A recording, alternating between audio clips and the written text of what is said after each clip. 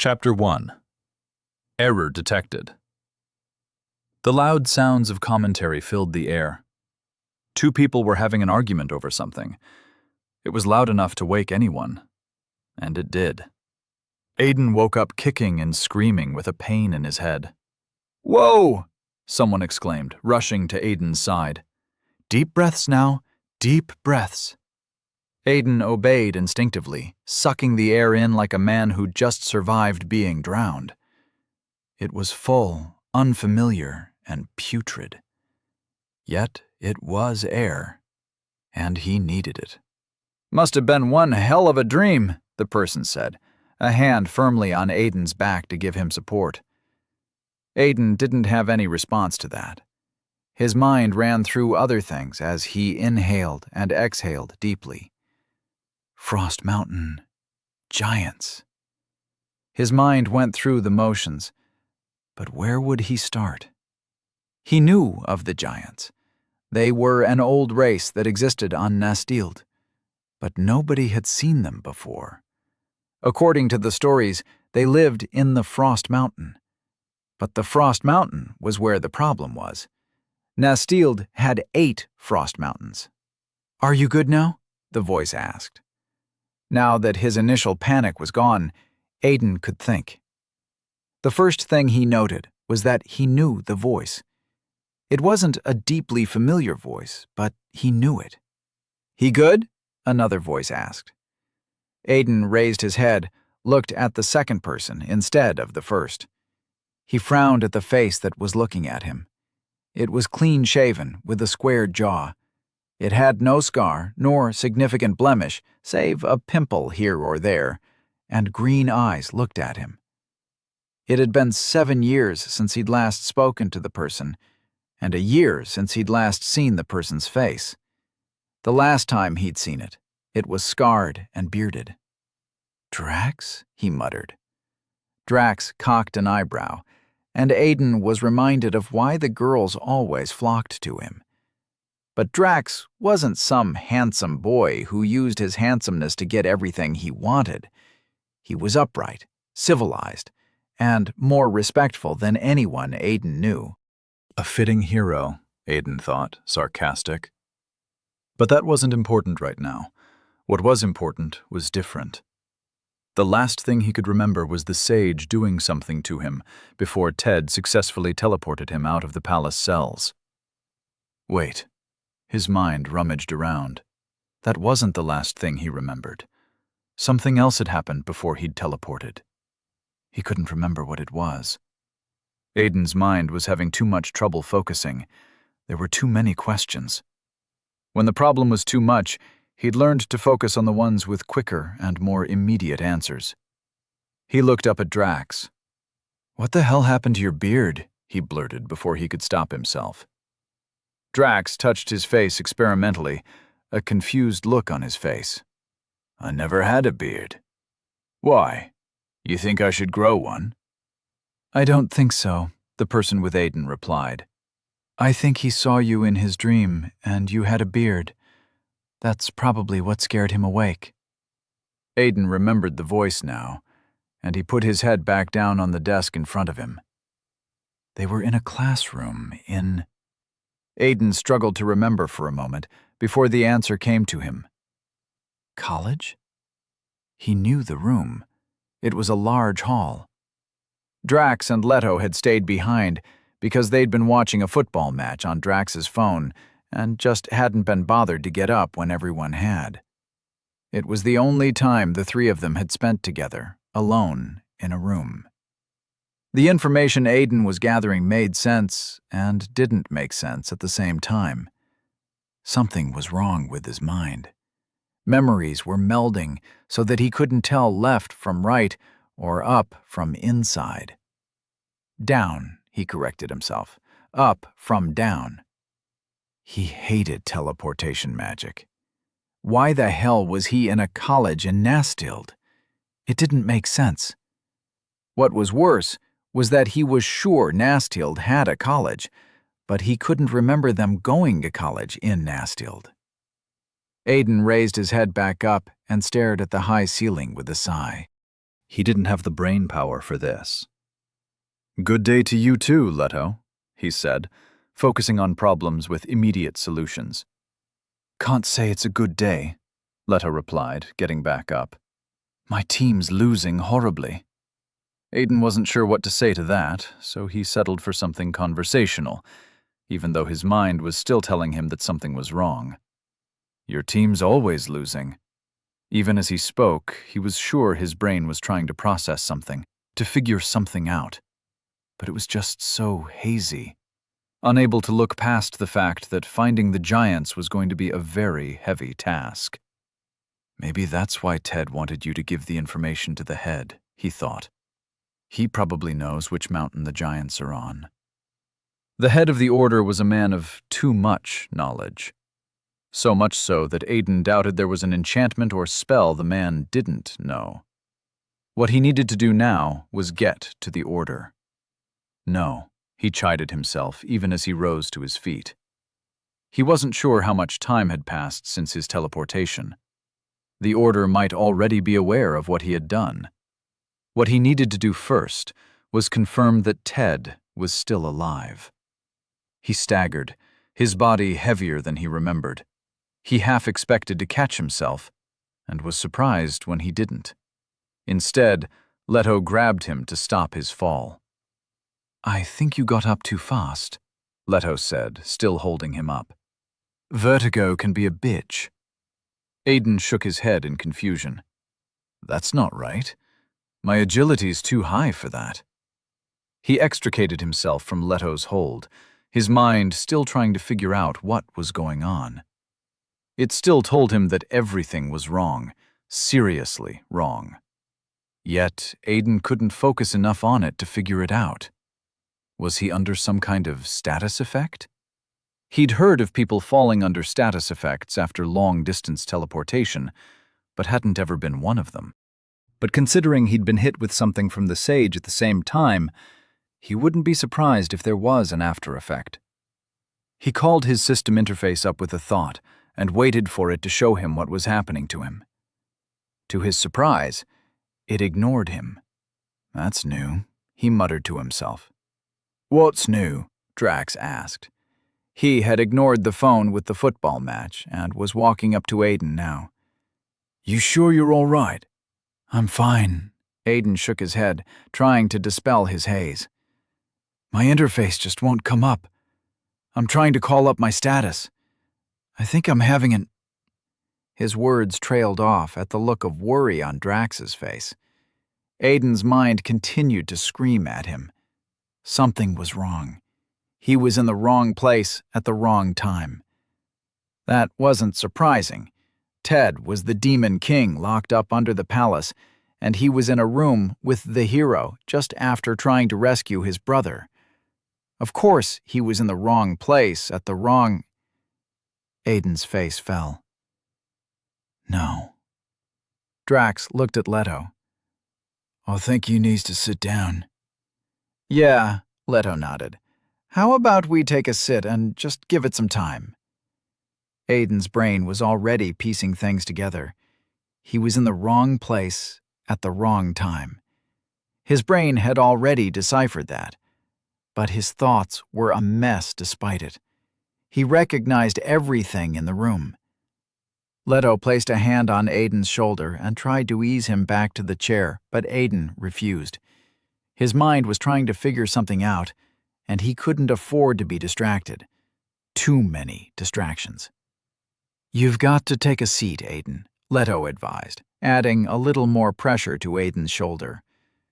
Aiden realized he was being pushed back despite his refusal, and acted on instinct. He moved his shoulder back, allowing Leto's force work against him. Leto stumbled off balance, and Aiden grabbed hold of his arm, then shifted him into a spin that ended up with Leto on the chair. Aiden frowned down at Leto as his mind ran through the problems. Right now, he was trying to figure out how Leto was stronger than him. Leto's class was Thief, and the class wasn't known for its physical strength.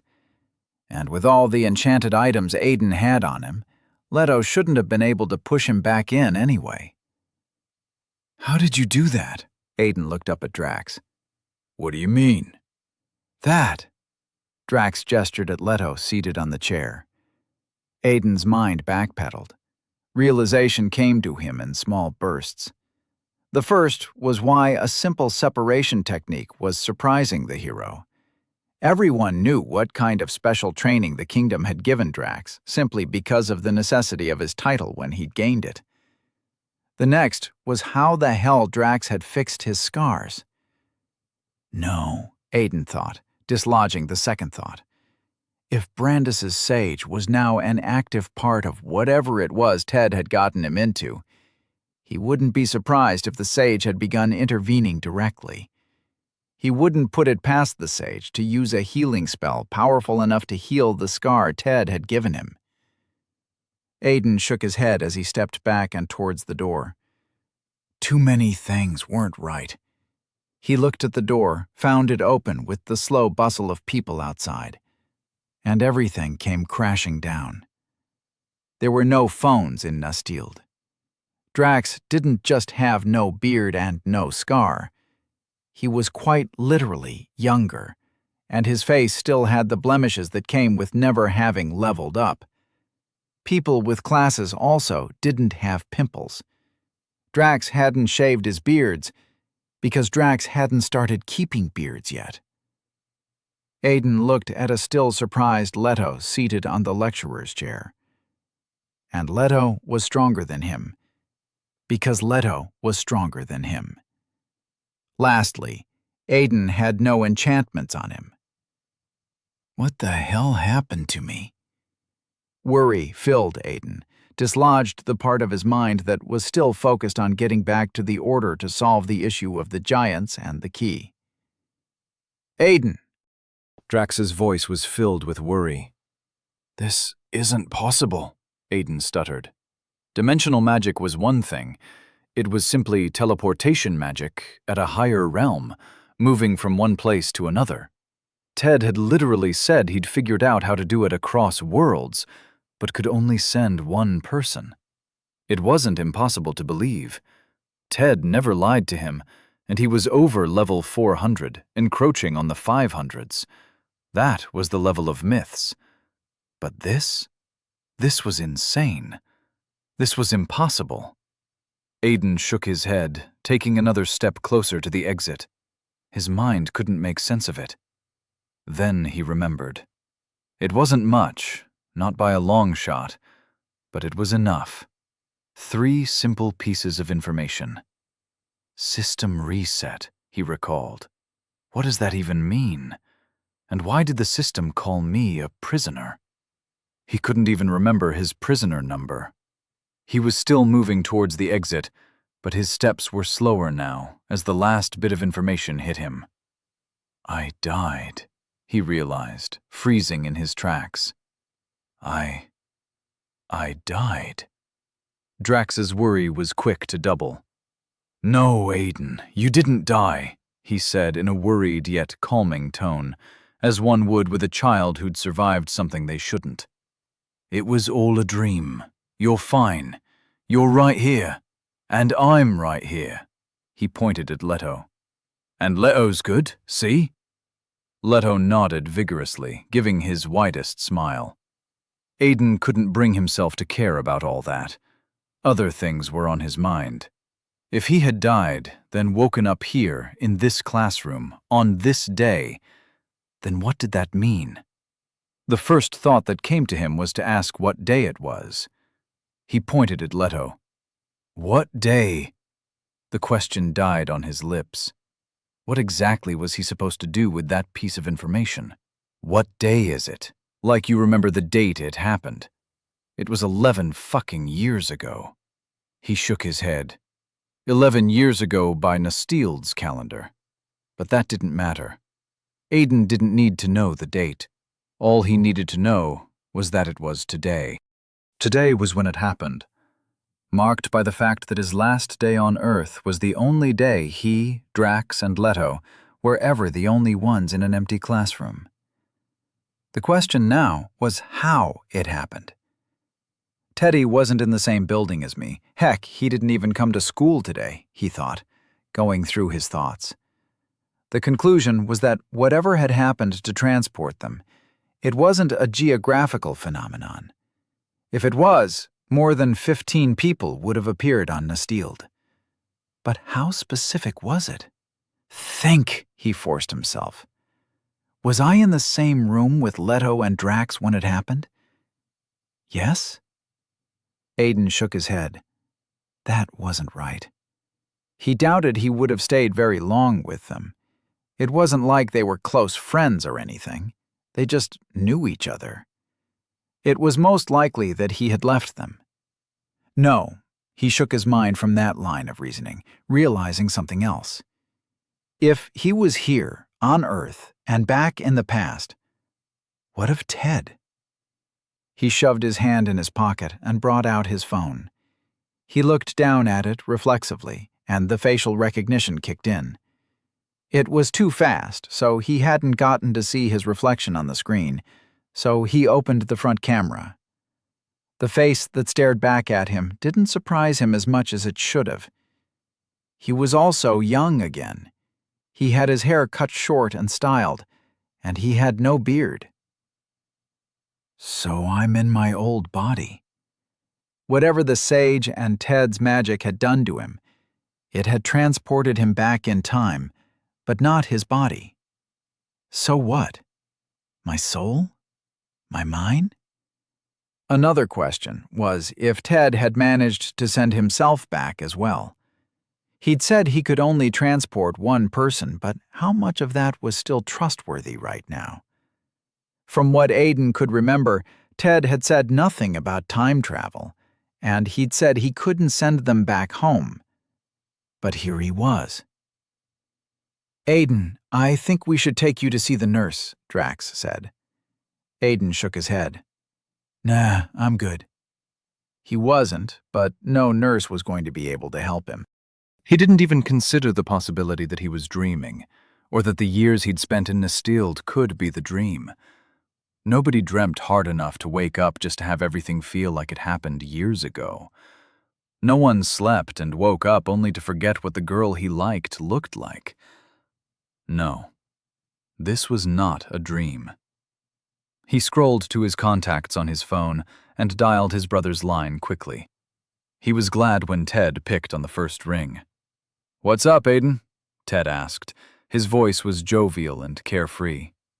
Aiden couldn't remember what he had skipped school today for, but that was unimportant. "What happened to us?"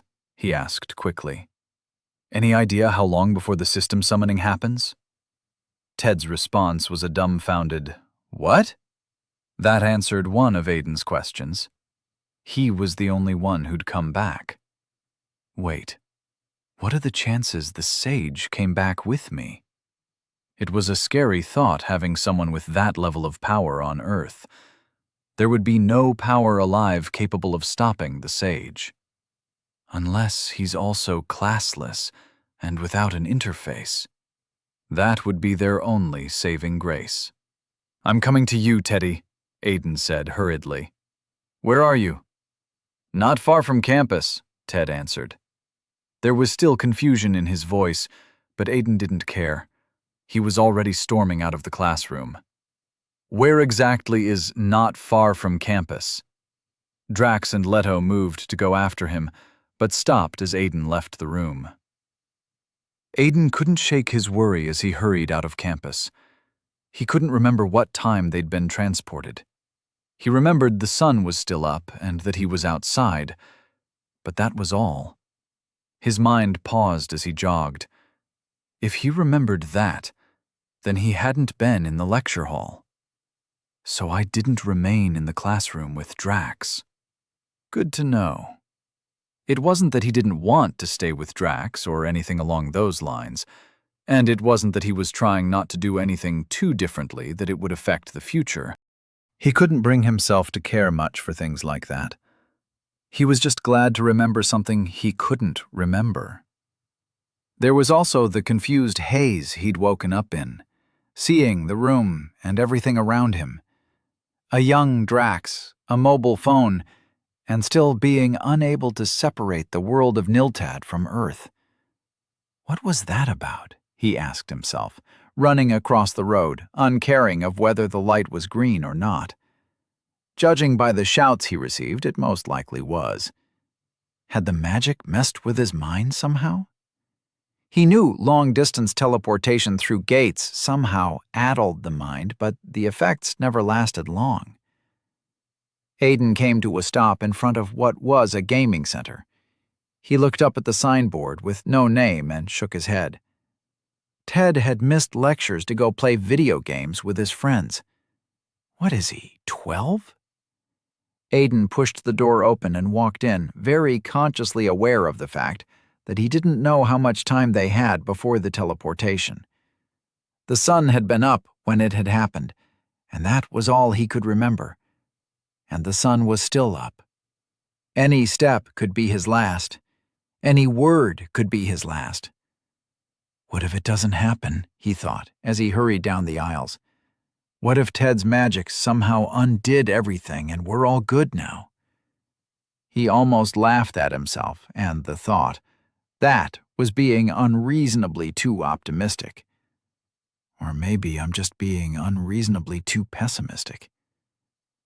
Pessimism felt like the better possibility.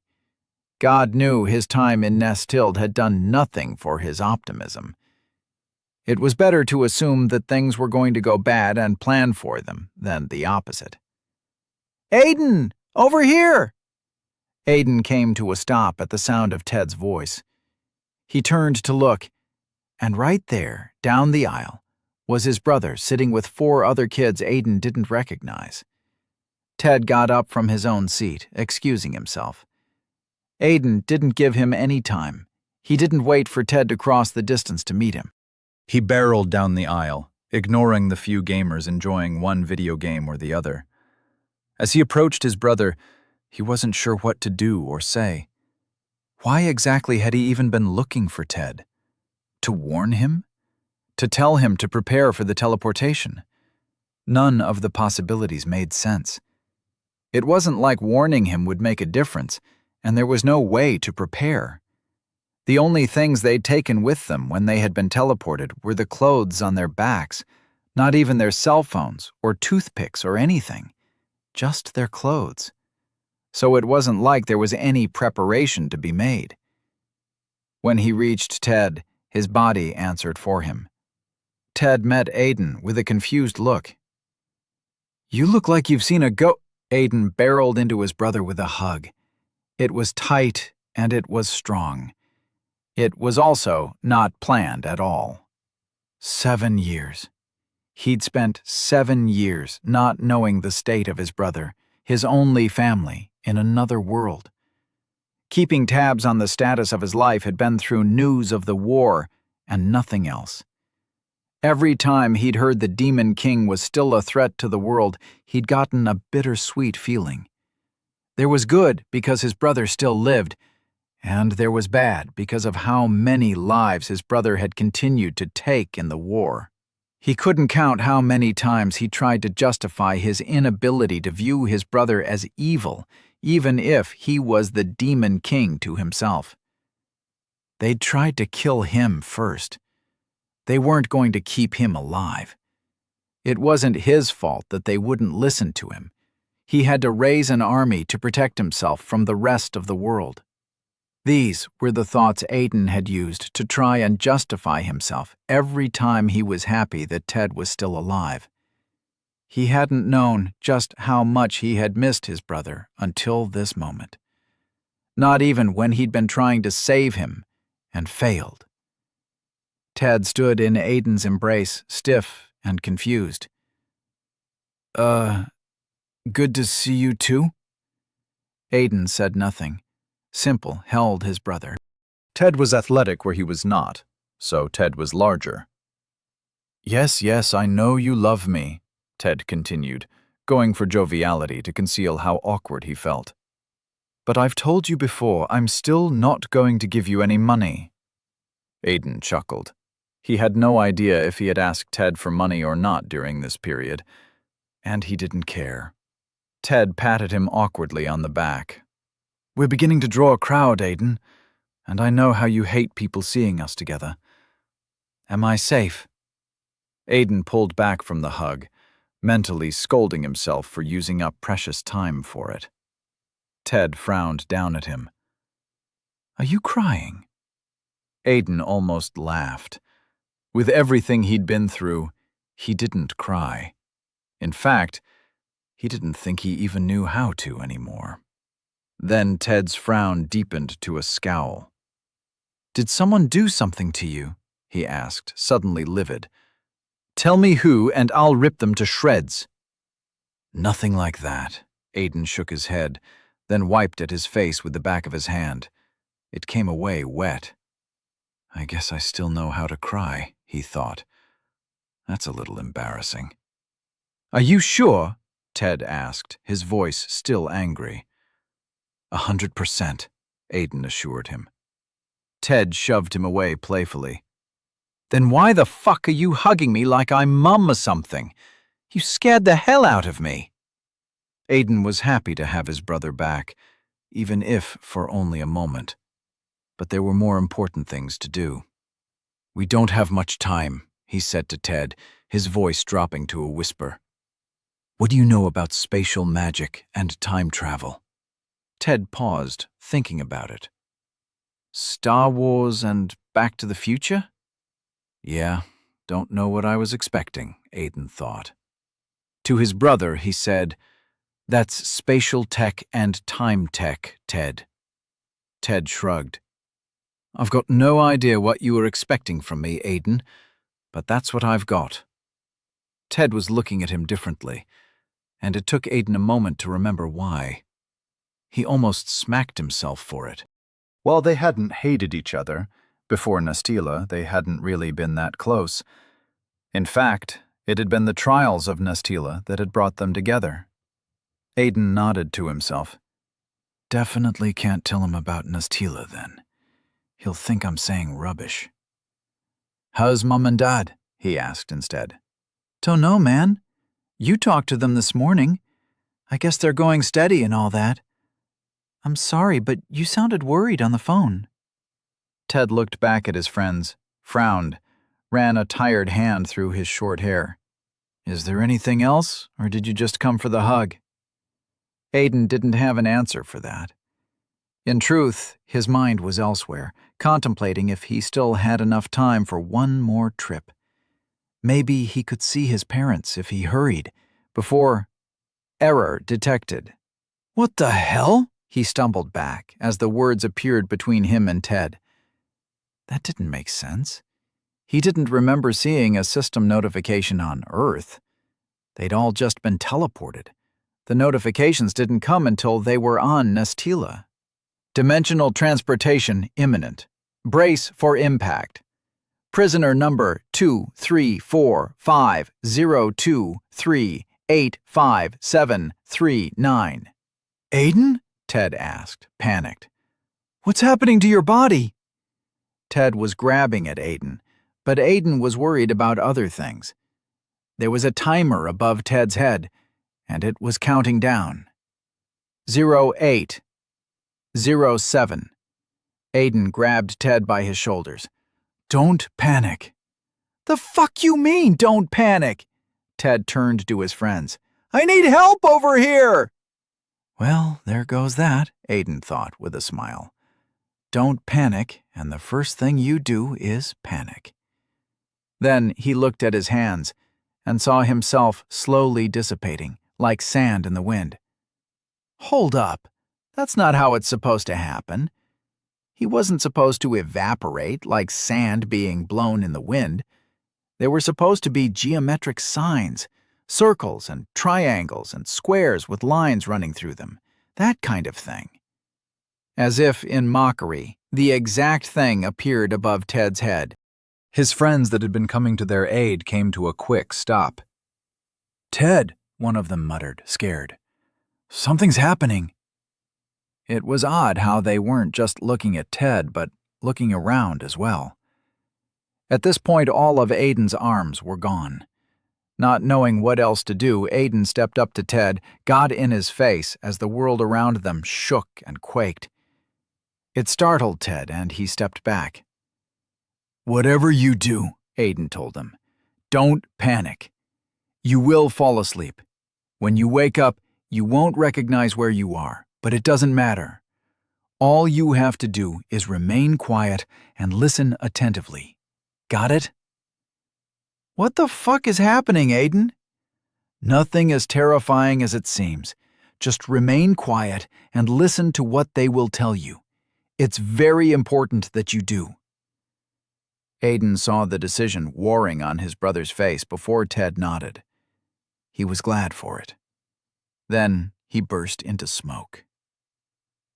Error fixed. Transference successful. For the seamless achievement of your purpose, you have been granted one exclusive skill. Aiden knew the skill before it even appeared. It had been the first skill all of them had been granted when they'd been teleported to Nastild. You have received Tongue of the Visitor. Mastery 100%. Effect 900% increase in language mastery. It was designed to help them learn the languages in Nastild faster.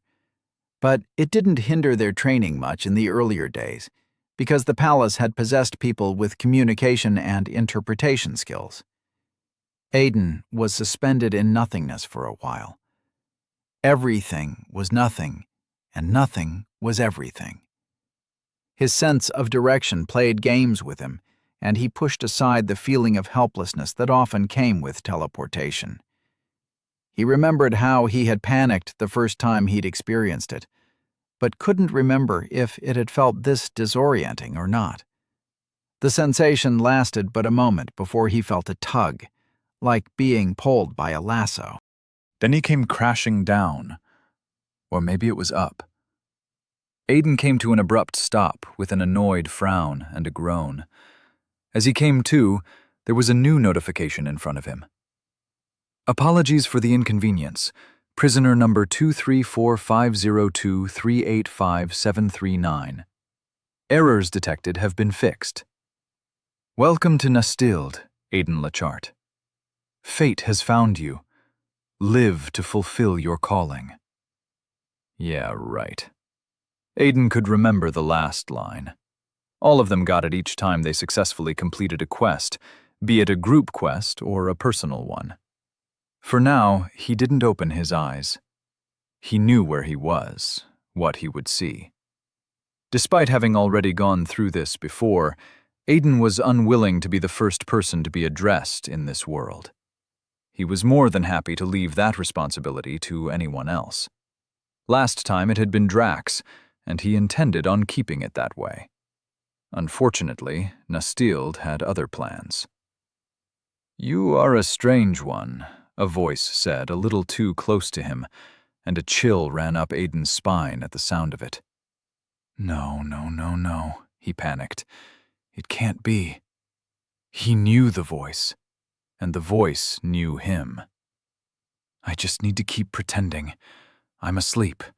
I haven't woken up yet. His mind ran in circles, trying to figure out what was happening or what to do. There's no way he came back in time, too, right? It shouldn't be possible. I know you are awake, the voice said. Let us dispense with these games, Lord Aiden Lachart. It was the way the voice said his name, the recognition yet complete emptiness of any welcoming or dismissive tone. I will not repeat myself, Lord Lachart. Fear seized Aiden by the spine. There was no other option, nothing else he could do. At this point, he was considering the fact that he hadn't appeared where he'd been expecting to. His transference had experienced an error, after all. Maybe he wasn't in the throne room in front of the king. What if it was hijacked? Unwilling to waste any more time that could get him killed, Aiden complied and opened his eyes. He was met with the head of a large wooden staff pointing at his face. At the end of it was a man with gray, braided beards. Brandis's sage, also known as the king's sage, watched him with an intrigued smile on his face. The soft crackle of green magic danced between the fingers of the man's free hand. There we go, the sage said with a wide smile. Nice and easy. At his strongest, Aiden hadn't been able to lift a finger in the man's presence. Here, in the beginning, with nothing but the skill of language at his disposal, being at a disadvantage was an understatement. The sage could kill him with a look. Despite that, Aiden's mind tensed itself for combat. He might not have any magic to his name at this moment. All his achievements and titles from his old life may be gone, but he still remembered how to fight. Years of combat had honed it in him. He met the sage's blue eyes with defiance in his own, as his mind sought out any and all openings for an attack. He saw 5. 5 was more than enough. So he returned the sage's smile with one of his own. Aiden would not go down without a fight. The sage's fingers twitched, and Aiden took his chance at the openings he saw. He attacked. Chapter 2. Summoned. There are people who do not understand that the beginning of a fight against a magical opponent is almost as important as the end. As Aiden had been taught by pretty much every magical teacher he'd ever had, strike first and strike last. Aiden pushed himself off the ground with as much force as he could muster, hoping to take the sage by surprise. Without levels or enchantments, he was vastly too slow, and was weaving beneath the sage's staff when his mind processed a lot of problems. He slipped beneath the staff, coming up on the sage with an open hand thrust to his empty hand, as his mind asked him what would be next. He had to know that he would not win. Could not win. Even if by some stroke of luck he managed to land a hit, then what? Aiden had no answer to that as the sage stepped away from his strike. The man raised his staff and pointed it again. Aiden caught the look of confusion on the sage's face as he spun into a mess of a pirouette to avoid the thrust staff. You have learned Palm Attack, Mastery 12.00%. You have learned Evade, Mastery 15.00%. As startled as he was by them, Aiden ignored the notifications as he grabbed onto the staff and threw a kick at the sage's leg, hoping to destabilize him. You have learned Kick, Mastery 8.50%. The sage slipped away from the attack once more, taking his staff with him. Aiden had no intentions of engaging in a contest of strength against the man, so he let go of the staff. Aiden didn't let up, though. If the sage had been willing to attack him on arrival, then a lot of things had gone wrong from the get-go. But just how much had gone wrong? Aiden's mind continued to seek out answers as he continued his attack. The sage continued to evade him at every turn. What had once been confusion on the man's face was now intrigue.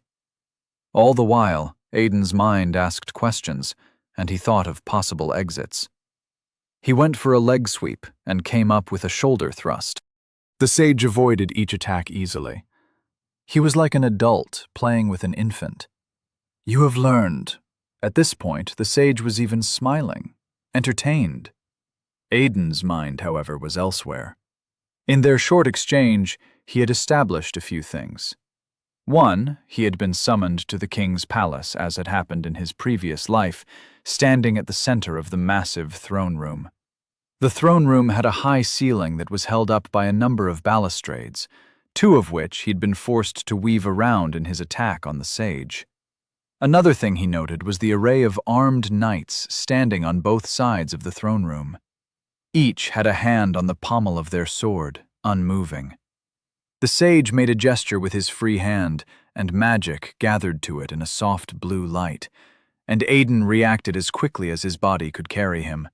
He pushed off his feet, untrained legs pushing him, and darted forward, striking at the wrist of the sage's hand. In a fight with a mage who made magic with gestures, if you could get to them first, disrupt the gesture, you had a chance of canceling the magic before it even started.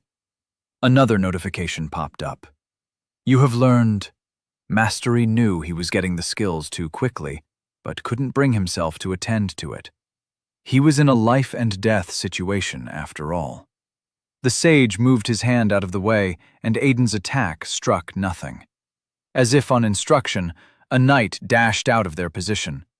With all the armor and helmet, Aiden couldn't tell if the knight was male or female, and he didn't care. All he knew was that he had a new opponent. The knight covered the space between them in one move and drew their sword from its sheath. Aiden turned away from the sage, stepping into the knight's reach, and the funniest thing happened. The knight backtracked, staggered back as if startled. They had probably not been expecting Aiden to rush into them. Judging by the speed the knight had come with, Aiden wasn't sure if the action was a skill or if their movement speed was just that high. It didn't matter. Aiden's plans were already in motion. He reached for the disoriented knight's sword as the knight drew it free, grabbed the knight by the hand, and twisted. It was a simple combat technique designed to disarm an opponent, and it worked best when the opponent was already disoriented. Aiden found success as he extricated the sword from the knight. If it was before his return to the past, he would have struck the knight in the head with the pommel, put them down to be sure. But he wasn't stupid. He didn't have the stats for that level of takedown. So he simply turned, executing a swing with the blade aimed at the sage's neck. In a fight, you always take out the greatest threat if you can. As the sword cut through the air, aimed for the sage's neck, Aiden's mind asked him why disarming the knight had been so easy. Yes, the technique was most often effective, but it had failed him enough times for Aiden to know that he shouldn't have been able to find success so easily. But it was too late to allow such questions distract him. In a fight, distractions were the quickest ways to death. Aiden had seen it enough times to know it. The sage moved as the sword blade met him, as if anticipating the attack. He blocked Aiden's swing with his staff, and sharpened metal struck wood. Oddly, it clanged like metal meeting metal, letting out a few sparks. You have learned 0.001%. The force of both weapons meeting sent Aiden spinning back and off balance, and he remembered how a knight's weapon was intentionally made heavier than most weapons. That explained why the mastery was so abysmal. Everything about the strike must have been sufficient but poor as far as the system was concerned. Then how did I dispossess them? Aiden wondered as he spun away from the sage, and the tip of his sword hit the ground, bringing him to a stop. There was a small moment of reprieve from the fight. In it, Aiden found himself armed and facing off against the sage and a knight. Behind him were the bodies of people who were most likely the summoned. He was the only thing standing between them and the sage. With his overweight weapon, he was certain he could no longer lift, panting like a man who had just finished a triathlon. Behind the sage, King Brandis, fourth of his name, and king of the Bandiv kingdom, sat comfortably on his throne. There was a small frown on his face, as his eyes focused on the part of the ground where the tip of the knight's sword, now in Aiden's hands, had hit the floor. On his side was his queen on her throne. Aiden tried to remember her name and failed. All he could come up with was Queen Brandis, which he was more than certain wasn't the name he was looking for. To her side was the only princess of the kingdom, while beside the king was the crown prince and his younger brother. The king's frown of discomfort never left his face. Aiden could understand it. Here he was, attacking the king's sage, the most important and powerful man in the entire kingdom, second only to the royal family. It was really no defending himself. You really didn't think this through, did you? Aiden thought, almost laughing at himself. But how could he? He'd woken up to the sage wielding magic. The man had clearly come back as he had, traveled through time to the moment when it mattered the most. Why else would anything be different from how it had happened? The sage could kill Aiden here and now, even Ted, now that he knew who they were, or who they were going to be. Aiden paused. Wait, why would he? There was no reason for the sage to kill them when Aiden really thought about it. In fact, the sage had wanted whatever magic Ted had discovered. So wasn't it safe to say it was in the sage's best interest to allow things run their course? The sage wouldn't have to be on alert until after Ted had been captured. Then, all he would have to do was kidnap Aiden and use him to get what he wanted from Ted. All he really needed to do right now was confirm that the both of them had come back in time, or not. Aiden frowned, realizing he might have messed up. There was always a possibility that what he'd woken up to was supposed to be a test from the sage to see if he had also gone back in time. If that was true, then he had just failed that test. There were too many possibilities rushing at him.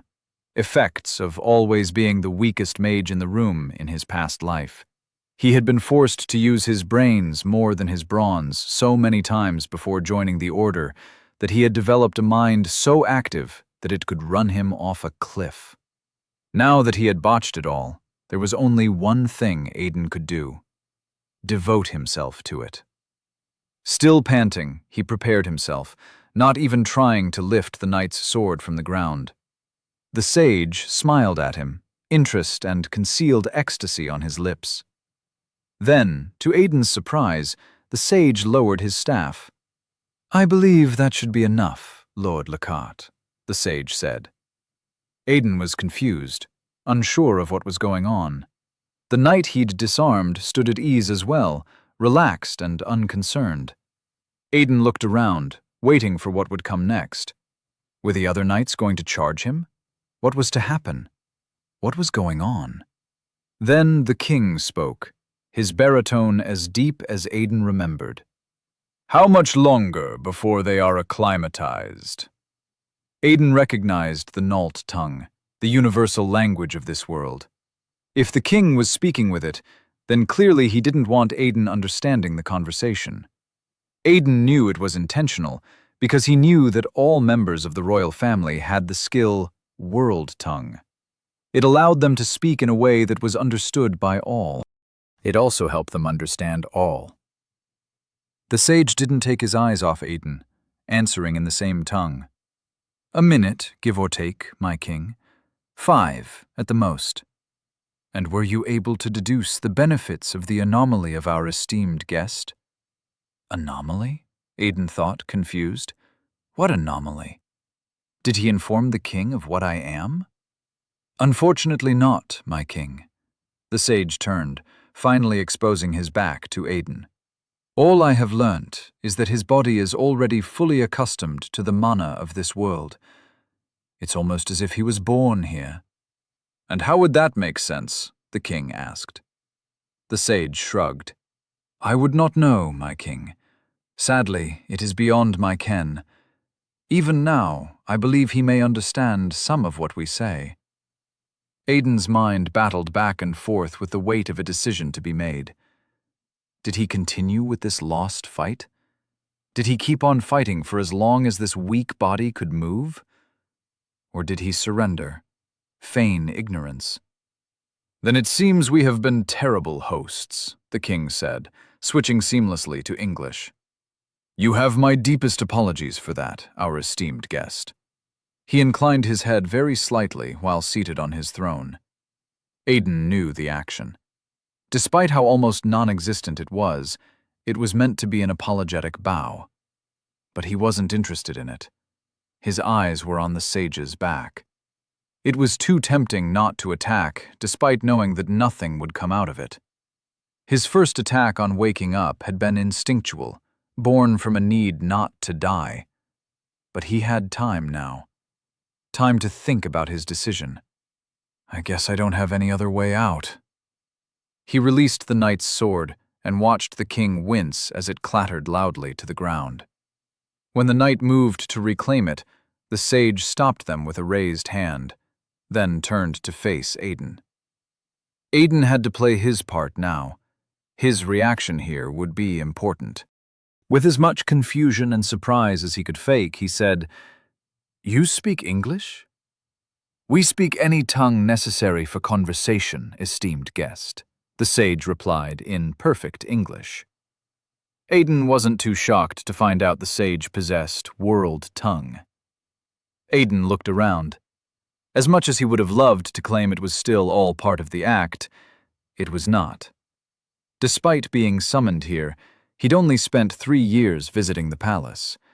The remaining years had been spent avoiding it, so he hadn't been to the palace in years. He had been all around Nastile after he'd fled, but never this palace.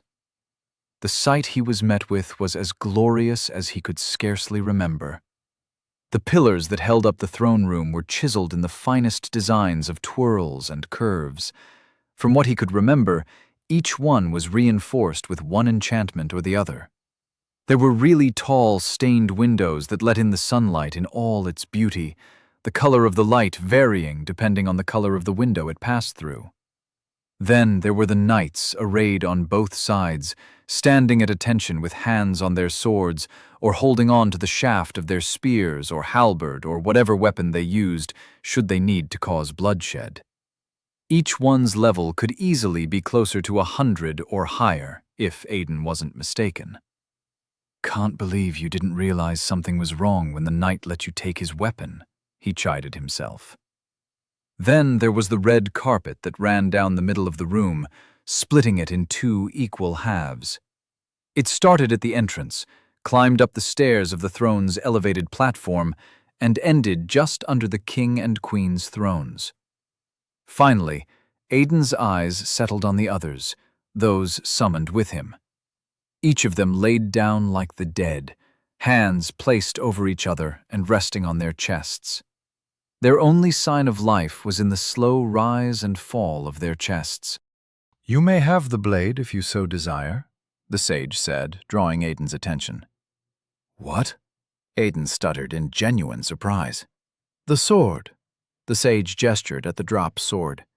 "You seem to have been some kind of fighter in your world, skilled in armed and unarmed combat to some degree, even if little. If you wish to have the sword, it is yours." Aiden didn't even need to think about it before rejecting the offer. "No, thank you." For one, it was a little bit too much on the broad side for his taste. Also, a knight's weapon was a part of a knight's honor. The last thing he wanted was the ire of someone with their level in the possible hundreds right now. "I see," the sage mused. "Perhaps the weapon is not to your fancy." He turned genuinely thoughtful. "I'm not a fighter," Aiden hurried to add, even though he hadn't been asked. "You are not?" the king asked, confused. He was leaning forward on his throne, engrossed in their conversation. "Your moves were sloppy, yes, but that was only a given, considering your new body. Regardless, you moved like someone accustomed to the art of combat." That was going to be a bit of a problem. The last thing Aiden wanted was the king and the sage holding him to some height of esteem. As much as it would grant him more freedom, it would also bring about a lot of restrictions. There was also the thing about a new body, but Aiden let that slide for now. As for avoiding the misconception that he was a fighter, it was because there was the problem agreeing would cause. Ted and Drax and Leto knew him, and they knew he was no fighter in any way. If he said he was a fighter in his world here, and they somehow entered a conversation that led to them being asked of his combat prowess, that would be a whole other can of worms.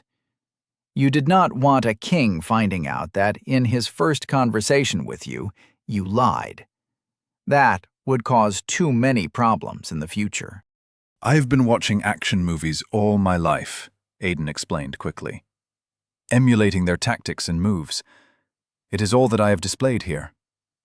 The sage rubbed his jaw in thought. "Action movies?" Aiden gestured vaguely, trying to remember how best to describe it. An answer came to him a moment after. "I've been watching other people fight and doing what they do." "Ah, I see, the king nodded. You have arenas in your world where people show their skills. He ran a hand along his jaw. I would not have expected that. Aiden opened his mouth to correct him, but changed his mind. He wasn't going to explain acting on television to the king. Something told him it was going to be tedious.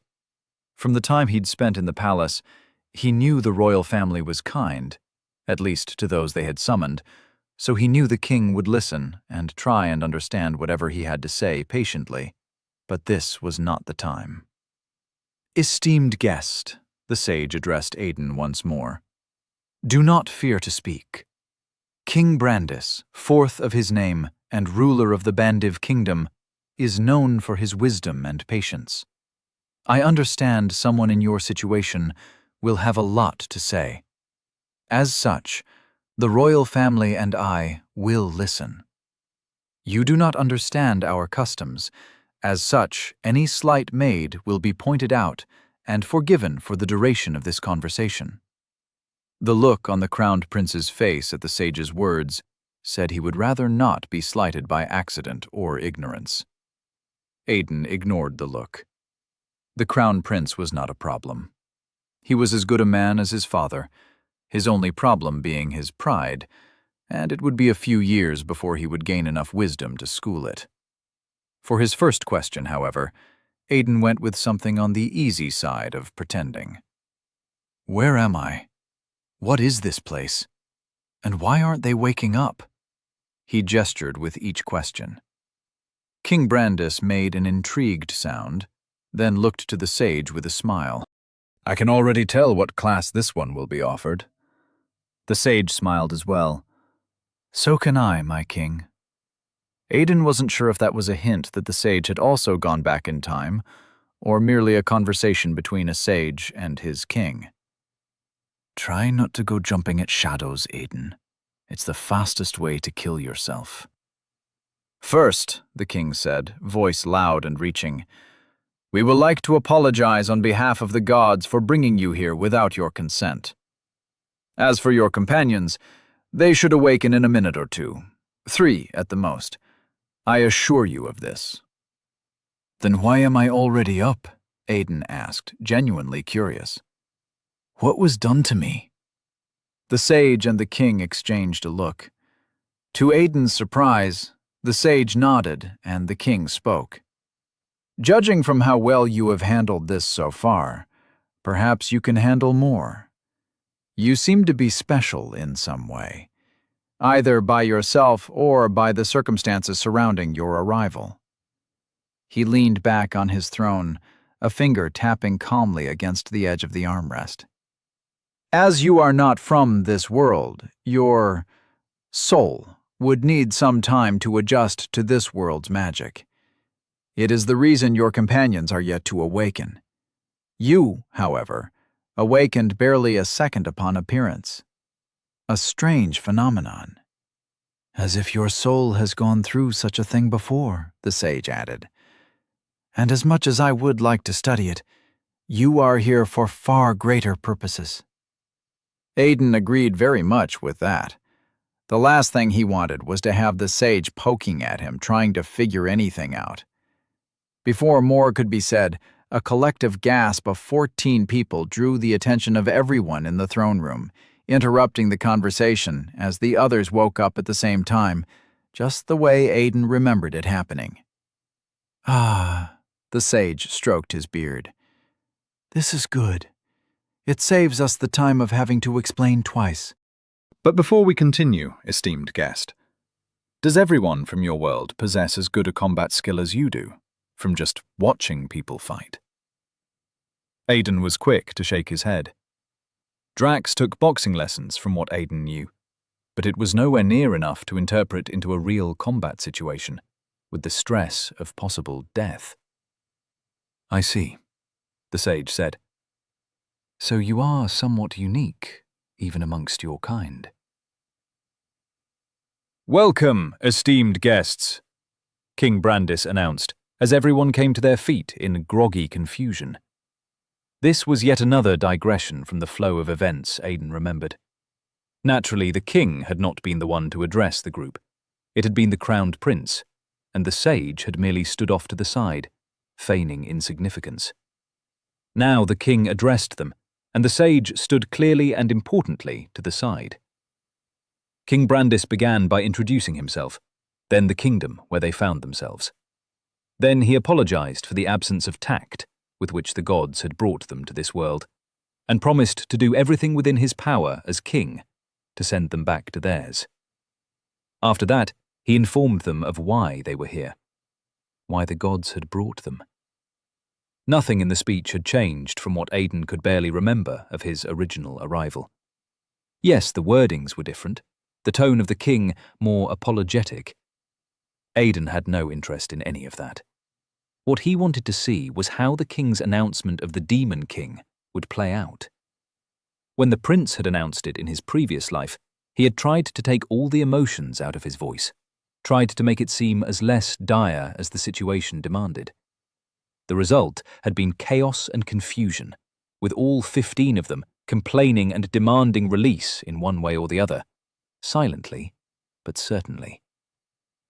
"I must now plead with you," King Brandis announced, voice solemn. "The reason for your arrival, the path with which you have been brought here, while being by the machinations of the gods, has not been a conscious one. Darkness seeks to befall our world, and with it, contingencies put in place eons ago have come to effect. The outcome?" He gestured at all of them. "You."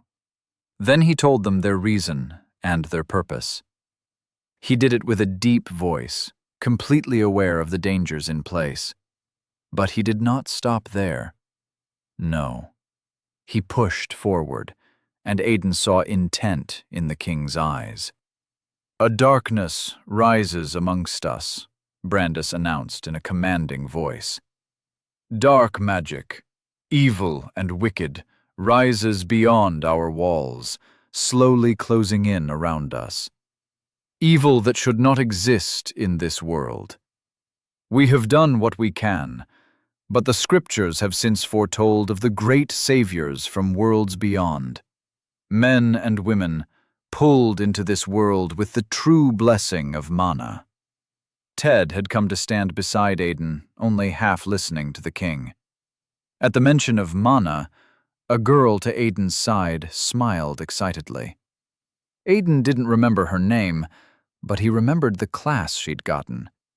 In his previous life, she had been an illusionist, and a powerful one. If he remembered correctly, the last time he'd checked on her details, she had been at level 182.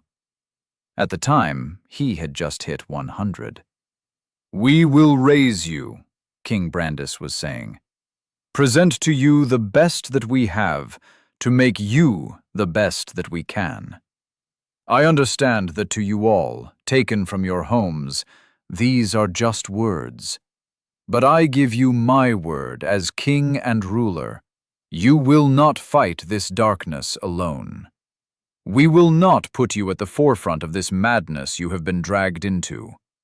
We merely wish to have you present, as the scriptures foretell that only one amongst you all will be able to vanquish the evil that threatens to rise against us, should it come to fruition." As far as speeches went, Aiden didn't think it was a bad one. Better could have been done, but at least it was far more superior than what the prince had given. Even now, he could see the difference in reactions. Under the prince's announcement in his past life, there had been chaos, controlled only by the presence of men in armors wielding weapons. But King Brandis had either been smart or humane. He had first empathized with them, shifting blame for their kidnapping to gods no one could hold accountable. And in the event that someone still wanted to hold someone accountable, there would always be the church, not the royal family. Then he'd apologized for said gods, placing himself on the side of good, as if left to him, they would not be here. Then he had given them promises, calmed their fears by promising they would be as safe as was allowed. Aiden almost clapped in approval. "I've got a question," Ted whispered beside Aiden. Aiden nodded, keeping his eyes on the king. Why did he look at you when he said only one of us can vanquish this evil? Ted asked. And why does the old man with the staff keep staring at you? Aiden shrugged. No idea.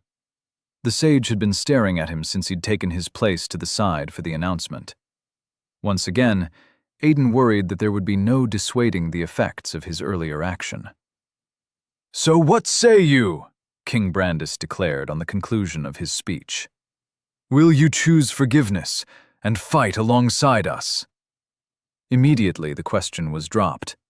Aiden realized something he couldn't believe he had completely ignored in his past life. Whatever spell had been put in place that led to their summoning had worked on a certain algorithm.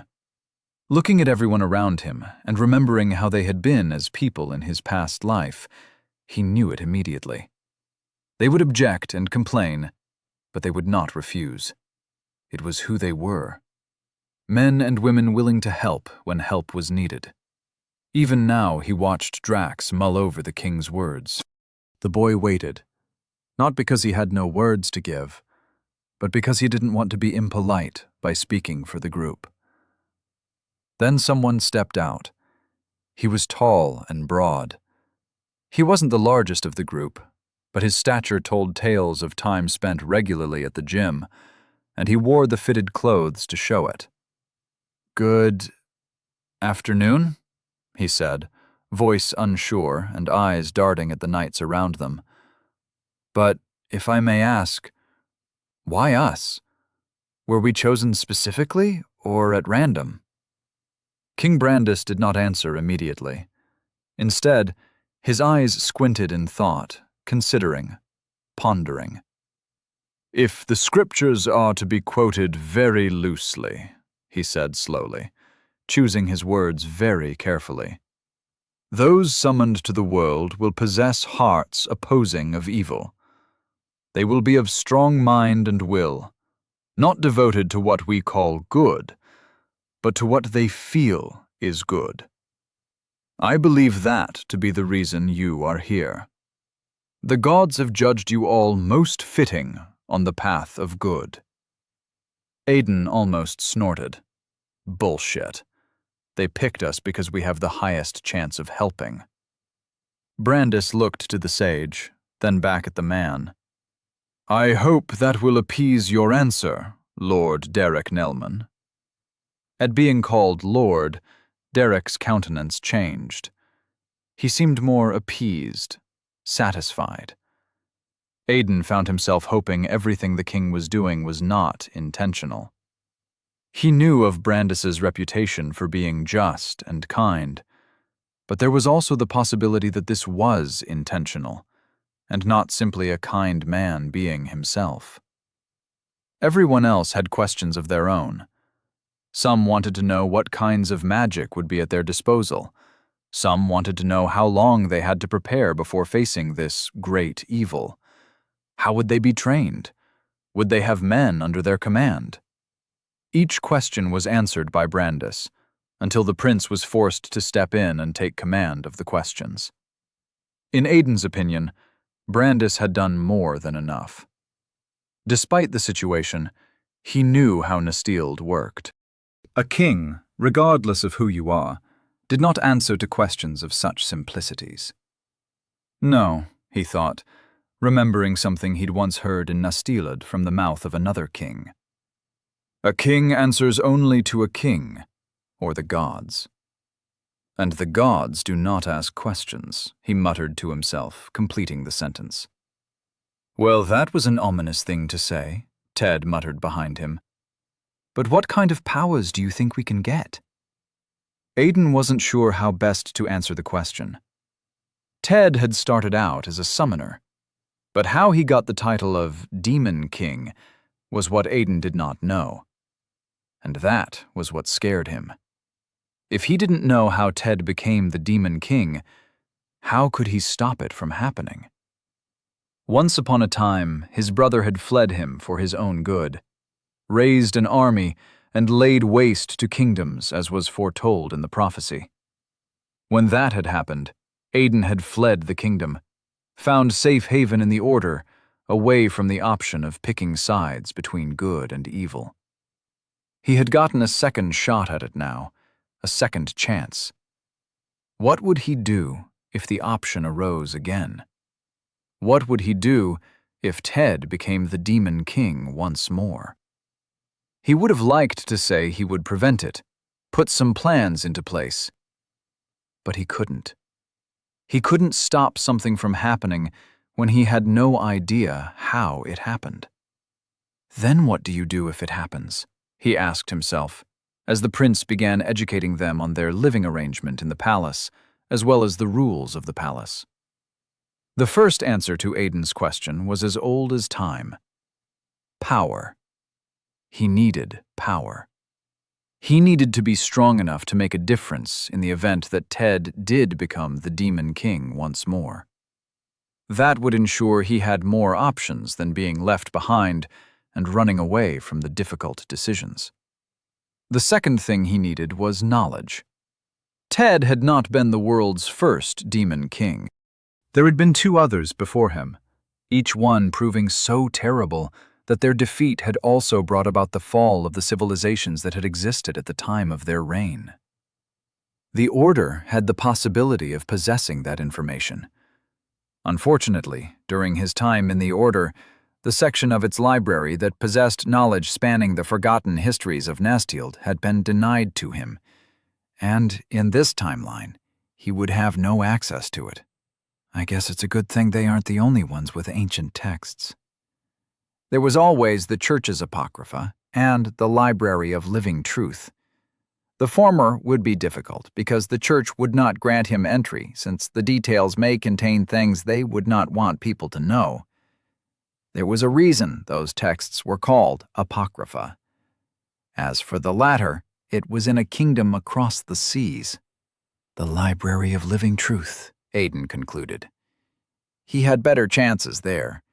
And since Ted was not revealed to be the Demon King until after 3 years, Aiden still had time. Someone bumped him on the shoulder, pulling him from his thoughts. When Aiden turned, it was one of the girls in the group. Ariana? Ariadne? Aiden couldn't remember her name. You spent 3 years with these people, he chided himself. How the hell did you forget their names? Because you spent another 8 away from them.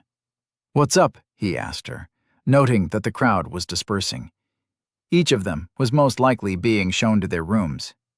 Catch you later? Ted asked, walking past Aiden. Aiden replied with a nod.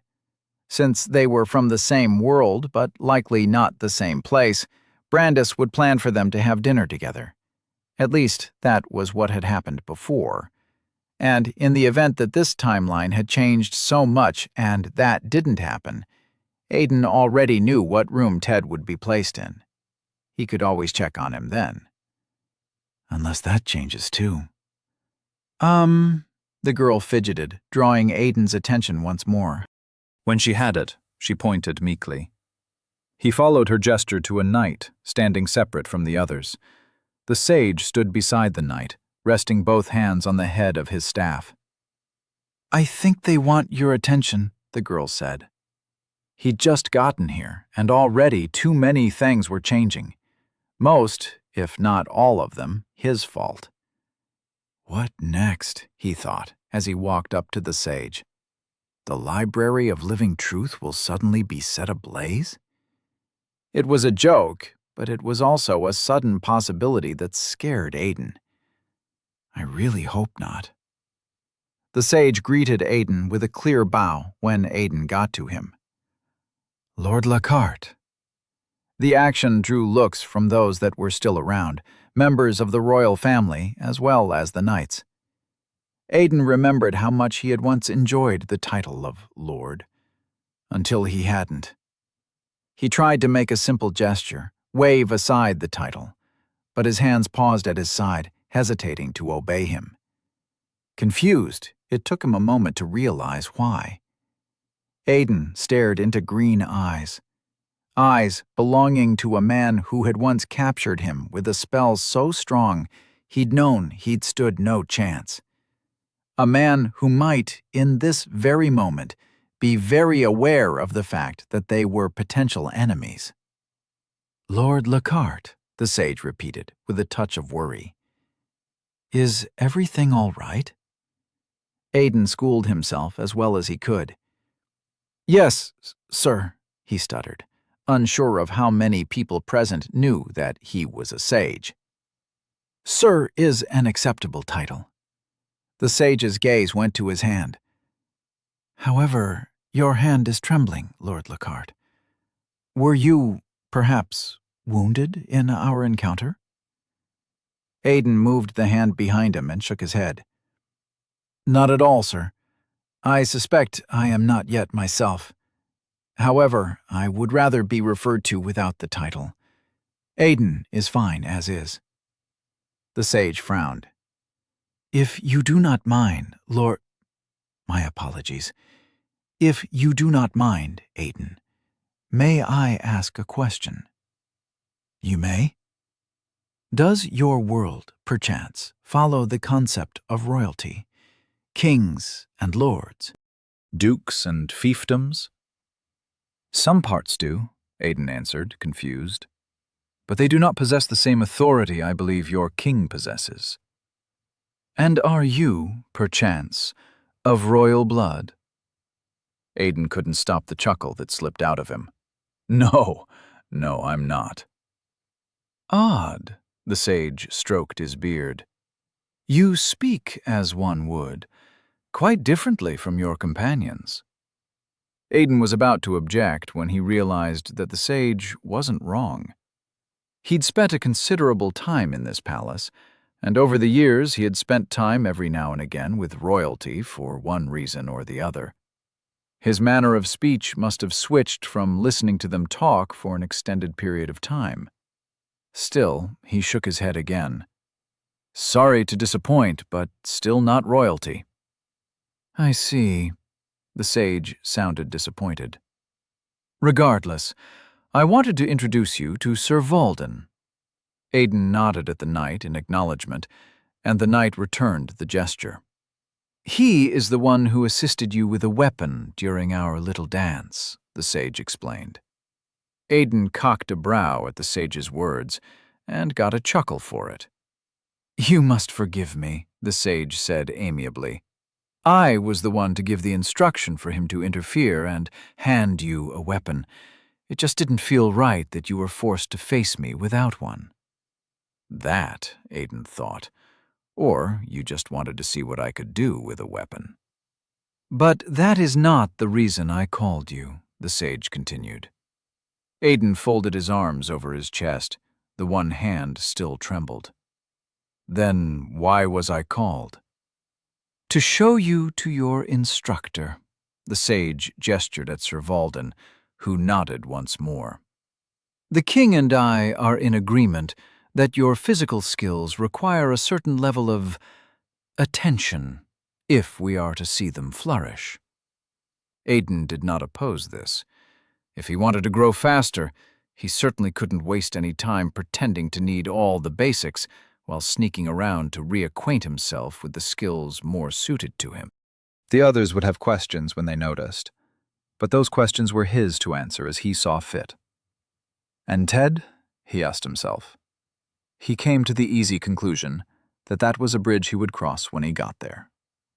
For now, he would take all the help he could get. And my magical skills? He asked. You will be introduced to a teacher in due time, the sage answered. Should you prove beyond our expectation on that as well, then a personal one will be assigned to you. Fair enough, Aiden conceded, looking around.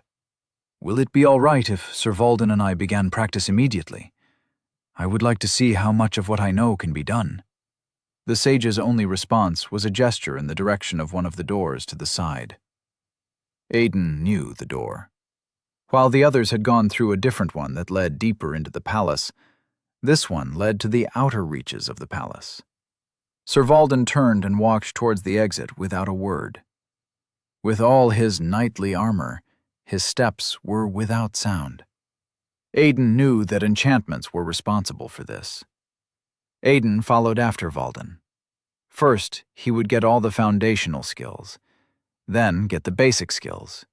Then he would advance them. Once that was done, he would need to turn his attention elsewhere. Brandis sat in his chair, his mind filled with thoughts. Unhealthy thoughts. He had just lied to Nastild's saviors, spun tales of how the gods had brought them here, when he very much knew they hadn't. Yes, there had been contingencies in place for when the demonic mana in the world began to rise, but their summoning was not some automated thing or triggered by it. The only correlation demonic mana had with their summoning was simply the fact that their summoning was impossible without it.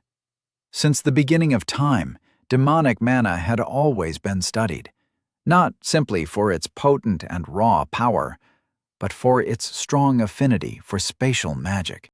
It was the only mana ever recorded with the power to transcend great distances. The summoning spell had been designed since ages past, created to pick out those relatively pure of heart. And why? That answer was simple as well as unfortunate. Because each and every one of those summoned with it had an affinity for demonic mana. But the spell made sure they had the lowest affinity, right? It was what the books said. For any one of them to be truly corrupted by it, they would have to drown in a sea of it. Brandis! Brandis raised his head. In front of him stood his sage. Piercing green eyes studied Brandis as if he were a child. I don't like this, Brandis muttered. It was not right to lie to them. The sage shook his head. You did not lie. You merely did not tell them everything. Brandis scoffed derisively. I did not tell them everything. They were nothing more than children. The oldest no more than 23. I'm very sure the youngest was 18. 19, the sage corrected casually. I believe his name is Dinkleworth. Of course, Brandis sighed. I might as well have sent young Dinkleworth to his grave. Brandis leaned back on his throne and stared up at the high ceiling. Why now? He asked no one in particular. Why during my reign? I cannot say, the sage answered. Would you prefer it happen during the reign of your son? Brandis' expression turned into a sharp scowl immediately. Careful, he hissed. I know your importance, but do not assume to scold me. And I am not. I am merely pointing out the pointlessness of regretting what you cannot control. As for the children, they will be fine. They will be raised and trained and empowered. While some innocent and unsuspecting person, human or elf, wanders aimlessly until they find that they possess a strong enough affinity for demonic mana. Brandis groaned in frustration. You know that's the part of the prophecy that angers me. Our enemy isn't some alien invader from another world, or some actual demon to lead the demon horde. No, they are one of us, an innocent person destined to become the enemy of an entire world. The sage shrugged. For all Brandis knew, he could make a comment about plucking leaves as a child, and he would still get the same reaction. Speaking on topics regarding any form of emotion or empathy was a waste on the man. So Brandis turned the conversation to something else. The young man that woke up first. What do you think of him? The sage's lip twitched in what may or may not have been a withheld smile. He is acceptable, he answered. Promising. Unfortunately, he doesn't strike me as one to gain the title of hero. Brandis could agree with that. There was too much distrust in the man's eyes. What Brandis had seen had been distrust filled with a burning determination. He shook the thought from his head. I agree. Whatever he went through in his old world, it has left him jaded to some level. Yet the spell chose him, the sage mused. Strange. Yes, strange. Brandis let out a tired sigh. What are the chances of him becoming a sage or a guide, or even a watcher? The guide class will be more fitting for him, and if he is lucky, which I believe he will be, he just might be able to upgrade it to protector. That way, we get a powerful class drawn to sacrificing for the greater good. But for that, we might need to have him develop a bond with whoever gains the title of hero. Not for the first time in his life, Brandis wondered what was so special about the hero and demon king titles that made them supersede a person's class. Every other title fell under the title section of a person's being, buttresses to their class. But hero and demon king completely usurped the classes. The only instances where titles proved more powerful than a class was when the holder indulged most in them than anything else, which was rare. The superiority of hero and demon king made almost no sense to him. He had a strong feeling that the church had the answer, but were simply unwilling to share it, despite what they said. "I suggest we keep a strong eye on Lord Lacarte," Brandis said after a while, ready to end this conversation. "As much as I am glad to have someone with eyes like his, I do not like the way he looked at you." "At me, Brandis?" the sage asked. "Yes," Brandis answered. "At you. I got the impression that he attacked simply because it was you. It was like he recognized you as the only threat in this room. And I think that is something worth investigating." "I see," the sage mused. "Then it was not merely in my head. Interesting." There was something about the way the man said the last word that drew Brandis's attention to him. Looking at the sage, Brandis saw something he rarely saw the man do. The sage was smiling. Aiden held a wooden sword in his hand, its tip touching the ground beneath him. Valden had led him to one of the outdoor training arenas and was standing off in the distance with folded arms. The knight had every intention of testing Aiden, not that Aiden cared. He could use the test, see what he still could and couldn't do. To him, it felt as if it was just yesterday he had tried to break Ted out of prison. Unfortunately, his extremely brief squabble against the sage had taught him that while his mind was still what it was, his body was new. Weak. "Are you ready, my lord?" Valden asked. Aiden nodded, and Valden unfolded his arms, readied himself. Aiden would need to test the limits of his current body, then train it beyond them. But as important as that was, what he needed now was a class. Something that would take him to the highest heights in this world. For that, he thought as he raised his wooden sword and readied himself for combat, Enchanter will not suffice. Chapter 3. Isekai'd. "Again," Aiden said, voice barely audible through his panting. He raised his wooden sword once more, sweat dripping down his face, and readied himself for what was to come. Valden's helmeted head tilted slightly to the side in what looked like intrigue.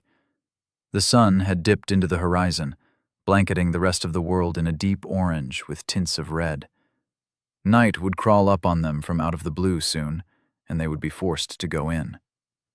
After a moment, Valden shrugged, raised his sword, and attacked.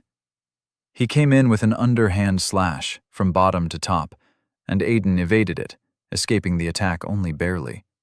Valden doubled on the attack almost immediately, bringing the sword down in a downward slash. Aiden didn't evade this time. Instead, he brought his wooden sword to bear. Wood met wood, and despite using both hands against Valden's one-handed attack, the force of the blow almost brought Aiden down to his knee. Rather than fall under the knight's strength, Aiden let the end of his sword tilt downwards. The blade of Valden's sword skid down Aiden's until it slipped free and he staggered away. Valden watched him go without following. "You have learnt resilience, mastery 2.12%. Aiden staggered once, then dropped to his knee. He raised his hand to halt Valden, in case the knight chose now to attack once more. Again? Sir Valden asked. Aiden shook his head. I think that's enough testing for today. He looked in the direction of the sun and couldn't find it. Evening had taken its turn. Now night was beginning to fall. I must say I'm impressed, Lord Lockhart, Valden said. Me too, Aiden replied. It is impressive that a knight of your stature can display such level of control in combat against a learner such as myself. You give me too much credit, Lord Lockhart. Everything that has happened today is all you. Valden placed his sword on the ground. However, while that impresses me, I was speaking to something else. Aiden sat in the sand and let his wooden sword clatter in the dirt.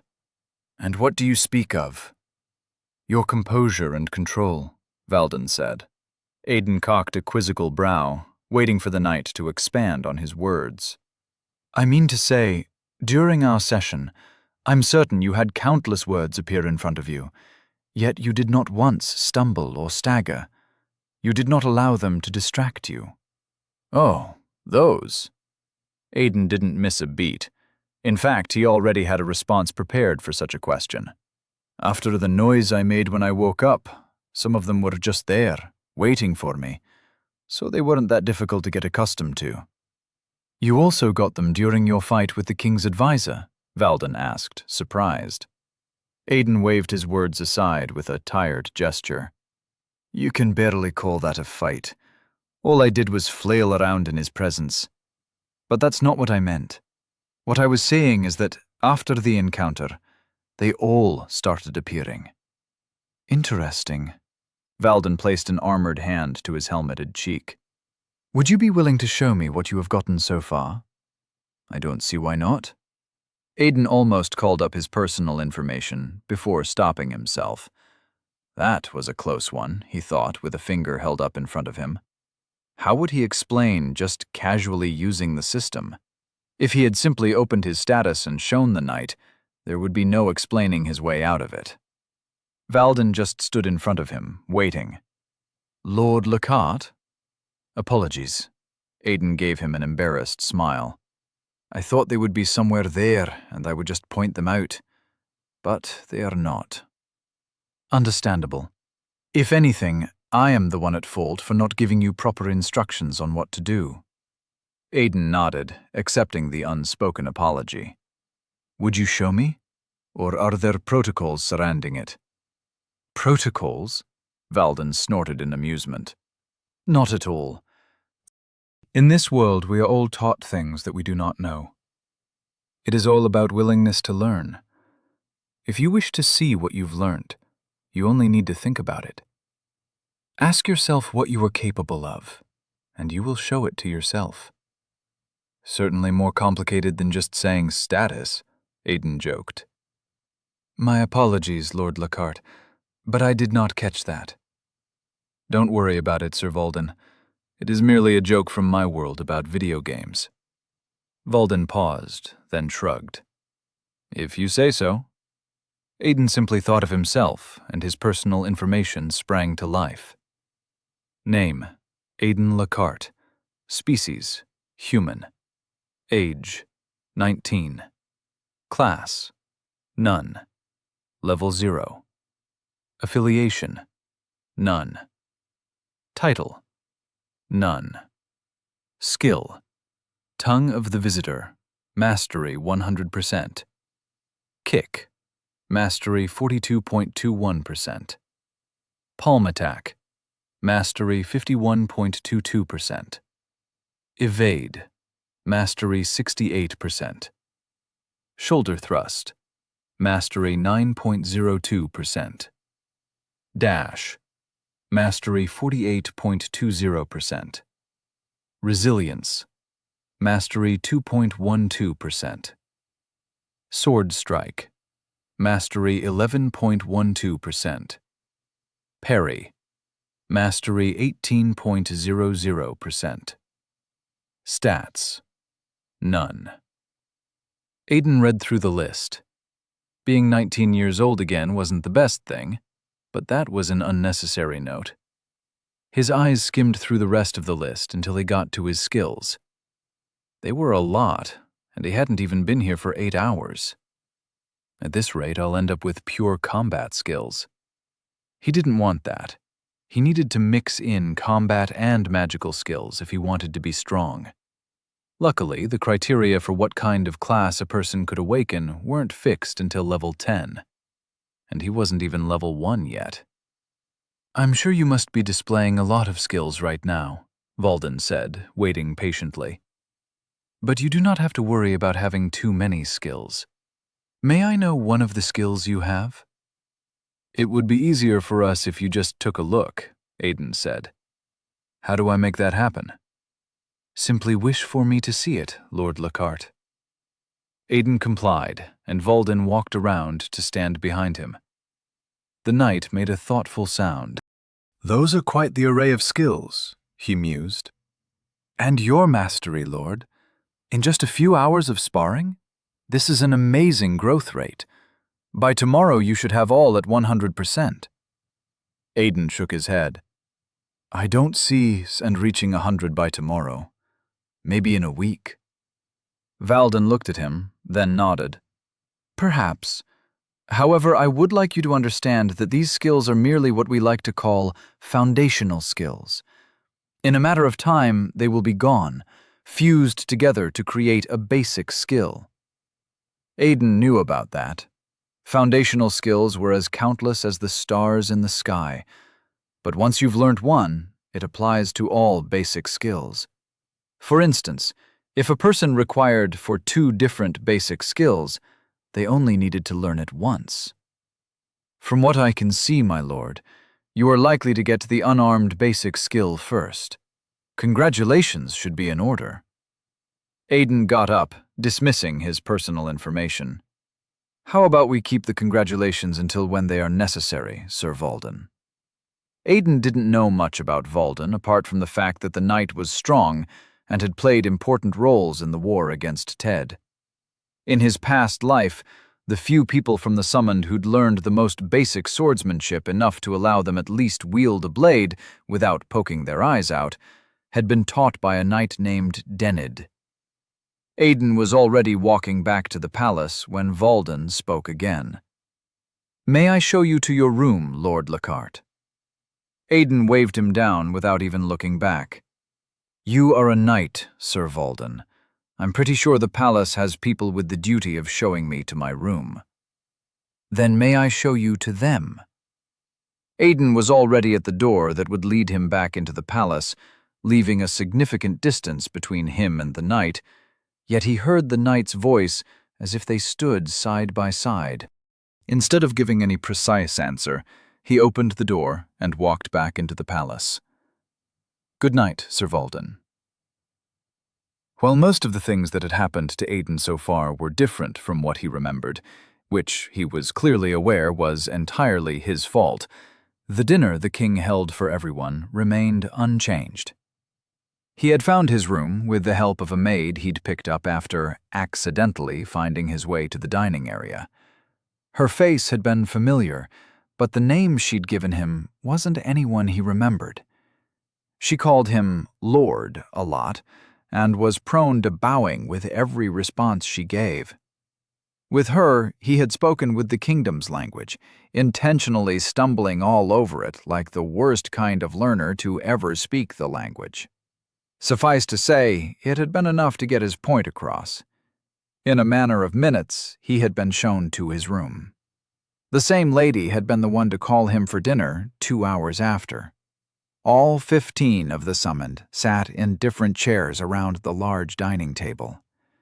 Ted, just as Aiden remembered, sat next to a rambunctious girl with black hair and green highlights. Aiden remembered her being one of the friendly ones from his past life.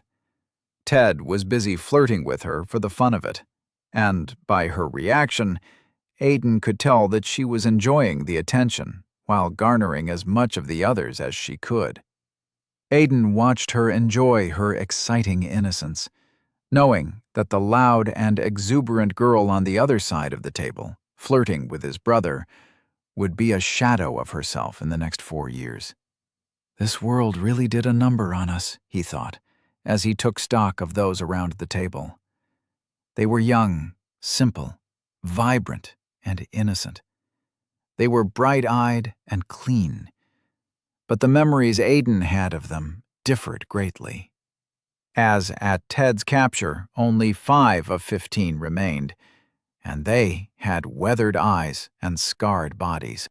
He hadn't spent much time with them in the later days, but he doubted any of them had still remembered how to laugh so easily. "I'm not the only one that thinks this is freaky, right?" A boy, Max, was saying. "This is straight out of an anime." "True enough," Jenna said. She was the oldest of all of them, though Aiden couldn't remember her age. "We've been transported to another world." The girl with the green highlights pumped her fist in the air. "Isekai'd!" Ted shook his head with a smile. "I don't remember getting hit by a bus, though." "A truck," another boy corrected. He was on the chubby side, with a spoon of what was supposed to be rice in his mouth. "People get isekai'd by truck-kun." Aiden held back a smile at that. This was another thing all of them had in common, and it was something he had a feeling whatever spell had brought them here had been seeking out. They were all fans of the same anime genre, where the main characters were transported to another world to relative degrees.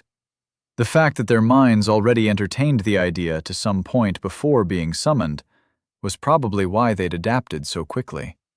The gods had been very specific and smart about the criteria the spell used to bring people over to Nastild.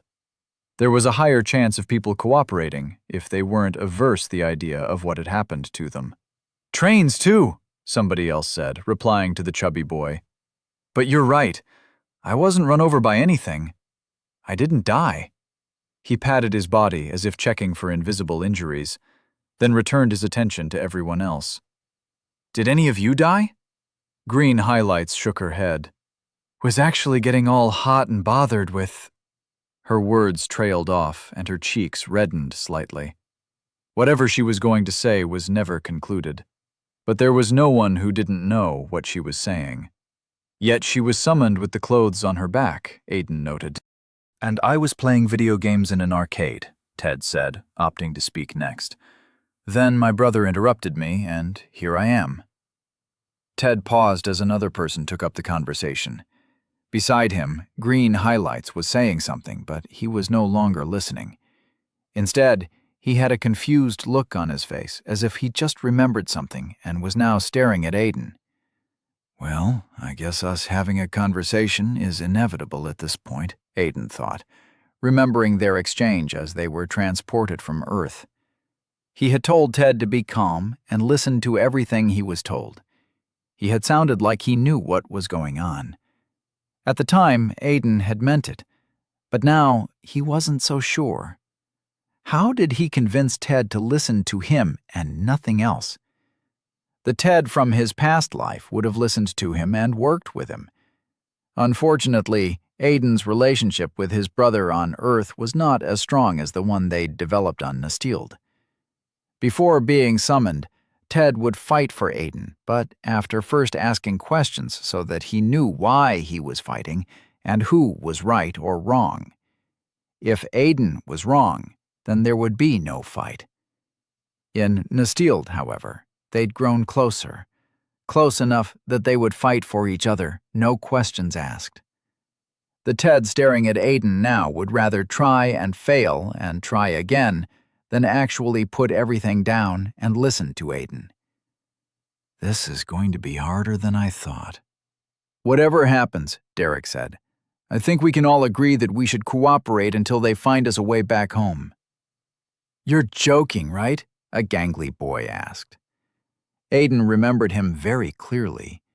He had been the last of those who had died before the final 5, and Aiden had, for reasons he would rather not think about, been present at his death. Derek turned to the boy. "What do you mean?" The boy, Sam, pointed a spoon at him, then at everyone at the table. "You heard everything the king said, didn't you?" he said. "In this world, we can learn magic. Create fire with nothing but words. Shake mountains with the most powerful spells. maybe even ride dragons. And you want to go back? Aiden wasn't going to be the one to tell Sam that an attempt to ride a dragon usually led to one ending: death. Did you also forget the part about a great evil?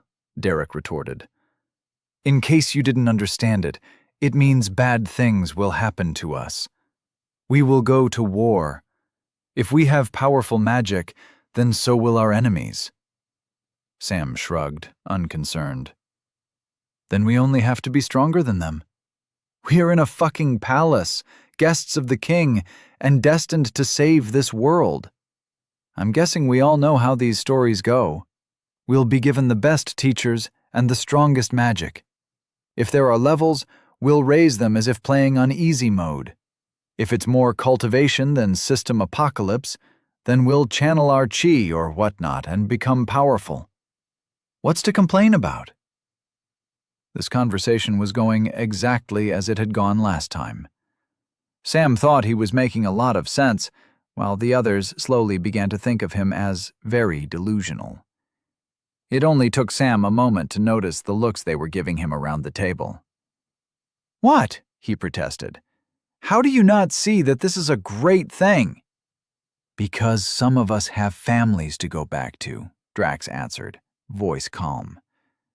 I have my parents who'll be worried out of their mind, not knowing what has happened to me. I have brothers and sisters who'll worry. I'm sure it's the same for everyone around this table. Most of the others had stopped eating to listen to Drax. Aiden couldn't be bothered. This conversation ended the same way, and now that he knew what he knew, it was unnecessary. The power to return to their world didn't lie in their hands. It never had. Because from everything the king had told them, he and the priests were the ones working towards getting them back home. And they never found a way. I just want to go back home, another girl said. Her feature that stood out were how gray her eyes were, almost white. I enjoy the transported to another world stories as much as the next person, but I don't want to be stuck here. I can't be sent off to war. She sobbed, and Sam rolled his eyes. Why are we even arguing about this? He asked. The solution seems simple enough. And what's that?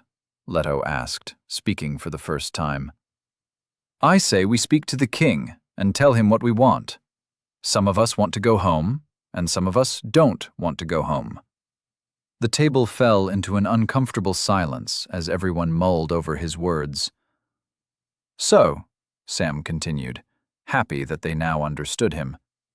All we have to do is tell the king which of us want out and which ones would love to stay. And since I get the feeling they won't be figuring out how to send us back anytime soon, everybody gets enough time to think about it and change their minds before the time comes. Good? There was a muttering of agreements that went around the table. It brought an amicable end to the argument of going home. The rest of the meal was eaten in simple conversations. Everyone introduced themselves, gave their names, their age, and what they were doing before getting here. Just for the fun of it, each person added what kind of magic they would like to learn. Aiden wasn't sure if he should be glad that they all gave the same answer as his past life, from the little he could remember. By his own fault, his own life here had deviated significantly, but the others had yet to experience the butterfly effect. And he was beginning to think that some of them would not. But was he okay with it? Did he want to leave everyone to face their own fates when he wanted to save Ted from his own? Aiden didn't know specifically how those who died had died, but he knew when they died and where. Do I want to save them? He asked himself. Would there be any point to it? He had a single goal in mind, which wasn't even saving Ted from being captured, but preventing him from being the Demon King in the first place. And that was already more than enough stress for him since he didn't even know how Ted had become the Demon King. From what Aiden knew, the Demon King wasn't a class, but an exclusive title. the only one of its kind. It meant Ted had done something at some point in time that had unlocked an achievement that gave him the title. The problem was that Aiden didn't know what it had been. "Aiden," someone said, "what about you?" Aiden was pulled from his thoughts and found Sam looking at him. How does he know my name? He wondered, running through his memory. He found no instance where his name had been said in front of Sam. "Aiden," Sam repeated. "You're holding up that... What the hell's that look for?" Drax looked at Aiden from across the room. "Aiden, are you all right?" "Fuck if he's all right," Sam spat. "He's looking at me like I'm somehow less than him. Does he think he's the main character or something just because he had a talk with the old man in a night?" Aiden didn't blame Sam for his reaction. There was a very high chance that he'd been looking at him like he was nothing but human garbage. But that was because that was the memory Aiden had of him. Towards the end of Sam's life, he had become a person who believed strongly that the end justified the means. And because of that, the means he used to get stronger to bring down the Demon King's army had slowly lost all forms of humanity. "Aiden, what's wrong?" This time it was Ted who'd spoken. Aiden had an answer. He had it right there on the tip of his tongue. But he didn't give it. He wouldn't give it. After all, how did you tell people that you were looking at a man you'd killed in a manner so brutal that people continued to tell stories about it, even after 2 years? How did you tell people you'd killed 2 out of the 14 of them in cold blood? Chapter 4. Status. Ted rushed Aiden into his room and locked the door behind him. Being shoved unceremoniously into a room had Aiden staggering forward. Not that he couldn't have prevented himself from staggering. He simply wasn't interested in doing so. Ted had been given the same room Aiden knew. He recognized it easily. The red rug that spanned the center of the room with the green design of a basilisk. The cream-colored walls with elaborate paintings of great men, knights and mages alike, achieving one great conquest or the other. There was one of King Brandis I, and the artist's rendition of the time he'd single-handedly slain a dragon. Looking at it, Aiden almost shook his head. Poor man would be turning in his grave if he found out this was what they made of the story. The kingdom knew the story by the painting. Brandis I had found the dragon terrorizing the kingdom, and, after days of fighting, had successfully slain it. It was the single achievement that had drawn those who lived in an unnamed space of geographical location at the time to name him king. But Aiden had read the records, the real records. Brandis I had dedicated his life to that battle, fighting alongside countless men. Yes, he had been the one to strike the final blow, but that victory was not his alone. When he'd been named king by the people, he had ordered the record written, told the tale himself for the scribes to pen down. Sadly, when he passed, the royals and nobles had chosen to immortalize him as the strongest to ever walk the kingdom. So they had lied. Started slow. Paintings first, then bards telling false tales at taverns.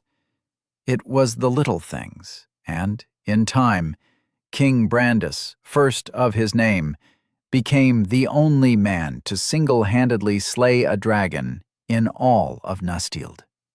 At least, that was what Aiden had been told regarding why the records were changed. Ted rounded on Aiden almost immediately as he followed after him. The action was quick enough to startle Aiden, and he backed away, increasing the space between them by 2 steps. "Talk," Ted ordered. "And don't give me any bullshit. What's going on here? What's happening? Everyone's confused, but you're not. How did you know that this—" Aiden panicked. Where he had once stepped away from Ted, he covered the distance almost immediately before Ted could finish the sentence. "You have activated skill, dash." He blitzed through the distance, closing it almost instantaneously. His body weighed him down as he clasped his hand over Ted's mouth, barely keeping himself standing. "Fucking hell, I haven't missed that," he groaned, forcing his hand to stay over Ted's mouth. His body had learned the skill, but was yet to acclimatize itself to it. As a result, reflexively using skills wasn't synergetic. His body wasn't reacting with the same speed as his mind. Right now, Aiden felt like an engine in a paper car. Ted remained silent with Aiden's hand clasped over his mouth, patient. Aiden was at least glad for that as he looked into his brother's eyes and shook his head vehemently. He'd seen when his brother had remembered their exchange before their summoning and had seen the realization in his eyes. Even when Ted had pulled him to his room after dinner, Aiden had been thinking only of how to get his brother to simply listen to him, allow him to guide his growth. Now that he thought about it, he was stupid to not have thought of the possibility of Ted just blurting out the questions he needed answers to. But Aiden couldn't have Ted insinuating that he already knew of this world, at least not here. One did not so easily speak of anything within the palace walls. "If there is ever a time for you to listen to me," he told Ted, "I really hope that now is that time, brother." Ted continued to meet his gaze, kept it for a few more seconds before nodding. Only then did Aiden release him. "But I have one question." Aiden nodded. As long as it's not about that, go for it. Why the hell are you talking like that? Like what? If there is ever a time for you to listen to me, Ted repeated with as much royal haughtiness and aplomb as comically possible. I really hope that now is that time, brother. You're talking like a bad high-class movie character. You know, like royalty in a poor soap opera. Aiden chuckled. Ignore it. It's the way everyone around here talks, so I'm getting into the mood of things. Well, it's Ted to you, Ada, not brother. Aiden winced. He couldn't remember the last time anyone had called him Ada before he'd gone to rescue Ted. In fact, no one but his family called him Ada, which he'd spent most of his childhood trying to make Ted stop. It was funny, because Ted had been the one to give him the name. Got it, Teddy. He moved away and sat on the edge of the massive bed in the room. So, is there anything else you want to talk about, besides what you were about to ask? Let me see. Ted turned thoughtful and leaned against the door. Oh yes, there is one thing. Maybe two.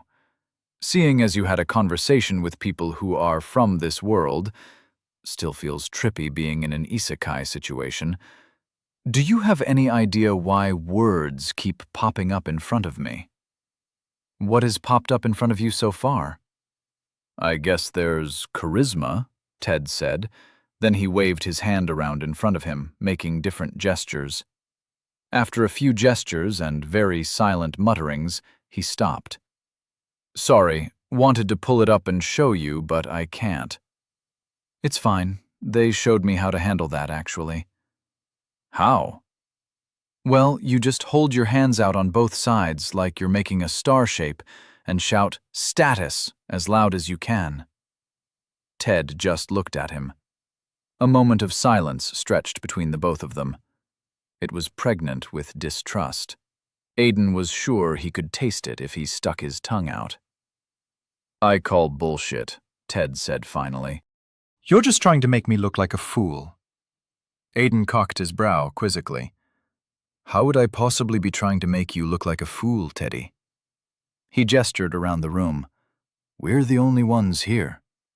Still don't believe you, Ted insisted. I have a feeling you're just trying to get me back for that time I made you believe the lights at Chuck E. Cheese were voice-activated. Despite all he'd been through, Aiden still remembered that day. Even now, the thought of it still left him with a touch of embarrassment. Ted laughed. Had you screaming, "Chuck my cheese!" at a light switch for a whole minute. I was 5, Ted. No one holds a grudge that long. Besides, if that was my intention, you'd have an audience here as well. And you don't. Aiden waited patiently after that, keeping every expression from his face as he waited for Ted to come to a conclusion. Is this how much we didn't trust each other 11 years ago? He wondered. Well, not exactly 11 years ago, but... He wasn't sure how time references in time travel worked. To him, it was 11 years ago, but right now it was less than 12 hours ago. All right, then, Ted said with a triumphant smile, bringing Aiden back. You go first. Aiden actually chuckled. You're serious? As a Chuck E. Cheese light bulb, Ted smirked. Aiden got up from the bed with a tired groan. Anyone ever tell you that you've got trust issues, brother? Yes, Ted answered easily. All my exes. Now show me. And what did I just say about that brother nonsense? Yes, Aiden waved his complaint aside. Your name's Teddy, and I should call you Teddy. Ted, his brother corrected. Aiden ignored the correction and stood with his feet shoulder-length apart and held his arms out to the side. Status. He didn't shout it, simply said it in a slightly louder tone than what would be used for a normal conversation, and his personal information appeared. Age 19. Class none. Level 0. Affiliation none. None. Tongue of the visitor. Mastery 100%.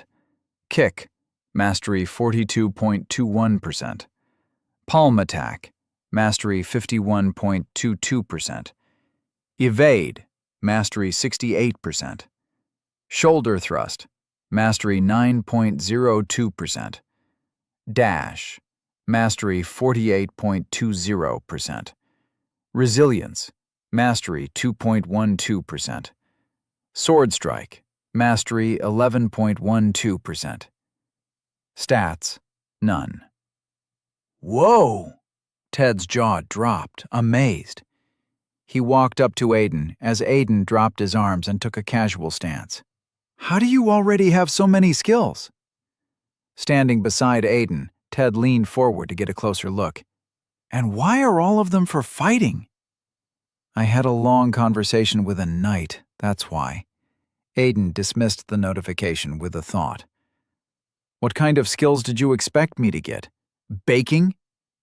Now your turn. Ted paused to look at him. All right. He shook his arms out beside him and skipped a bit, like a fighter loosening themselves up. He did it twice more, then rolled his shoulders. Hopefully today, Aiden said, feigning impatience. I don't know how you could just do it without hesitation, but this shit's embarrassing. It's necessary. Maybe, but it's also embarrassing. Being able to do it just like that is something.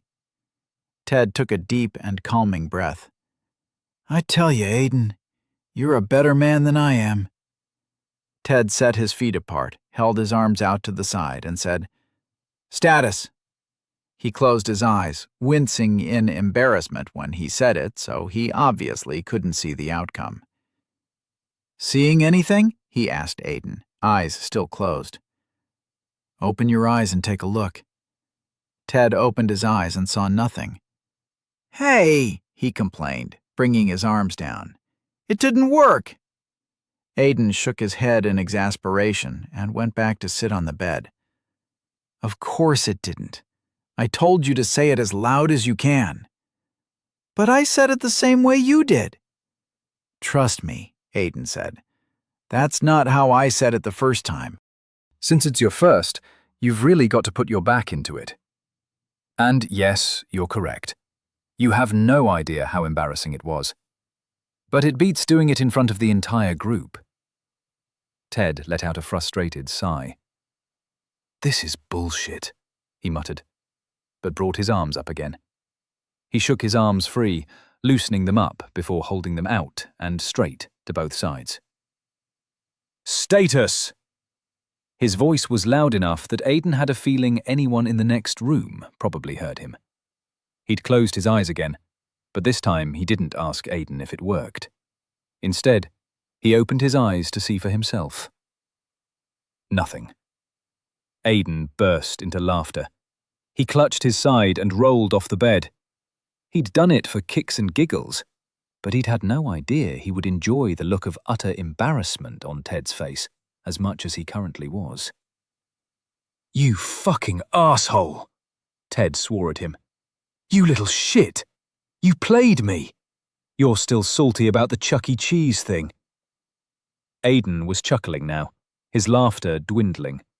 He still held onto his side and was still on the ground, lying on the red carpet. "Oh God," he said between chuckles. "I wish I had a phone to get that on camera. That was grand. And hilarious. I can't believe you actually did it." "That's not nice," Ted said, folding his arms. But Aiden could see the small smile twitching at one corner of his brother's lips. He stopped laughing, but didn't get up from the ground. "I swear you had me almost panicking when you asked me to do it first." "But you did it, though," Ted asked, confused. "So how come it worked?" When Aiden's satisfaction subsided, he got up from the carpet. "Mine worked because there is an actual way to do it. Just think of what you're capable of, and it will appear." "Just like that?" "Uh-huh," Aiden nodded. "Just like that." Ted closed his eyes, and it took him almost 10 seconds before he opened it. It was another second before he spoke. "That's trippy," he said, staring at nothing. "You've got to wish for me to see it too," Aiden said, walking up to him. "If not, I'm just going to be watching you stare at nothing, which will just make you look like a madman to me." "Oh," Ted paused. "How do I do that?" "Never mind." A moment later, Ted's notification appeared, and Aiden stood beside him. "So you see here and here." Ted pointed at 2 skills. "That's the charisma. I got it when I was chatting up Annie, so I just went with it to see if anything else would pop up. But nothing did." Aiden studied Ted's information. Name: Theodore Lacarte. Species: human. Age: 21. Class: none. Level 0. Affiliation: none. Title: none. Skill: Tongue of the Visitor, Mastery 100%. Charisma, Mastery 9.08%. Stats: none. No Demon King title, he noted. In Aiden's previous life, he hadn't checked Ted's information until after they had actually started training, and he hadn't been the one to actually check. Ted had asked to see Aiden's to know what skills he'd gotten at the time before showing him his own. You can never be too careful, Aiden thought. "I get charisma," Ted said after a moment. "But what's Tongue of the Visitor?" "It's a skill that will help us learn languages faster than we normally can," Aiden answered. "It's designed to help us communicate better." "I guess that makes sense," Ted agreed. "I thought everyone just speaks English, since the king spoke it too. Then I ran into one of the maids and found out she couldn't speak English. And I couldn't understand a word she was saying." "Yeah." Aiden moved back to the bed. "If you want to know more about the skills, just focus on them, and they should expand." Aiden laid down on the bed, allowing the fatigue from his training with Valden really take him this time. In seconds, his eyes were drooping. "That's epic!" he heard Ted exclaim as sleep took him. "Charisma gives me a high chance of being liked by a stranger on our first meeting. Talk about super first impression." Sleep and fatigue took Aiden a moment later, and everything else Ted did or said was lost to him. Aiden was woken up by a knock on the door the next morning. His first reaction was a frantic patting of the bed. His mind ran a quick marathon as he bolted upright on the bed. Spellbinder, he thought, eyes darting around the room. He couldn't find his enchanted sword, and he had no idea where he'd left his coat.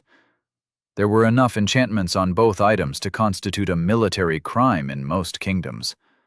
The room was also strange, not his, and he couldn't remember when.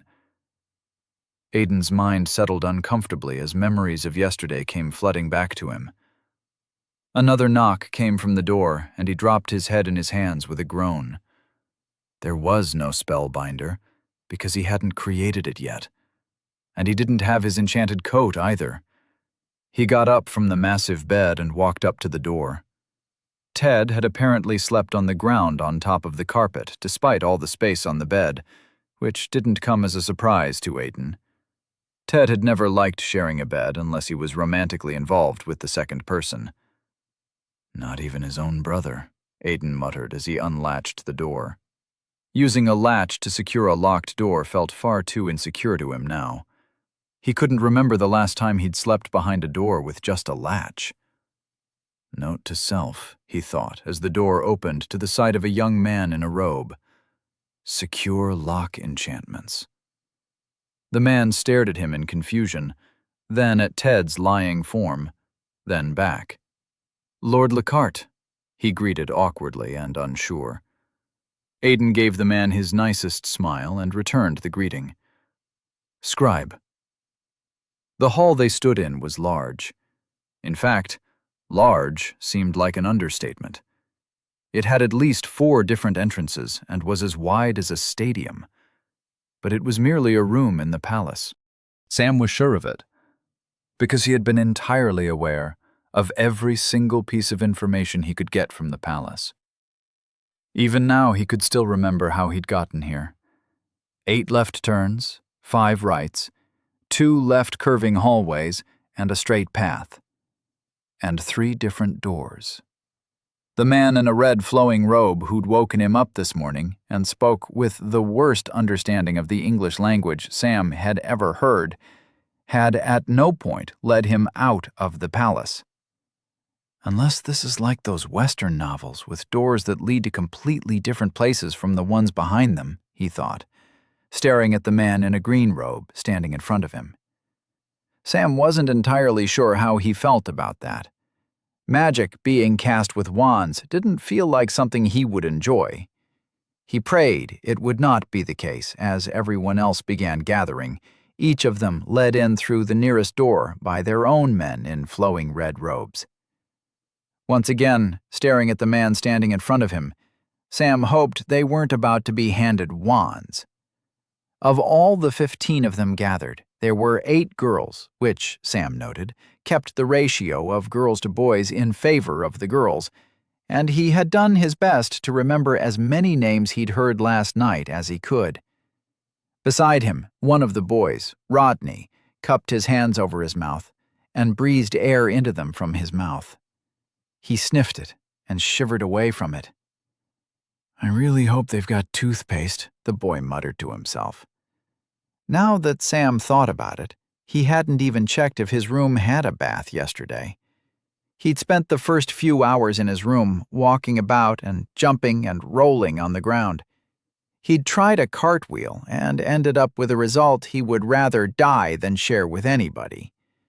In summary, he just spent the first few hours before dinner reveling in the fact that he now had a fully functional body, instead of legs that didn't work and arms that twitched any time he tried to use them. Then the time after dinner had been spent thinking of all the things he could do and be in this new world, in his new home. The king hadn't specifically said what the rising evil was, but Sam was willing to bet it was some kind of demon lord. When everyone was gathered and attentive, the man in the green robe addressed them.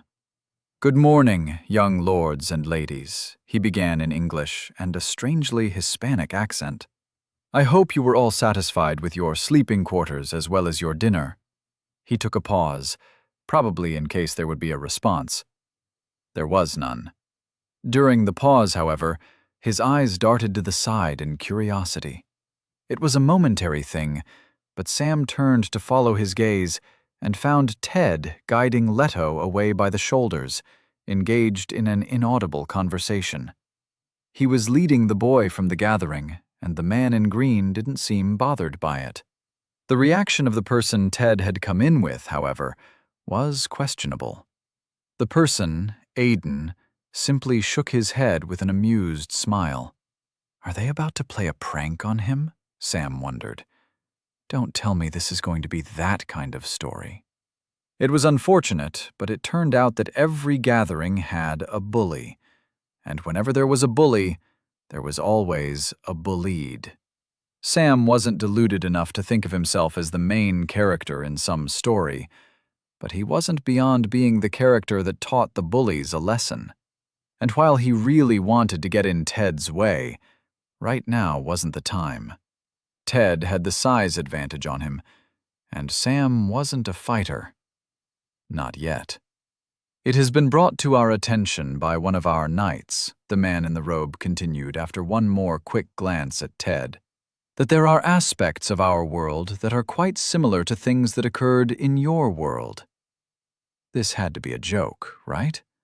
Sam's mind ran wild with giddiness. He had no idea what the man was talking about, but he had his hopes. Game mechanics, he pleaded. Please say game mechanics. And while that is a good sign, the man went on, I have been instructed to teach you all on how to navigate this concept. First, and most importantly, each of you have what is called a personal interface. And you do not call it up by status open, someone bellowed. Everyone turned in confusion to find Leto off in the distance with Ted, standing with his legs apart and arms out to his sides. He was making the shape of a star. The man addressing them ran a tired hand down his face.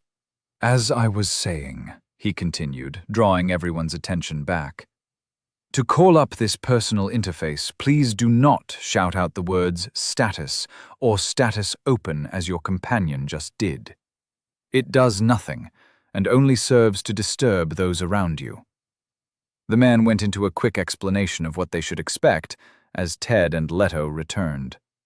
Leto came walking back with an embarrassed frown, while Ted gave his brother a thumbs up with a wide grin. The only sign of an absence of animosity was when Leto punched Ted's shoulder playfully. As for the expectations of the king, the man told them that over the course of a month, they would have rigorous trainings designed to find their strengths and weaknesses. According to him, some of them would either develop affinities for magic or the martial arts, or they could end up being good at crafting. They would gain varying skills and devote themselves to the skills with the fastest growth. In this way, they would gain levels, and at their 10th level, the gods would bestow upon them a variety of classes to pick from. Most of our citizens tend to be gifted with a list from 3 to 5 classes to pick from, the man said. However, we are expecting you all to be offered more, judging by the necessity of your presence here. And what if we don't display any affinity? A girl, Tara, asked with a raised hand. The man shook his head. There are no beings without an affinity, he answered. If you do not have something you are good at, it is simply because we have not found it. And our intention is to find it before your 10th level. Someone else asked if it would take them a month to get to their 10th level, since the man said they would be trained for a month. The answer was simple. It would not. They were expected to reach their 10th level within a month, a week extra at the most. Then there would be weeks of rigorous training designed to help solidify their abilities and have their skills and their classes ingrained in them. The aim was to make the entire concept of skills and classes second nature to them. There were faster ways, but it seemed the king had chosen the safest and most foundational way. The faster way was far more dangerous, and seeing as they were not yet pressed for time, the king had chosen against it. Sam wasn't a religious person, but he found himself praying for a magical affinity. He was willing to settle for an affinity for the martial arts, as the man called it, but the last thing he wanted was to end up with a crafting affinity. Hate was a deep word, but he truly disliked classes like herbalists and alchemists and blacksmiths in the stories he'd read. They were supporting classes, and no matter how much authors and anime tried to make them cool, Sam simply wasn't born to support. Further to the man's explanation, they were expected to train first thing in the morning under the tutorship of an instructor who would teach them the different magical arts in case anyone developed an affinity for it. Only after that would they have breakfast. Then they would proceed to learn the language of the kingdom, which wasn't expected to take long for them to master. Lunch would come after their language studies, after which would come their tutelage in the martial arts. Then they would have dinner, and their freedom to do as they wished within the palace's confines. At the end of his presentation, Tara raised her hand once more. Yes, Lady Wilson. When do we get to go out of the palace and see the rest of the kingdom? She asked. When you are able to communicate quite fluently in our language, he answered simply, and when we are sure that sending you out would not result in dire news of your health conditions. Your safety, after all, my lady, is of utmost importance to us. Also, he added, addressing everyone now, I offer my deepest apologies for not introducing myself properly. My name is Eliad Reinhardt, and I am head scribe of the palace. There were slight murmurs regarding what Eliad had said about their ability to leave the palace. Some people commented on how it made them feel like prisoners, while there were those that weren't so bothered by it. Sam didn't understand the group that felt like prisoners. Were they so pampered and spoiled that they thought they could just head out with their very own interpreters? And what about the possibility of death? They were in a world where magic was real, and people got stronger with every level. Forget being robbed by a thief with a knife. They could step outside and be robbed by a thief with a firebolt. One thing was for sure. Sam wasn't leaving the palace until he could handle himself. When the murmurings came to an end, Eliad turned to a section of the gathering, unbothered by whatever he had heard from the murmurs. Lord Lockhart, he said in a very respectful tone. I got you. Talk to me, Ted replied with a casual air, while Aidan simply rolled his eyes at his brother's response. My apologies, Lord Lockhart, Eliad said with a bow. I was actually referring to Lord Lockhart. Yes, Ted grinned impishly. You called, and I've answered.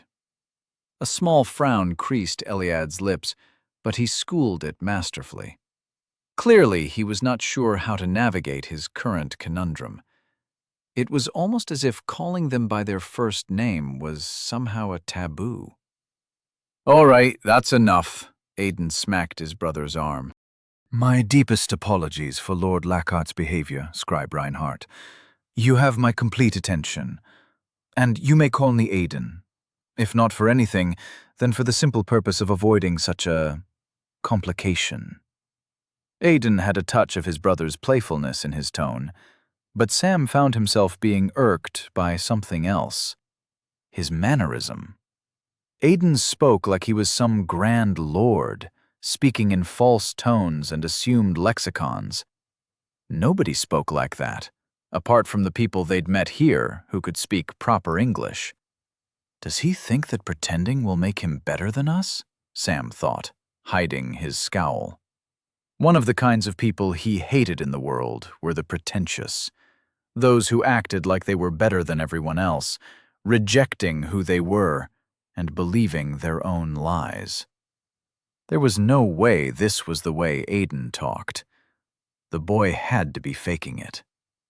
While Sam deliberated, Eliad bowed a little lower, giving Aidan his response. I would not dream of it, Lord Lockhart, he said. To address you without a title would be an insult. A more appropriate way to prevent this type of experience from happening again will be sought and found. Aidan waited for a moment, then shrugged.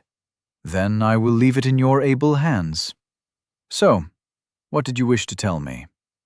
I only wished to inform you that while the magic instructor is on their way, and Sudenid is to instruct in the way of martial arts in the evening, I have been recently informed of your displayed affinity for the martial arts. As such, Sir Volden has asked that I inform you that he will be expecting your presence on the training ground used yesterday, this morning. If you would like, I will be more than happy to guide you there." In all his pretentious haughtiness, Aiden took his time to think about it. In the end, he shook his head. "That will not be necessary, Scribe Reinhardt," he said. "However, please inform Sir Volden when you see him that I will see him in the evening." Iliad stiffened slightly, but schooled his expression once more. "I will pass that along, Lord Lockhart." When he made his exit, heading for the nearest one in the room, Sam seethed quietly in anger. Aiden Lockhart was someone who looked down on people and thought he was better than them. He was pretentious and false, and Sam knew his kind of people. One of them was the reason he'd ended up with a disabled body in what was now his old world. It was official. Sam did not like Aiden Lockhart. Chapter 5. A Skill Issue. Aiden scratched his head as he looked at his interface. In a way, history was repeating itself. Beside him, Ted was peering at his details. Age, 19. Affiliation, none. None. Tongue of the Visitor, Mastery 100%. Kick, Mastery 94.88%. Palm Attack, Mastery 98.03%. Evade, Mastery 98.98%. Shoulder Thrust, Mastery 90.00%. Dash, Mastery 89.50%. Resilience, Mastery 30.18%. Sword Strike, Mastery 99.19%. Parry, Mastery 82.00%. Engraving, Mastery 80.00%. Geometry, Mastery 92.90%. Stats, none. "Can I just say a few things?" Ted said. Aiden didn't see why not. After all, he had more annoying things on his mind. Like, why did he still not have an affinity for magic? "First and most important," Ted said, "how the hell do you have so many skills?" "Because I've been doing so many things," Aiden replied. "So have I. And when did you pick up geometry? The magic instructor said it's the basic foundation for spells and enchantments. I took one look at those things and had a brain fart. But you're already at 92%. They were in Aiden's room today, and he laid down on his bed, tired. "Anything else?" "Yeah, one more. This place stinks. Even the mighty Sam of Isekai has started getting annoyed. It's been a week, and we're yet to see the first level 1. Aiden didn't blame their impatience. If the king wanted them to be level 1 in this instant, it would actually be easy. All they had to do was find some creature or monster. Nestild was filled with them. Or a person at level 1, maybe 2, and have them kill it or them. Instant level up. But the difference between video games and this world was in the way levels translated. All levels did was increase a person's raw power. It did not translate to experience or skill. This style of training, while slow, guaranteed that by the time they left the palace, they had a higher chance of winning in a fight against an opponent of their level. "I was talking to Sam earlier today," Ted said, to Aiden's dismay. "And he said he had an idea of how to get to level 1. Aiden knew the idea. And the truth was that the idea had gone on without a hitch in his past life. In his former life, everyone that had followed Sam's idea had ended up leveling up. It had also been the motivation that had allowed them to leave the palace from time to time, just to level up. "He says he's been speaking with some of the soldiers," Ted went on. "Not the knights or the squires, and he knows how to get all of us to level 1. "I take it he wants to do it using game mechanics," Aiden said. "Sneak everyone out of the palace and hunt down maybe a goblin or something." Aiden hadn't attended the initial plan in his past life because he'd been too busy studying enchantment books in the library at the time. This was after learning that it was most likely the only form of magic he would ever be good at. That's how it works in games. And the soldier he said he spoke to confirmed it, Ted said. We're heading out in 3 days. Why 3 days? Aiden asked. Why not tonight? The soldier needs to find a place with enough creatures for all of us to level up with, and they have to be low levels. That made sense. As to why the soldier was helping them, Aiden could guess that the soldier wanted to be seen in good favor with them. As far as the soldiers were concerned, these were the saviors of their world, destined to rise to the highest levels. He was probably sure that any help he offered would grant him their favor. It was just quite unfortunate that it would not. The soldier had ended up being so unimportant after a while that Aiden almost pitied him. At least that was how it had played out. So, you coming? Ted asked. Aiden was surprised to find himself thinking about it. The truth was that he was already on his way to level 1. If he could learn mana manipulation, then he could scale all his masteries to 100%. There were 2 known ways a person could reach level 1. The first was by slaying a strong enough opponent, and the second was by getting at least 1 basic skill. The latter was the more difficult. And you guys don't mind that it will be dangerous? He asked Ted. Ted rolled all the way to the edge of the bed and stopped. It's going to be a level 1 monster, Ada. They'll be weak and insignificant. Besides, the soldier is a level 19 with the class literally called Soldier. Soldier was a basic class at the bottom of the combat classes, upgradable to the Warrior class. But at level 19, anyone with the class was suitable to babysit all of them in hunting down level 1 monsters. The problem was if the soldier was going to be responsible about it. Have you guys accounted for gear? Aiden asked. Armors and weapons? Ted nodded. Same guy's bringing us the things we need. And since I already have mana manipulation and basic thunderbolt, that gives us an edge. Aiden had almost forgotten that at some point Ted had been the prospect for the hero title. He'd had a talent for both magic and the martial arts, developing a talent for spellcrafting and alchemy later on as well. Everyone believed that the only reason he hadn't ended up with the title was because he didn't give himself over enough to a sense of justice. I'll be more than happy to tag along, Aiden told Ted. I just hope I can get this mana manipulation skill before the time comes. Ted shook his head in confusion. For someone with so many skills, I'm surprised you don't have that yet, he said. I think mana manipulation isn't that hard. You just have to listen to the mana, feel it. It's even easier when Instructor Nilma places all of us in the mana field. In fact, when she does it, it's hard to even ignore it. You feel it on your skin, listen to it, then direct it. It's like playing with water in a bowl. Aiden looked at his brother, dumbfounded. Talented people always gave the blandest explanation of things. So, in summary, he said, you're asking me to just do it. Ted chuckled, staring at the ceiling. Pretty much. You know people can't just feel mana and direct it, right? It's really not like water in a bowl. It's far more complicated than that. Ted shrugged. Sounds like a skill issue to me. Aiden sat with a gentle frown on his face in Nilma's mana field. He sat, eyes closed, with 2 others, Anita, who liked to be called Ani, and Leto. They were the last 3 of the group who were yet to get their mana manipulation skill. And by Instructor Nilma's instruction, she would be unable to teach them anything else in the way of magic without it. Valden had told Aiden that mana manipulation wasn't so necessary.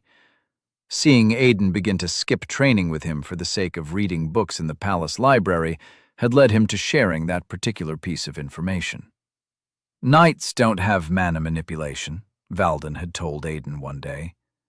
Every living being can sense mana, and that is enough. However, we knights possess aura, an innate manipulation of our own mana. It may not work the same way mana manipulation works, but it is plenty strong in its own right. Aiden knew of aura, And while it was a powerful tool, he didn't care much for it. In this life, if he still didn't have an affinity for magic, then he would at least get the enchant skill, even if he wasn't going to get the class. He had given it much thought, and had decided on it. He had a fighting style he was already accustomed to, and whatever class he ended up getting this time would not change it. The least he could do was gain the skills he was familiar with and work with that. Aiden sat, paying attention to nothing but the air around him with closed eyes, when it finally clicked. He knew the methods to get the mana manipulation skill, but his patience had been the thing slowly dwindling away. Now, however, he had it. He opened his eyes as he felt the warm lick of mana against his skin. It was like standing in the midst of a lot of smoke, small, gentle, and weightless, but very present. A notification flashed in front of him. You have learnt skill, Mana Manipulation, Mastery 0.00%. The beauty of skills like Mana Manipulation was that they were foundational skills that didn't need complete mastery. They were independent foundational skills, never being absorbed into any basic skill. Congratulations, Lord Lockhart, Milma said in her gentle voice. I will be more than happy to have you in our lessons now. Dude, you're so lucky, Leto pouted as Aiden got up in the circle of mana field they were seated in. Aiden stepped out of the field of deep blue. Lucky wasn't the word Aiden would have gone with. In his past life, it had taken him up until level 8 before he'd learned mana manipulation. Then, it had taken him the remaining years to raise it up to 50%. As much as he didn't think he was special, there was a part of him that had expected more of himself. He was, after all, a freaking time traveler. He'd trained intakes from the Order. There was a part of him that had expected himself, despite logic, to be special. An entire week to gain mana manipulation, as opposed to a month, is impressive, he reminded himself. What were you expecting? You'd sit down and just get it? Nilma's lessons, while interesting, were of no real interest to Aiden. She was teaching basic level spells, the kinds of things that were used to light candles and levitate pieces of paper. They were all things Aiden knew, and he'd never gotten mana mastery in his past life. He doubted he would get it in this one. So while she taught them to sense the magic of fire around them, Aiden practiced a little bit of mental magic, crafting as many enchantments as he could in his mind. With his current body, he knew the enchantments, but his mind couldn't recreate many of them. With no level, what he could create images of in his mind were the barest of enchantments. Enchantments so low, they practically had no use. Progress not perfect, he told himself, struggling to envision the lowest level locking enchantment he knew. Progress not perfect. Valden parried an easy blow from Aiden. What is happening, my lord? He asked as he stepped to the side, readying an attack. Your movements have been all over the place this evening. Aiden had an answer to that, but it wasn't one he was willing to give. He'd checked on his skills before showing up, and had plans. Plans he didn't want to explain to the knight. So, rather than give a response, he charged Valden with an overhead slash. He brought his sword down, swinging with both hands. The knight deflected the blow again, sending it aside with power instead of skill. Aiden, unwilling to release his sword, went spinning away from the knight. Congratulations! You have gained perfect mastery. Start 0.00%. Aiden ignored the notification, dispelled it as he pulled himself to a halt and charged Valden. They met with clashing blades, and once again the knight met his gaze. Or at least Aiden felt that that was the case. Valden never took off his helmet, so it was impossible to tell. But judging by how the man's helmeted face was in Aiden's, he assumed that was the case. What are you doing, my lord? Valden asked, curious confusion in his voice. He pressed against their clashed blade, overpowering Aiden by each passing moment. Aiden was no fool. Overpowering a knight was impossible in his current situation and at his current level. But this wasn't a battle of strength. It was one of technique. He tilted his body to the side and shoulder-checked the knight. Pain filled his entire shoulder when he did it, and he let out a pained grunt. Congratulations! You have gained perfect mastery. Shoulder thrust. Mastery 100.00%. Lord Lockhart. This time, Aiden could hear the frown in the man's voice. In their time spent sparring, Aiden had come to learn that while he couldn't say that the knight liked him, he could confidently say that Valden had high hopes for him. Expectations. On more than one occasion, the knight had complimented his adaptability in a sword fight. According to Valden, he had the makings of a knight, so having him do unreasonable things that helped him in no way during a fight must have left the man confused. Perhaps we should stop here, my... Aiden swung his sword from the side, interrupting Valden's words. The knight reacted with a backstep, and Aiden followed him almost immediately. Everything was coming together, his plan taking action. Faster, he thought, closing the distance as he dispelled another notification. He was running out of time. With the first perfect mastery, he had to hurry up. Congratulations, you have gained perfect mastery. Mastery 100.00%. Lord Lockhart, Valden hissed as he blocked another sword slash. Aiden wasn't looking for a block, and Valden was losing motivation to continue this fight. Aiden could not have that. His plans banked on the man fighting back. Valden ducked under another slash and weaved his way around Aiden. Aiden spun in place, the blade of his sword cutting through the air to strike the knight. The aim was true, accurate. By all possibilities, it was primed to take the knight's head, split it horizontally in half. But Valden was not Aiden's equal. And while this battle pushed Aiden to the limit, it was nowhere near a knight's combat requirement. Valden stepped out of reach in the blink of an eye, the action ghost-like in Aiden's eyes. "Aiden!" Valden snapped. But Aiden wasn't listening. At perfect mastery, foundational skills reacted differently. While their benefits continued to show in their users, they also became active skills, usable until they were assimilated into a basic skill. You have activated skill Mastery 100.00%. The skill propelled Aiden forward, cutting him through the distance faster than his mind could follow. One moment he was standing over 6 feet away from Valden, and the next, he was in front of the man, sword raised high in both hands. "Fight, knight!" he commanded, and brought the sword down. Valden obeyed. He defended himself, allowed Aiden's sword glide down the length of his. The moment his sword was free, Valden brought his sword high and let it come down in emulation of Aiden's attack. It was an attack Aiden had been waiting for, and he reacted as well. Reaching for everything he had, he turned his sword and swung it upwards, straight into Valden's attack.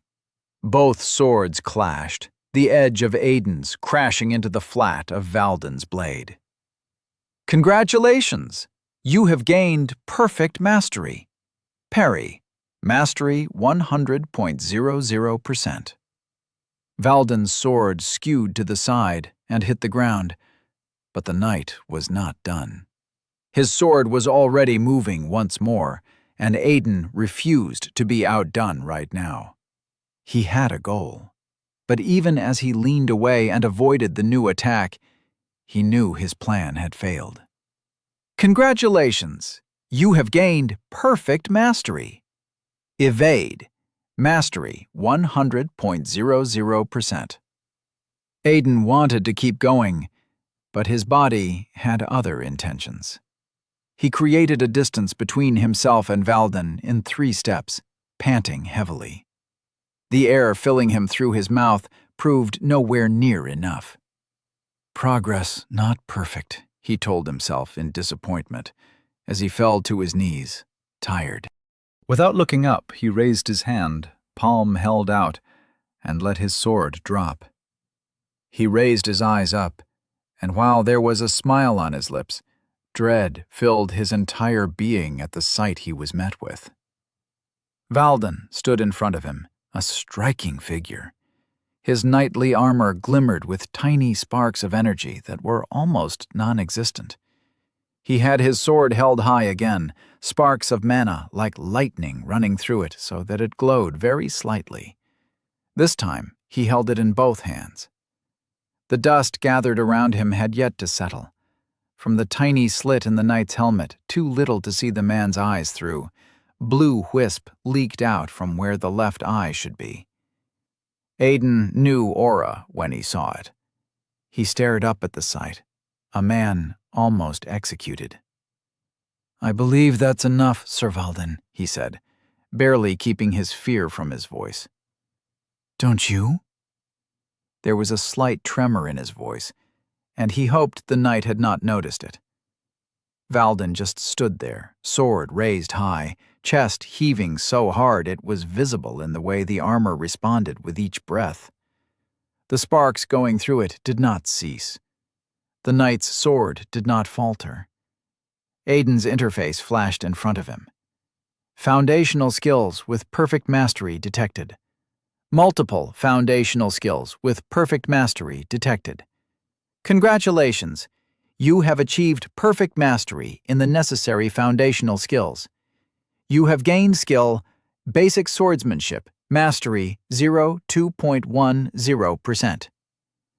Aiden would have smiled if his life wasn't currently about to flash before his eyes. Then he saw Valden move a split moment before it happened.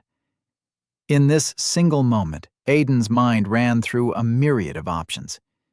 His sword had fallen from his hold, released by him, so that wouldn't help him.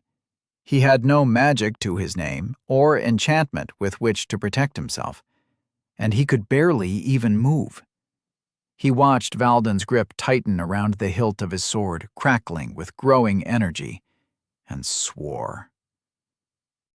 He'd pushed his luck a little too far. "Oh shit. Congratulations! Prisoner number 2345-023-85739. You have leveled up." Valden's sword came down, cutting through the notification. Chapter 6. Japats. Aiden's raised hand trembled horribly. The end of Valden's sword was buried in the ground beside him, cleaving Aiden's dropped sword in two. In the wake of its fall was a crack in the ground that spread forward for over 15 feet. Aiden looked back, trailed the distance the crack traveled. The crack widened the farther it went, and Aiden couldn't tell how deep it was. That has to be a skill, he thought, right? If it wasn't, then Valden had reached the rank of aura manifestation and had simply imbued his sword with it in anger. What were the chances that the action hadn't been intentional? When he turned to look back at Valden, the knight was staring right at him. Through the eye slit, Aiden could see a single, bright blue pupil. He would have said something, anything, if he didn't think his life depended on whatever happened next. Who was to say that he hadn't angered Sir Valden to true volatility? They stayed that way for a time that seemed to last forever, silent in the weight of their individual, or perhaps collective, action. When the silence was broken, it was by Valden. The bright blue of his eyes dimmed until Aiden could no longer see it through the helmet. Then Valden stood to his full height, taking his sword with him. He sheathed it calmly, then did something he had never done in Aiden's presence. He took off his helmet. The action seemed almost ceremonious, executed with both hands. Sir Valden was not a handsome man. He was not ugly, though, not by the definition of the word, but no one would look at him and call him handsome. He had a rough face and a square jaw. He wore a neat beard, trimmed to perhaps an inch in length, with a scar as long as his smallest finger on the left side of his jaw. He also had a full head of night-black hair tied back neatly.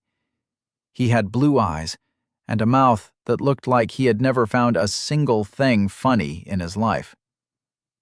"Lord Lockhart," he said, voice empty. "Congratulations on your first level." Aiden's head twitched in a nod. Now that his life was no longer dancing on the edge of a sword's blade, the adrenaline was wearing off. In its place was the slow rush of power that came with achieving a level. It was usually more ecstatic than this, but fear was a great number. "That said," Valden continued, "I will now address you, not as a knight would a lord, but as a swordsman would a potential savior. You have been brought to this world for greater purposes than my very own existence. The palace has watched you and your companions as you have lived and trained amongst us, and we all know that you are not like the others. You speak with better decorum and accept our ways better than the others. You are, in a sense, more mature. But despite that, it often works to your disadvantage. You have ostracized your peers, save your brother, paving your own path and forgetting the necessity that is teamwork. You have chosen to walk a solo path, and while you will go fast on it, you will not go far. You may know more than your peers, Lord Lockhart, but it does not make you an adult. You are but a child, stuck in a game you do not understand." Valden gestured at the space around them, expression still empty. "I do not know what you sought to achieve here this evening," he continued. "I do not know what your goal was in your display of chaotic swordsmanship and confused actions. I do not know what you sought in testing me. But I will advise you this. Do not push a knight to anger. Do not test a knight. You almost lost your life today, Lord Lockhart. Remember that." Valden gave Aiden no space to reply. Once his words ended, he turned and strode away, placing his helmet back on to hide his face, and leaving Aiden with his congratulations on a new level. Aiden ran his hand through his hair once the knight was gone. The trembling was gone from his hand, thankfully, and his lips pressed into a thin line, knowing Valden had not been wrong to be offended. "I believe a proper apology is in order," he thought, scratching his head in frustration. For now, however, he pulled up his interface. Age, 19. Level 1. Affiliation, none. None. Tongue of the Visitor, Mastery 100%. Basic Swordsmanship, Mastery 2.10%. Kick, Mastery 98.08%. Palm Attack, Mastery 99.00%. Shoulder Thrust, Mastery 100.00%. Resilience, Mastery 42.13%. Engraving, Mastery 80.00%. Geometry, Mastery 92.90%. Mana Manipulation, Mastery 2.00%. Stats, none. Aiden dismissed it and laid down with a frown. He had almost lost his life and had still failed. In his past life, he'd learned that if a person could get more than one basic skill at the same time as they leveled up, they could unlock a unique skill. It was something that only happened if it was done under considerable pressure and simultaneously. It was, in a way, a boon to anyone. It gave its user the ability to use a skill in a way that was different from its general use. For example, at a simple level, a long-range sword slash done with a skill needed to be executed with a sword, but at the same simple level, If the skill was unique, the user could find themselves with a skill that allowed them to execute it with their bare hands. Unique skills were not powerful, but they circumvented the norm. For this, Aiden had taken advantage of Valden's goodwill. He'd truly believed that he could anger the knight without being killed. But in the face of someone with a significantly higher level, survival wasn't a certainty. A mistimed attack here, or the slightest miscalculation of strength there, could lead to death. So, as Valden got more confused and angrier, the certainty of survival dropped. And while Aiden continued to believe he would not die, he continued to fear that he would. He played the game at the edge of safety and had come out in the end with nothing to show for it. He turned his head on its side and looked at the crack in the ground and the broken sword.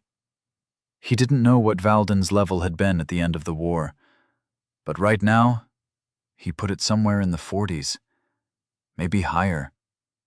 It didn't sound like a large number, but considering many people went their entire lives without breaking through the level 50 wall, it was commendable. Nothing less from a knight of Bandiv. Valden strolled through the palace halls with a frown on his face. The young lord had been foolish, that much was true, but he had been more foolish. Who had ever heard of a knight losing their cool in a fight against an unclassed? Worse, someone yet to have a level. Every day he sparred against Lord Lockhart, he continued to be impressed. Yes, Lord Lockhart had the makings to be an amazing knight, but Valden knew the knight class was not for him. Those who were offered the class tended to possess a certain sense of loyalty, and loyalty was the last thing he saw in Lord Lockhart. But the young lord was destined for the path of the swordsman. Valden could see him achieving the Grand Master level in his swordsmanship, but that was if he continued to devote himself to the art and stayed away from foolish displays like the one he had done today. Valden was climbing down a set of stairs that would finally lead him beyond the palace and towards the knight's quarters when a servant came to stand in front of him. It was a young boy, no older than his 13th year. He was dressed in poor clothes, yet he had taken good enough care of them to not come across as ragged. But how the boy looked was not important. What was important was what the boy represented. Valden stopped in his tracks. He could no sooner step past the bowing boy than he could cut the sky and kill a god.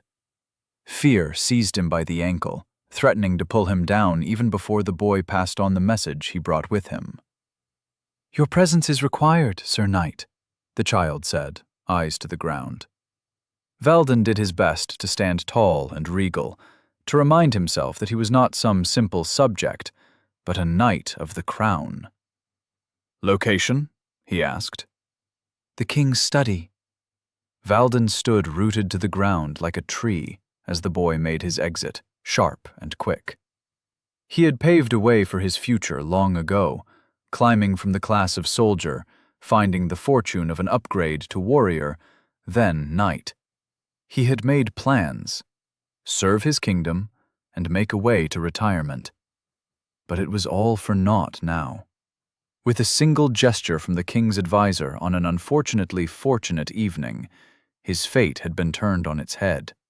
All the little control he'd had over his own fate, taken, like candy from a baby. Valden enjoyed training the young Lord Lockhart, watching the young grow. But as much as he loved it, he also hated it. Valden took a knee, silent in front of King Brandis. In the presence of a king, all subjects only spoke when spoken to. Anything else would be disrespect to the crown. And while Brandis was not a king to punish disrespect so carelessly, a knight was to be respectful at all times. They were in the king's study, a large room with a few comfortable chairs, a large reading desk, and a seat with a backdrop of a large glass double door that opened out to a high balcony. The doors were currently veiled behind beige curtains. The room was illuminated by orb lights, glass orbs as large as Valdez's head, with tongues of fire ever living inside them, each one immortal due to one enchantment or the other. It cast the room in a warm yellow glow, revealing the shelves of books stacked against brown walls.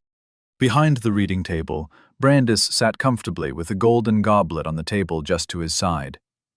He had a thoughtful expression on his face as he studied his knight. "Would it make any difference if I asked you to be at ease when we are alone?" King Brandis asked, going for a calm and casual tone. "Yes, my king," Valden lied. Brandis nodded. "I thought as much. So I will not. Instead, I will ask you to rise and report." Valden came abruptly to his feet, one arm behind his back while he held his helmet in the other. "Lord Lockhart the Younger continues to show promise in the martial arts," he reported. "He continues to excel each day, honing skills I can only assume are from his world, though his form of swordsmanship is eerily familiar." King Brandis leaned forward on his table, intrigued. "What do you mean when you say eerily familiar?" Facing him, I am often caught with the feeling that I have seen such skills before, perhaps even faced them myself. When he was summoned, he displayed skills we did not expect of him. Brandis leaned back, away from the table. His explanation was that all his life he has been copying the actions of others he had seen in combat. Is it possible that he has been watching others fight since coming to our world, inculcating their techniques into his own to better strengthen it? "I would not dare to oppose my king," Valden replied carefully. "But while I do agree that he seems to be a genius in the martial arts as against his peers, the level my king is positing isn't the feat of a genius. I would call that the feat of a god." Brandis smiled. "Perhaps you are right. And his allegiance to his peers?" Valden's eyes squinted in confusion. "Apologies, my king, but I do not understand." Brandis made a vague gesture with his hand, trying to find the right word. "His relationship, yes, his relationship with his peers. From your point of view, what is it like?" "Non-existent, my king." Save Lord Lockhart the Older, he pays his companions no heed. They are to him like the strands of hair on his palms. Brandis paused. "The palm has no hair, Sir Valden." "My point exactly, my king." Brandis laughed at that. "That's a good one," he said. "Perhaps I will find a fitting situation to use that analogy on the prince, if you would permit me." Valden bowed his head. "It is yours to use as you see fit, my king." "What of his allegiance to anything else? His old world, this world, his purpose for being here?" "I know nothing of his old world," Valden answered. "If he ever thinks of it, he does not show it. As for this world, he does not speak of it. He does not ask me questions or show curiosity. When he is with me, he thinks only of training. If I was to give him any allegiance, my king, I would say that it would be to getting stronger." "Interesting," Brandis mused. "I would not necessarily call it a good thing, but it is an interesting one. What of his brother? Does he speak of his brother?" "No, my king." Brandis drummed his fingers against the top of his table in contemplation. "I have been informed that he tends to spend most of his nights in his brother's room," he said. "I had thought this meant they were close somehow, but the other instructors are leading me to believe that beyond spending their nights in the same room, they are not. Tell me, Sir Valden, how do you think it would turn out if we were to add the older brother to your training sessions with Lord Lockhart the Younger? Unless the older brother possesses the same prowess and talent for the sword, I will not advise it.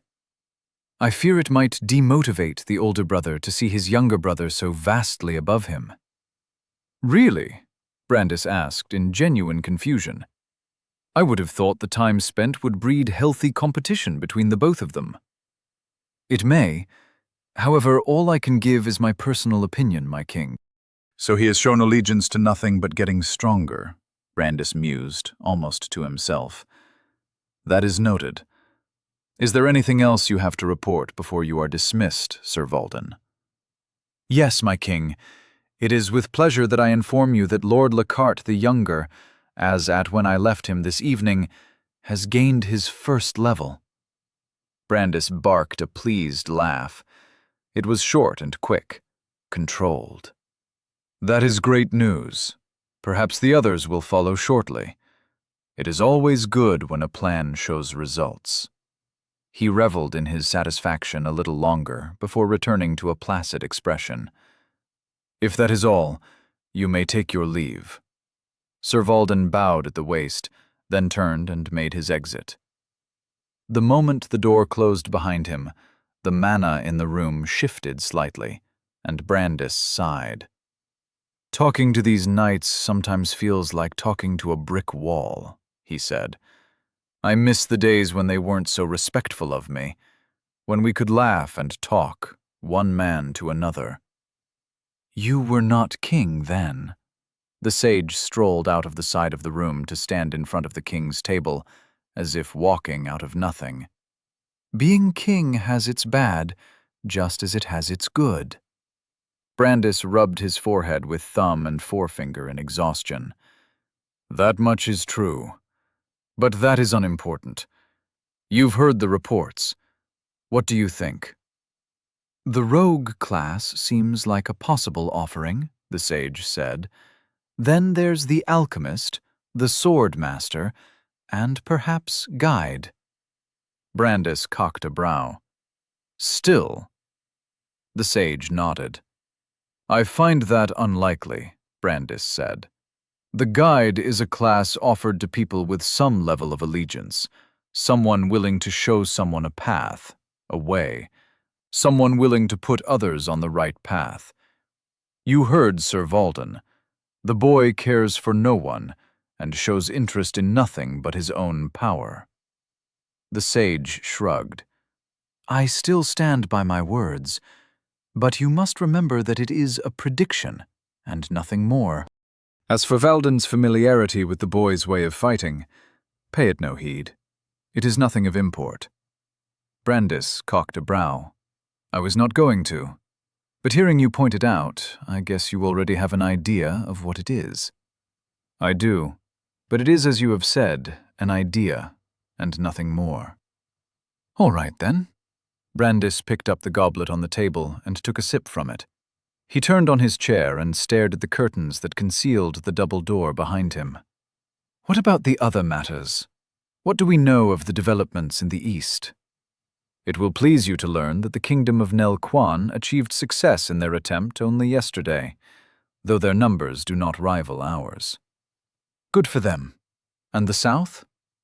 Our spies have confirmed that Mbachukwu found success a week before us. Brandis's hold on his goblet tightened. As much as it irks me to fall behind them, it remains for the greater good. Their numbers? Abysmal. Brandis nodded. What of the North? Nothing. We are yet to have an update of any kind. There was a moment of heavy hesitation. It stretched a brief silence between Brandis and the sage. In the end, he asked the question he did not want to. And the Order? Still going about their usual operations, the sage answered, unbothered. If they have any interest in the subject, they have shown nothing to the world to support it. Brandis let out a tired sigh. The Order was the world's wild card, and they were in no one else's hands but their own, acting as they saw fit when they saw fit. They bowed to no one, signed no treaty unless as witnesses to it. They were allies to none and enemies to none, which made them enemies to all. Enemies we cannot vanquish. They were like a natural disaster. Measures could be set in place to mitigate damage, but ultimately, they were handled only on arrival. And damage was most often inevitable. That aside, he said, returning his attention to the sage, have we gotten a fitting first task for our otherworld guests? We still have soldiers investigating the disturbance in the south, the sage answered. So far we have detected demonic mana, but not at a level worth noting. It is my belief that by the time they each receive their class, something might become of it. A demonic forest, perhaps. The town there has been recording slowly growing number of disappearances. Brandis groaned. His feet began tapping against the ground. I hate this, he said after a while. I hate everything about demonic mana. Even when we notice it, there is nothing we can do about it. We cannot dispel it or collect it or relocate it. And the only method of harnessing it is as disgusting as it is dishonorable, and even that does not dispel it. All we can do is wait until it manifests fully and causes problems. This is no way to live, Sage. Everything happens for a reason, King Brandis. A reason? So there was a reason for the deaths incurred from the summoning? Brandis spat. Is that what you are telling me? Yes, the sage remained unfazed. We may not know what they are, but they are there. A sage that speaks like a priest. Brandis shook his head in dismay. Confusing. But it doesn't matter. Once the problems begin to arise from the demonic mana, we will send the Outworlders. However, and I cannot stress this enough, their safety is of the utmost importance. They must experience what battle truly feels like, but not one of them is to suffer death. I will not sacrifice more than what is necessary. The sage nodded. Understood. Is this my dismissal for the night? Brandis almost laughed, as if he needs a dismissal to dismiss himself. No, he said, instead with a raised finger. One more question before you go. Advice-seeking, really. Do you think we should tell the Outworlders? The sage didn't even bat an eye. Of the sacrifices that came with their summoning, or of the other kingdoms? The other kingdoms. Of the sacrifices? No, never. It will only serve to distract them, and nothing good will come of it. Of the other kingdoms? Eventually. And when exactly is eventually, Sage? I cannot say, but the time will come. The sage turned away without being dismissed, and started walking off to the side from where he'd come. I know it may not seem that way sometimes, Brandis, but time, no matter how linear, is not as we believe. Even when time begins to act up, break and twirl, even when you fear that one day it just might loop in on itself or reset, there will always be a time for everything. King Brandis watched the sage disappear into one of the bookshelves, as if there was nothing there. He simply stepped into it like a ghost or a wraith. Sometimes he disliked conversations with the man. They often left him with more questions than answers, and mostly confused. For instance, what was the purpose of the extended explanation of time? Was he hinting at something? Brandis shook the worry from his mind, thinking of things he had some modicum of control over. He reached inside a drawer of his desk and pulled out a rolled-up parchment. Now that he was alone, or relatively so, because for all he knew the sage could waltz in at any time, even though he never did, he unfurled the parchment and spread it out on his table. It was a large map with different graphs and diagrams drawn over it, depicting geographical paths, mana paths, ley lines, tectonic shifts. It was the accumulation of his years of research. His expression took on a deadly look as he stared at it, his brain working in search of a solution. He had narrowed his search to a single continent. Now he just had to narrow it down to a smaller geographical location. If he could just figure out where the Demon King's castle was before the Demon King arrived, that would be half the battle won. They could storm it, lay waste to it, before it became a defendable stronghold. He placed his finger on a point on the map where he would be sending scouts to survey tomorrow. Not for the first time, he asked himself a question he hated. Why did it have to appear in my kingdom? Because if he'd narrowed down the castle of the Demon King's appearance to his kingdom, then he was certain the other kingdoms had. It was only a matter of time before they all put aside their differences, came together, and demanded he surrender his kingdom to a council leadership until the Demon King threat is dealt with. This was going to be a problem. Aiden stared at what his brother was holding in his arms and couldn't believe it. "This is what we're being given for gear?" he asked, flabbergasted. "Nothing else?" "You do remember that this isn't some sanctioned thing we're doing, right?" Ted asked. "We're quite literally sneaking out of the palace on an illegal daring-do. With nothing but a sword and—" Aiden leaned in for a closer look. "Please tell me that that's not an orb light." "It is an orb light, Aiden. A portable one." Aiden ran a frustrated hand down his face. "How the hell did you people survive without any casualties?" he muttered to himself. "What did you say?" Ted asked. Aiden shook his head. "Nothing important. Just tell me that we at least get jeppets." "What are those?" Aiden remembered the bipedal creatures. They had heads like alpacas and feet like ostriches with hooves. It was really disturbing if you weren't accustomed to them. He also remembered how irked by them he had been in the beginning. "They are this world's version of horses," he answered. "For the 6 of us?" Ted snorted. "You wish. We might as well announce what we are trying to do." Aiden couldn't believe this. Yes, the monsters would be level 1 goblins, but it seemed none of them understood just what the difference between a level 1 and a level 0 was.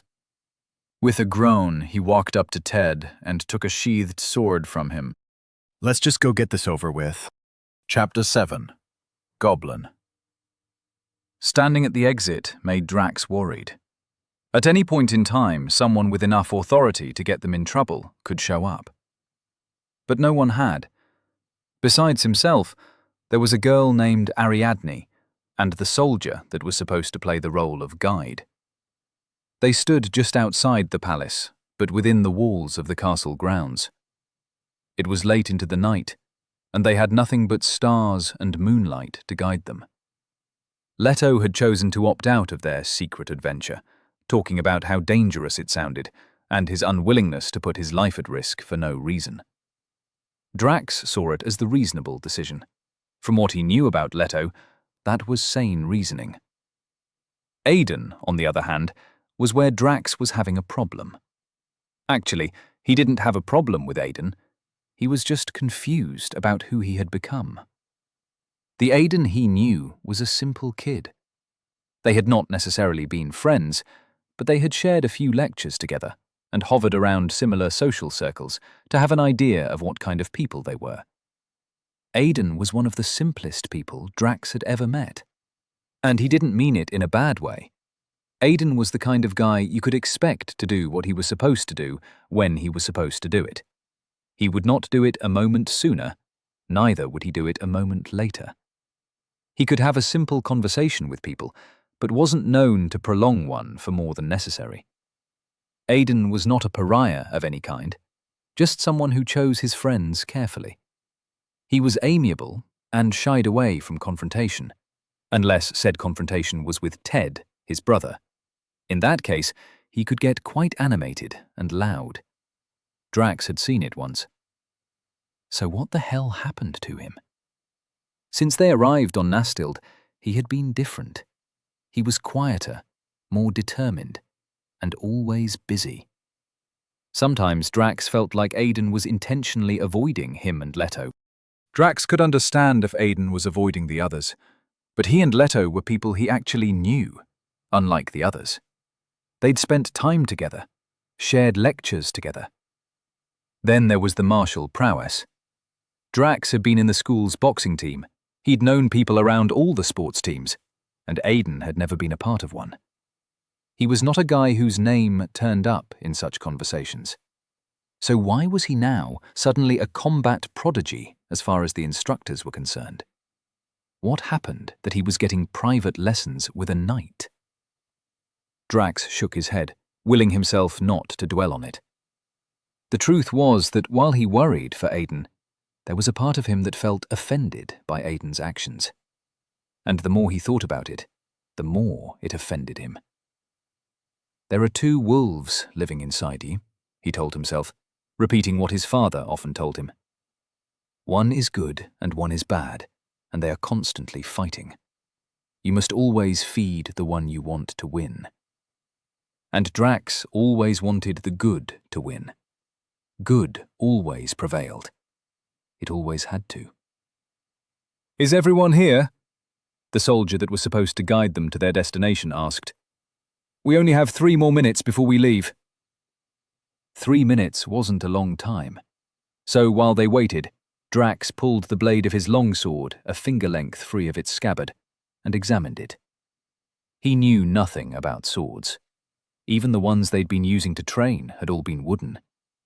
The best he could tell about the sword in his hand, as he revealed more of its blade, was that it was clean. Not polished, just clean. And it was sharp. Sam strolled up to them a moment after, coming from around the corner of a small well close to where they were. His footsteps were quiet. Anita followed behind him, eyes darting from side to side, as if she expected someone to jump out of nowhere and bust them. Drax half expected that to happen, actually.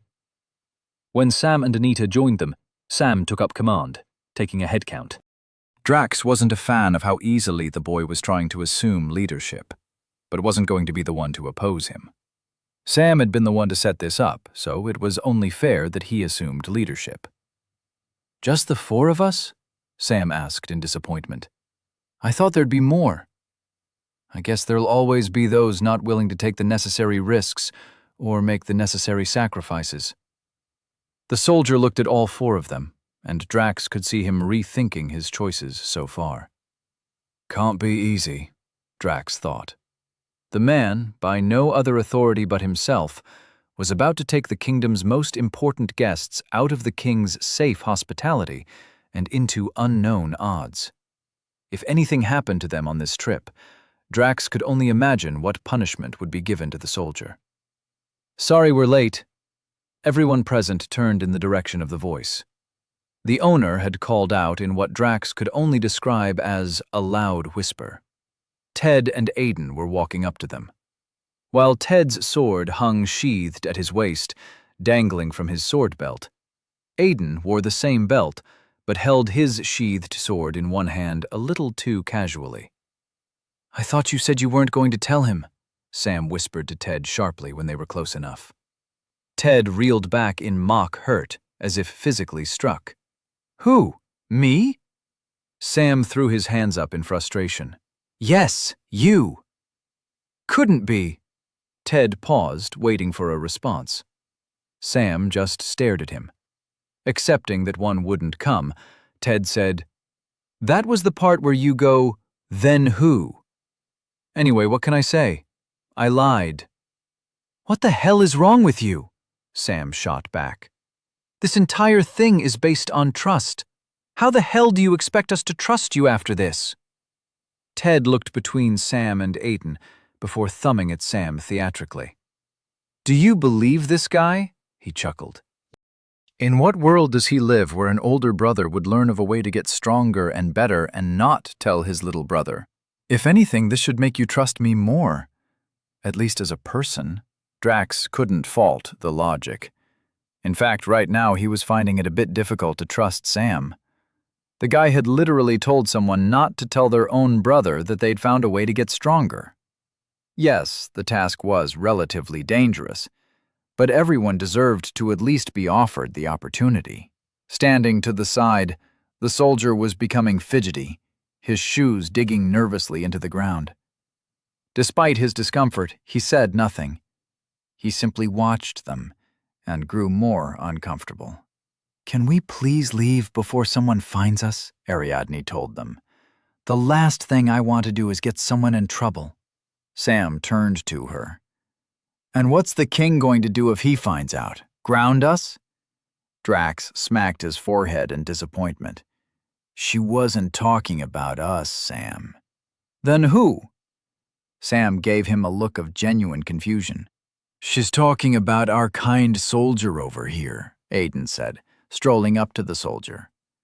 When he got to the man, he placed his hands behind him in a casual stance. "Your name, soldier." Drax, to his surprise, caught the soldier straighten up and tucked his legs at attention. "Dead, my lord," the man answered. "Class?" Dead hesitated. "Scout, my lord." That took Drax by surprise. Sam had told them that Dead had the soldier class, but he was really just a scout? Well, that makes sense, Drax thought. At least a scout's a good person to have when tracking down an enemy group.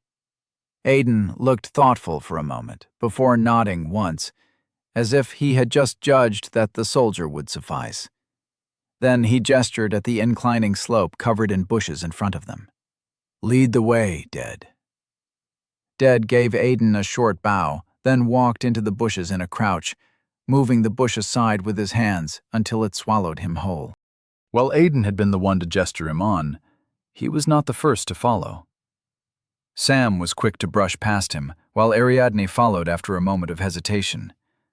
Anita followed in her green highlights, with Ted right behind her. Drax moved, and Aiden followed right behind him. As they were swallowed by the bushes, Aiden did something he had not done since they'd arrived in this new world. He spoke to Drax first. "No Leto?" he asked. Drax shook his head. "No Leto." Aiden made a thoughtful sound. "I guess he didn't follow. Wise." Drax paused, confused. That was it? 9 days of giving nothing but quick responses and hurrying off to keep himself constantly busy, and when he finally initiates a conversation, that's it? No, Drax was not having it. "Is everything all right, Aiden?" he asked. "Oh, yeah." Aiden nodded, then paused as if rethinking his response. After a moment, he shook his head. "Sorry, it's just been a disturbing past few days." "It's been a few disturbing days for everyone, Aiden," Drax said before he could stop himself. His voice came out a bit harsh, leaking some of his feelings on the subject of being ignored. "We all were going about our lives one moment, and the next we were in another world." Aiden scratched the back of his neck nervously. "Yeah," he muttered, as if to himself. Why was Aiden being nervous around him now? Displeasure turned into worry, and Drax ran through his memories, looking for any point where Aiden had ever been nervous around him. He found none, which meant Aiden's nervousness started in this world. Was it just towards him, or was there more? But he spoke with Dead easily. No, Drax corrected himself. He addressed him like a soldier. Was that what was happening? Had Aiden spent too much time around the knight he was training with, that he was only comfortable speaking in militaristic manners? Drax understood the importance of what King Brandis was trying to have them do, but it didn't mean they had to lose their humanity and social abilities because of it. "Aiden," Drax said, reinitiating the conversation. He made sure his voice was soft, supporting. "If you have any problem, you know you can tell me, right? You can talk to me." They were stepping out of the bush path now, and Aiden looked at him, hesitant. Why does he keep looking at me like that? It was the same look Aiden had been giving him since they got here. Whenever Drax tried to talk to him, he always had the same look on his face. He looked at him as if he was a decision Aiden was trying to make, as if he couldn't decide if he was a friend or a foe.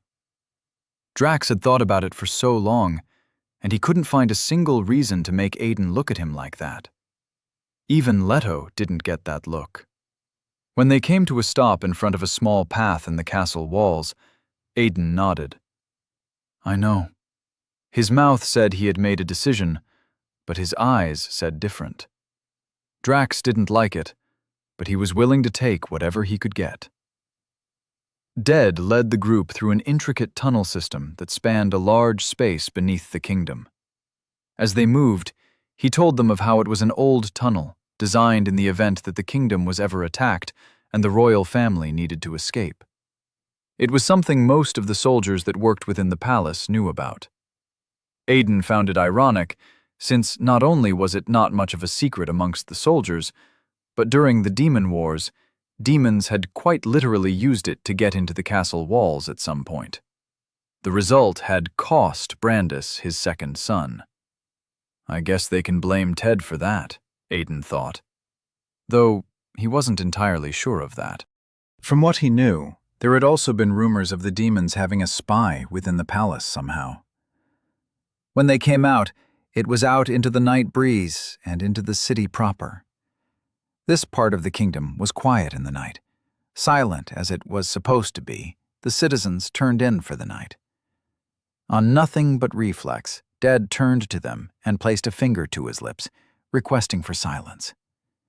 Navigating the city with its multiple houses and cobblestone roads wasn't difficult. They meandered in the dark, the others walking with heads on a swivel, taking in the sights. For the others, being out right now probably made the last few days of being kept within the castle walls feel like a form of imprisonment, not protection or training. When the time came to sneak them out of the city, Dad led them out through the sewers. "Those were the sewers, right?" Anita asked, no one in particular when they came out of it. "They were," Dad confirmed. "Wow. Makes me feel a bit ashamed of Earth," she muttered. "I didn't smell a thing." "That's because the sewer walls have enchantments that suppress smell," Aiden said, looking around. "Then they coat the walls with base seed oil to reduce flammability." Dad looked at him in surprise. I didn't know that." Aiden noticed he had gathered a bit of attention, and everyone had gone silent, staring at him. "I've been spending a lot of time in the library," he explained. "They have details of their architectural plans and designs."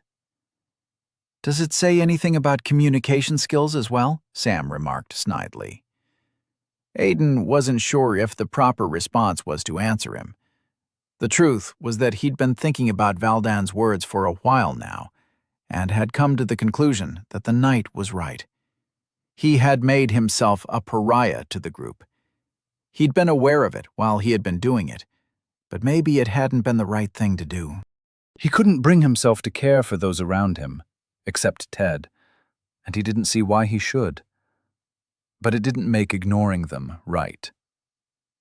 He'd thought that he could start somewhere small, a touch of conversation here and there. Maybe he could help Leto with his sword training, but a short conversation with Drax had been awkward enough for him. But it wasn't like Aiden didn't know why. Drax had been the face of the war, spewing any and all negativity he could spread about Ted to the entire world, putting him down for the demon king that he was. Aiden never found out how Drax had known Ted was the demon king, but he'd been the one to inform King Brandis of it then. So it was difficult talking to him without thinking about it. And every time they crossed paths, Aiden always wondered if this timeline would be different. If Drax would not become the active enemy of Ted. And what if nothing changes? Aiden asked himself as they followed Dead outside the city, taking a detour off the main road. What if he becomes the hero, and Ted still becomes the demon king? Aiden frowned at the thought as Dead led them, walking by moonlight. If he was being honest, Drax was not the bad guy. Aiden knew this. But he'd also never thought of himself as the good guy either. If he was being honest, he was on the side of the potential demon king. And while Ted had never truly stepped on the battlefield or gone into the cities and kingdoms to lay waste, it had still been his part of the war. And the number of lives his war had taken had been in the millions. Not for the first time, Aiden wondered, if everything repeated itself, what would he do different? Ted would be the demon king again, which made him the villain. And siding with him makes you a villain too. Aiden had no delusions on the matter. But was he really okay with it? If Ted is forced to flee, will you follow him? He asked himself.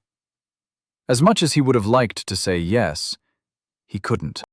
Aiden wasn't sure he could stand being the enemy of the entire world.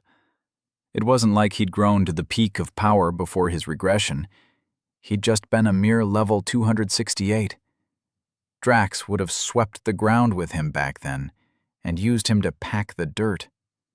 And Ted had been almost twice his level. Aiden knew how to get strong, and he intended to use his knowledge to do so quickly this time. But it wasn't like he knew how to get to the top exactly. There were knights that had remained stronger than him until the very end amongst those that had survived the war. People had existed that could kill him without batting an eye. Aiden had too many worries on his mind. There was the part of getting stronger, then there was the research on demon kings, then there was the key and the giants, and the order. Aiden sighed mentally, suddenly weighed down. From taking them off the main road, Dad led them into the forest. They were flanked by high trees that blotted out most of the starlight in moments. But rays of moonlight slipped through the cracks in the canopy of leaves to illuminate parts of the forest. "So," Sam started talking, "just in case anyone is worried right now, don't be. So far, this world has been operating under game mechanics to a certain extent. We have a status and skills, and can apparently level up." Most of the others nodded as they walked. Dad's attention never left his front. Sam adjusted his sword belt. "So I asked around," he continued, "and the combat and growth mechanics follow the same rules. I'm more of a mana channels and colorful core guy myself, but I can work with this too. While the king is training us inside the palace, we can all advance to level 1 if we just kill a level 3 monster. I've done the math." "Wait!" Anita hissed sharply. "I thought you said that we were going after level 1 goblins." "We are," Ted said, without taking his eyes off the road. Sam rolled his eyes. "Yes, we are. But to level up, we'll need to kill at least 2 level 1 goblins, maybe 3? "Why goblins, though?" Drax asked. "Couldn't we kill like a level 1 spider or something?" Ariadne shivered visibly. "I hate spiders." "Not necessarily spiders," Drax corrected. "My point is that couldn't we kill something less humanoid?" Aiden understood why Drax was making the request. It was coming from, in a sense, a good place. However, it was blinding him from something critical. "A humanoid opponent would be best at this point," Ded said, stopping to squat and place his hand on the ground. "All my lords and ladies know how to fight right now are humanoids. Lord Higgins probably worries that facing something less humanoid may prove confusing for you all and lead to errors." Sam nodded. "I can't have people freezing up just because they don't know what to do when the enemy has 4 legs instead of 2. "And how do you know we'll freeze up?" Anita challenged with a scowl. The grass around Ded quaked a little. He was probably using a skill. Sam gave Anita his most empathetic smile. "Because I would." His words silenced Anita's challenge, and her scowl dropped, replaced by an apologetic look. Ded raised a fist, drawing everyone's attention to him. "Please exercise silence, my lords and ladies. The enemies are not far." "The level 1s or the level 3s?" Sam asked.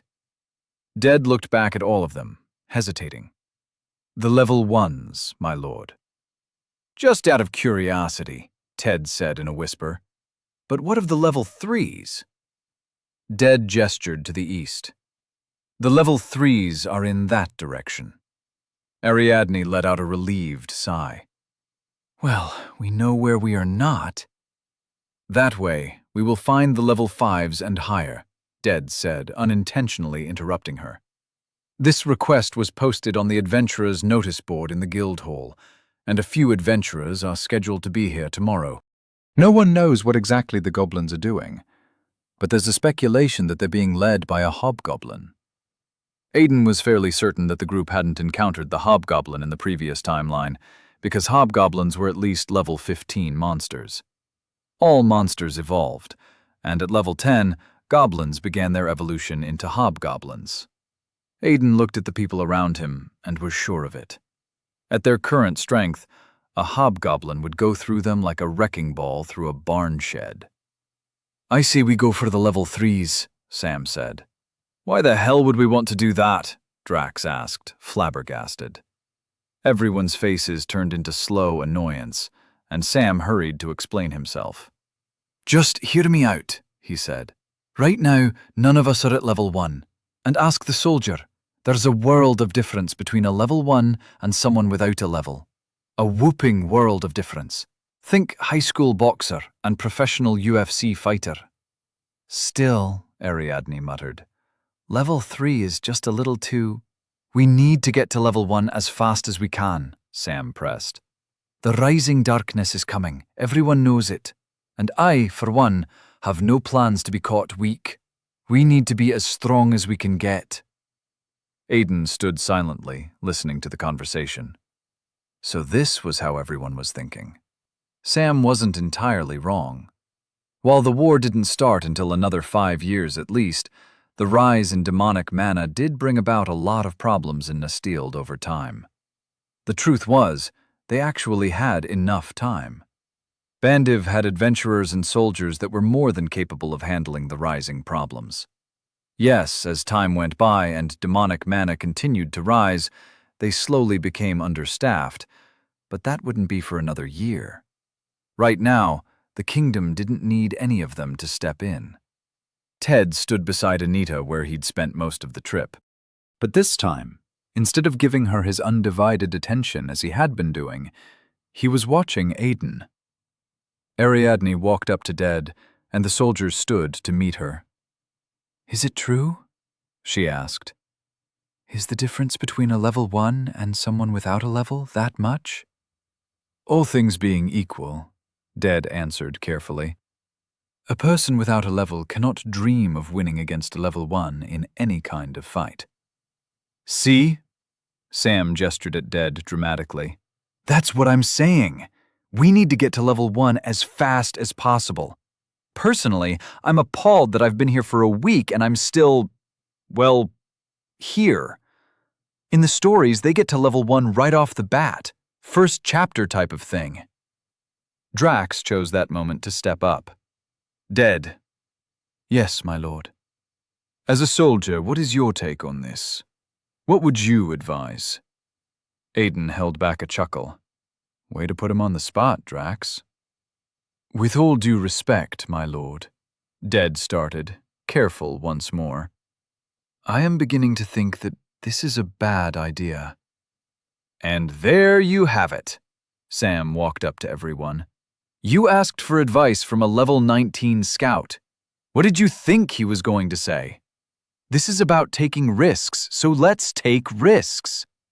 I don't know about you guys, but I'm more than ready for my first level." Dead's gaze moved subtly to Aiden. Aiden gave the man no reaction. Truth be told, he wasn't worried. He already knew the outcome of this escapade and was genuinely curious to know how it had happened. There was the possibility of his presence changing things, but that didn't worry him. He was more than capable of handling his own. With all the chaos he was witnessing, he really wanted to know how they had succeeded. "Then how about this?" Ted suggested, speaking for the first time. "How about we face the level 1s, then we see how things go. We can always face the others after that. Make sense?" It was a suggestion everyone could get behind, and nods soon started going around. "Good," Ted said, his eyes on Aiden. "Dead, please lead the way." "Yes, my lord." Dead continued onward, and everyone followed. Ted, however, delayed enough so that he ended up beside Aiden as they walked. "You and I," he said, "eventually need to have a talk." It wasn't long before they came upon the goblins. Dead moved them into a crouch. They were covered by the bushes, and some of them hid behind trees as they watched the goblins. Aiden counted 9, each of them holding flaming torches. They loitered around, never getting too far from each other. From the looks of things, they didn't seem to be on a patrol of any kind. They just loitered. Sam moved up to Drax, who was currently crouched beside Aiden, hidden behind a bush. "From what I know about goblins," he said quietly, "they always move in groups, which means it will be difficult to separate them. We'll have to take them as a group." Aiden wasn't sure of what to say to that. Sam was using the wrong source, but he still had the right information. "An ambush would have been good," Drax said, "but we don't have any bows." "Doesn't matter," Sam shook his head. "I know Denna did her best, but I hate bows. Too stressful. Besides, the soldier couldn't get us any. They take stock of the arrows, so there's no point. A few used swords wouldn't raise too many eyebrows, but missing arrows is a different conversation." Drax nodded and turned to Aiden. "What do you think?"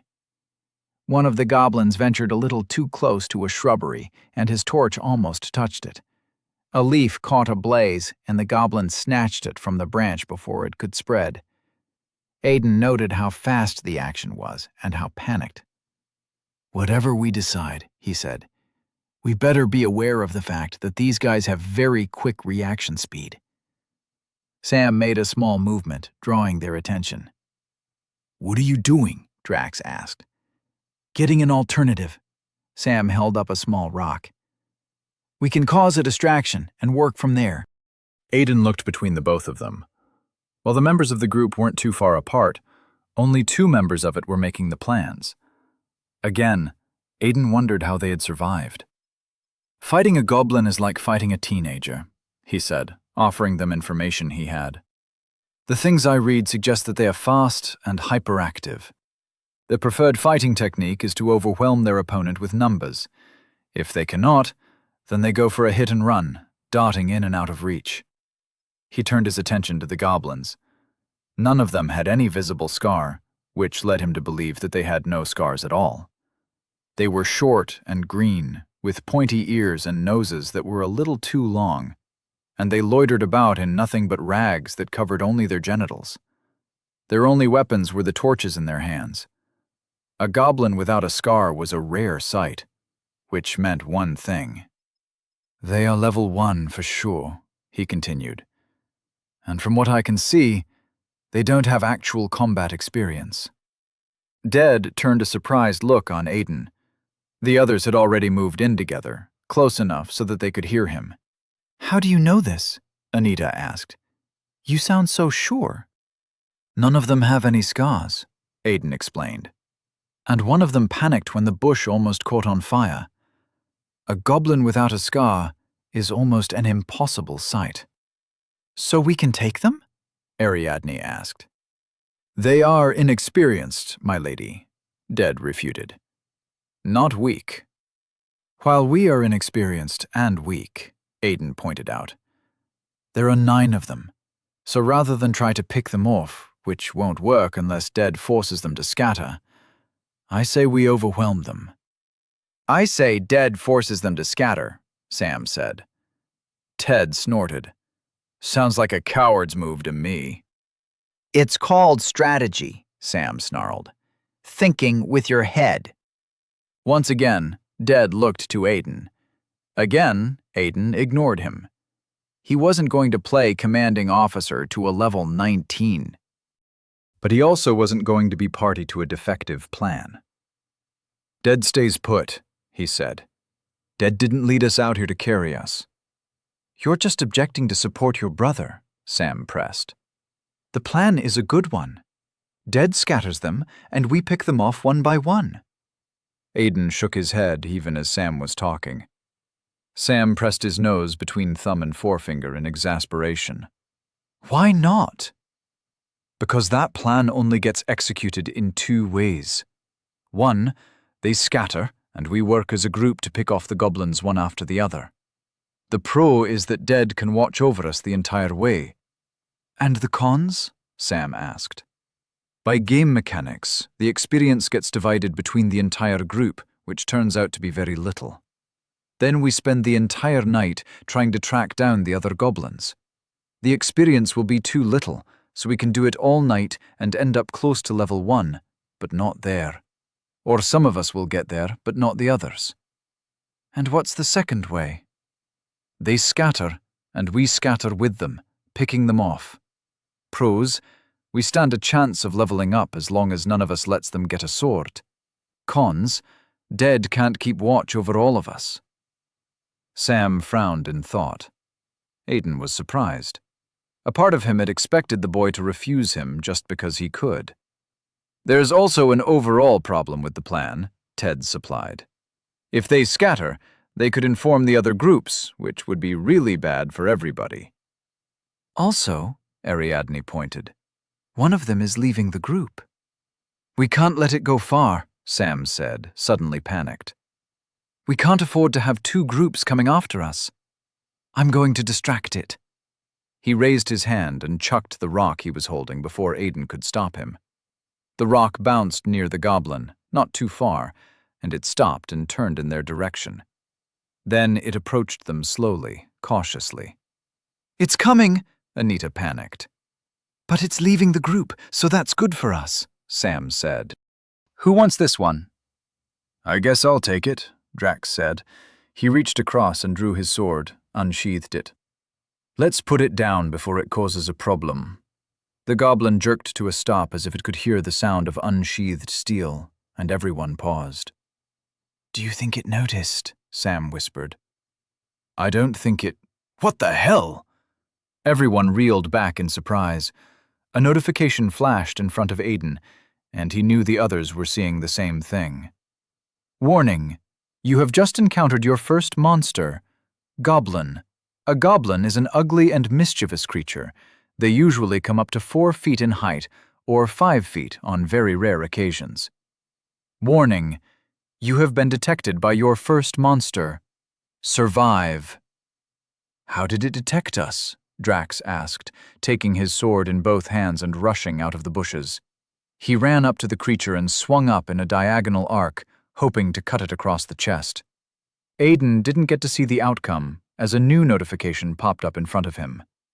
Error detected. You have just encountered your first monster. You have not just encountered your first monster. Error detected. You have detected and been detected by a monster once before. Error. Error. System repairs recommended. Prisoner number 2345023857339, stand by for system repairs. System repairs in progress. System repairs, 0.04%. What the hell do you mean by system repairs? Aiden thought, unable to hold back his panic. And why does it keep calling me a prisoner? The last time his interface had mentioned anything about a system, it had asked him to wait for support while it contacted the administrators, whoever they were. In the end, the resolution had been his termination. As much as he hated to admit it, he had been powerless then, and he was powerless now. If his termination was the resolution now, his death would remain an inevitable outcome. What the hell are you spacing out for, Aiden? Ted pulled him from under the arm. Fight! The message disappeared from Aiden's sight, and he was faced with the sight of gray, goblin eyes. He reacted immediately, raising his sheathed sword. The creature stabbed forward with its torch, and it struck the flat side of Aiden's raised scabbard. Not the time to be spacing out, Aiden thought. It was the time to be fighting. The goblin darted away from him quickly, and Aiden realized everybody had scattered, even Dead. To his side, Ted was holding off 2 goblins with sword slashes and thrusts, keeping them at bay. Aiden drew his sword free. He held the weapon in one hand and the scabbard in the other. He would attend to the notifications when they chose to attend to him again. For now, he needed to fight. The goblin snarled at him, and Aiden almost laughed at himself. I can't believe I'm taking a level 1 goblin seriously. He took a combat stance and attacked. Skill, basic swordsmanship, is in effect. Aiden felt the effects of the skill as he closed the distance in a single step. Dash was no longer on his skill list, but the effects remained a part of basic swordsmanship. He swung his sword when he came to a stop, and the goblin raised its torch to meet it. Blade cleaved through wood and came down on the creature, cutting through flesh and meat.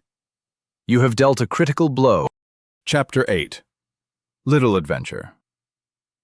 The goblin shrieked in pain, and Aiden swung again, hoping to take its head. The goblin raised its hand again, an instinctual defense. It sufficed to guarantee its life, but that too came at a price. You have dealt a critical blow. Aiden's sword cut through the goblin's arm, severing it halfway up its forearm. Black blood sprayed from the injury, and the goblin fell to the ground, rolling in pain. Aiden was on top of it immediately. He stabbed his blade into its head, silencing the creature immediately. Congratulations! You have slain Goblin, Level 1. With its silence, Aiden turned to Ted. He found his brother deflecting a wide swing from one of his opponents with his sword. The flame of the goblin's torch trailed a path in the air as it was struck away, and Ted's lips were already moving. Without a level, there was almost nothing Ted would be able to do with magic. Right now, he would only have foundational magic skills, which, on their own, were merely catalysts, unable to. Ted pointed an open hand at the goblin, and the trailing flames spread. It licked all the way up the goblin's arm, sending it into a panicked frenzy. With the goblin distracted from him, Ted turned on the second one and attacked. Aiden panned his gaze around, searching. Everyone had a goblin they were engaging. Drax was the only other person with 2 goblins, swinging his sword with practiced accuracy. Their instructor, Denid, would be pleased to see how effective her training was on Drax. Still, despite his grace and precision, the goblins were faster than he was. Drax swung and missed, then swung to keep his opponents at bay. Aiden made a quick decision. With one of Ted's opponents still struggling to put out their burning arm by rolling around on the ground, Aiden went for Drax. He hurried, eyes panning about, searching for Dead. He found the scout a moment after, just as he pulled up on Drax. Day stood atop a tree branch, hand on the hilt of his sword, watching everybody. Aiden's senses seemed to sharpen the moment he noted Dade on the branch. You have learnt foundational skill. Keen eyes. Mastery 8.01%. Aiden ignored the notification as he rammed into Drax's second goblin with a shoulder tackle. The force of the impact sent the goblin to the ground, flaming torch falling from its hold. Drax's attention snapped to Aiden momentarily before he ducked a swing from his opponent. "It's got my sword!" someone bellowed, the voice filling the night air even amidst the fighting. Aiden knew Sam's voice when he heard it. He also wasn't surprised at the announcement. Sam had no talent with the sword. His skills lay in a very specific type of magic, one he would not come to learn until the distant future. "Aiden!" Drax barked, ducking another swing and drawing a cut across his goblin's stomach. "Help Sam!" Aiden didn't think Drax understood what was going on. Help Sam? Sam was currently the least of their problems. Sam didn't die here, he thought, thrusting his blade at the floored goblin. But what if he does? The goblin rolled away in time to escape Aiden's stab. Then good riddance. The world's better without a man who does human experiments. Aiden followed after the goblin as it popped back to its feet. Then why didn't you kill him yourself? His mind asked. If he really deserves to die for what he may or may not do, if you really believe that, then why not kill him yourself? Aiden had an answer to that question dangling somewhere in his mind, he was sure of it. All he had to do was find it. Sam yelled in pain, and Aiden winced. He really didn't want to be the one to save Sam. Sam was a normal person right now, maybe a little too absorbed in his new world and new life, but a normal person nonetheless. He was a little annoying, but he wasn't a bad guy. He was just rough around the edges. The Sam in this fight didn't deserve to die. In 2 more cuts, Aiden got a new notification and found his feet taking him away from Drax. You have slain Goblin Level 1. Sam was dragging himself along the ground, bleeding from a cut in his thigh when Aiden got to him. The goblin he was facing had his sword in its hand. It held it up to the light, studying the bloodied blade in amusement when Aiden got to it. It turned abruptly at the sound of Aiden's approach, sword raised between the both of them as Aiden swung his blade. Both weapons clashed in a ringing of metals, the first of the night. Where Aiden had swung with all his might, the goblin's defense had seemed experimental, almost as if it was simply emulating an action it had seen once. Aiden's strike jarred the goblin's sword with enough force to send it moving to the side. The goblin's arm followed, opening it up for an attack. There was a moment of surprise on its face before realization. Its eyes twitched to the side, and Aiden read its next action. It jumped back, ready to dart in another direction, but Aiden was faster. He stepped in, then shortened the distance with a turn that ended with a slash. "You have dealt a critical blow." His blade lopped off the goblin's arm wielding the sword and sent black blood spraying into the night air. The pain would destabilize the goblin, then send it into a small frenzy. It would buy Aiden just enough time to finish. Aiden swung his sword from the side in a following combo, and his blade met air. In front of him, the goblin was hightailing it like a runaway train. Aiden hesitated, surprised, and a trail of fire came at him from the side. He ducked under it, his attention returning to the fleeing goblin. Annoyed, he rounded on his new opponent. His mind went into complete combat mode at the surprise attack, threw him into what the order had made him, and he ducked into a roll. 50 feet northeast, he bellowed, dropping the coordinates of the fleeing goblin as he moved his attention to his new foe. "Take the shot, Zen!" His stupidity dawned on him a moment after, as he caught his new opponent's swing in one hand. He grabbed the lit torch by the handle just beneath the fire and pulled the goblin into his waiting blade. He stabbed it in the gut with a scowl. "You have slain Goblin Level 1. He'd been adapting to this new timeline well enough, reacquainting himself to the renewed, only to unravel in such a situation. One real-life battle, and you forget you are not a part of the Order, he scolded himself. Aiden pulled his sword free of the goblin, angry at himself. Zen was not his partner anymore, and his moment of forgetfulness had cost them a goblin. Looking out into the distance where the goblin had run, he couldn't see it. Even with keen eyes sharpening his sight, there was nothing. The monster was gone, and the outcome was anyone's guess. He looked down at the dead goblin at his feet, then at Sam, who had pressed his back up against a tree, applying pressure to his thigh, trying to stem the flow of blood. His face was pale, and there were tears running down his cheek as he panted heavily, lips muttering things Aiden could not hear. Aiden doubted Sam was muttering anything useful. After all, at level 0 he wouldn't be capable of any healing magic. A small squeal filled the air, drawing his attention once more, and Aiden turned to find Dead holding a goblin up by its neck. It struggled in his grasp, while Ariadne was on her knee at his feet. She, leaning to the side, head down turned. On the ground beside her was a small puddle of vomit. Everyone gathered when the last goblin was dead, its neck broken by Dead with barely a flick of the wrist. Sam was in no position to be moving about, so they converged at the tree where he was rested, hand still pressed against his injury, and breathing still labored. Drax helped Ariadne, and she leaned on him all the way to the tree. Dead came up to Aiden's side when they were gathered, his head slightly bowed. "Should I go after the goblin, my lord?" he asked. Aiden saw the small frown on the man's face, self-deprecating. He understood it. Dead was the highest level amongst all of them, significantly stronger, and a scout. A level 1 goblin had no right escaping the battle when he was around. The goblin was certainly too far gone by now, Aiden thought. And if Dead was good with his class and at his job, he suspected the soldier would have already tried to track the goblin by now with some skill.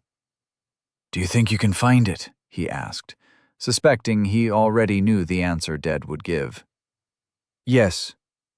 Do you have a skill that can confirm its current position all the way from here, or is your intention to track it without one?" "I have a skill, my lord. May I try it?" Everyone remained silent as Aiden nodded. Dead took a knee and placed a hand on the ground. The grass swayed away from him abruptly, then grains of sand rose barely high enough to be noticed before falling back down. Dead's frown deepened as his body relaxed. He got back to his feet, shaking his head and not making eye contact with Aiden. "My apologies, my lord," he said in a shamed voice. "It seems to be out of the reach of my skill." Aiden wasn't surprised. "I guess that can happen too." "But I can still track it," Dead insisted. "If you give me some time, I'm sure I can—" Aiden placed a hand on Dead's shoulder. "Calm yourself, soldier. It's not your fault it got away, and we don't have the time required to track it. But it could be informing the others about what happened here." "Yes." Aiden gestured at the corpses around them. "All the more reason why we should clean out our tracks and be far from here as soon as possible."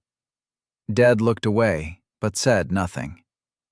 "He's still blaming himself," Aiden noted. It was unfortunate, but there was nothing he could do about it.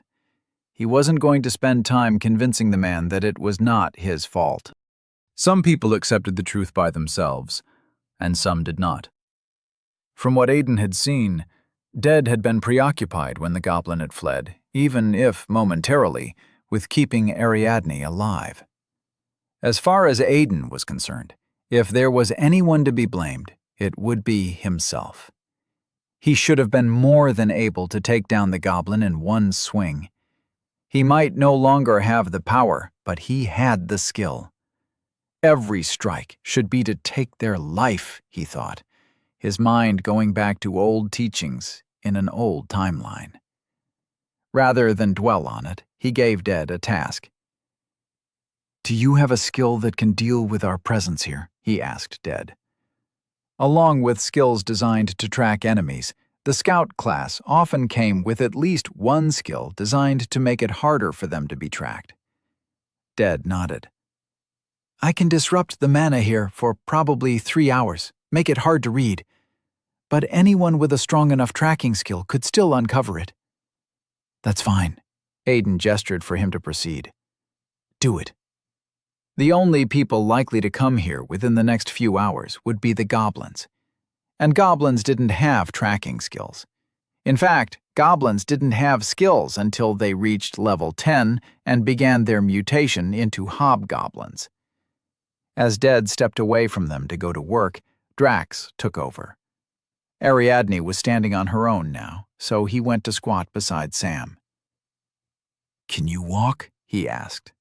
Sam moved to get up and winced, and while not heavily, blood continued to trickle from his thigh just beneath his hand. He looked up at Drax and shook his head. "It's fine." Drax looked at the rest of them. "I'll need help carrying him. Someone needs to take his other side." He looked at Aiden. Aiden cocked a brow. "What are you looking at me for? Ted's bigger." With an exaggerated sigh, Ted went to help Drax. They picked Sam from under the arm, each supporting his weight. Then they tested their placement, made sure they could all move comfortably. Dead showed up next to Aiden, with Sam's sword in his hand. "I'm done, my lord. Should we return?" Aiden nodded. "Let's get out of here." Everyone looked worried, looking at Sam's injury, but Aiden wasn't bothered. Judging by how slowly the blood had been flowing, the goblin hadn't hit anything important.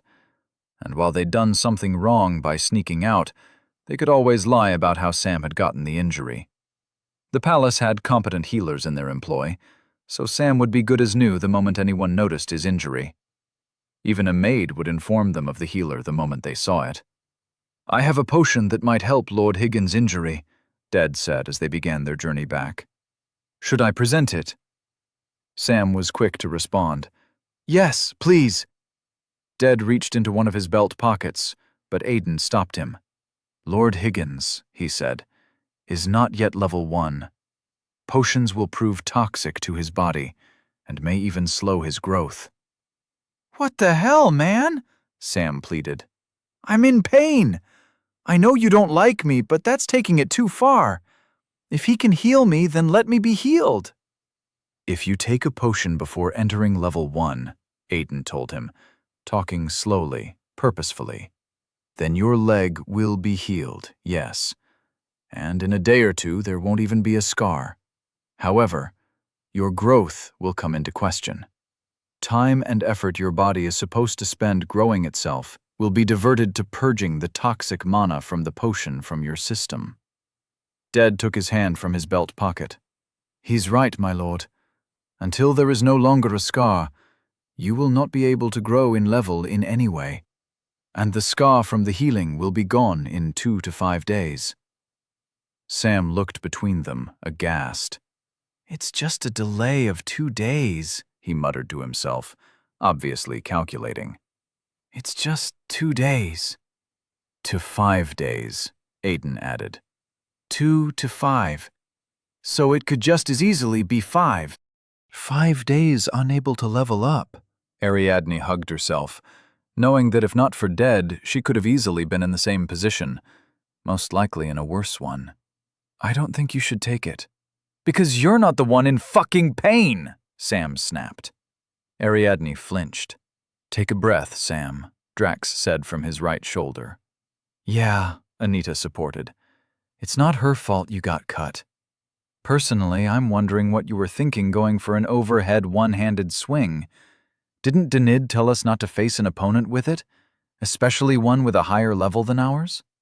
Sam's eyes darted to Aiden momentarily, and Aiden realized why he'd done it.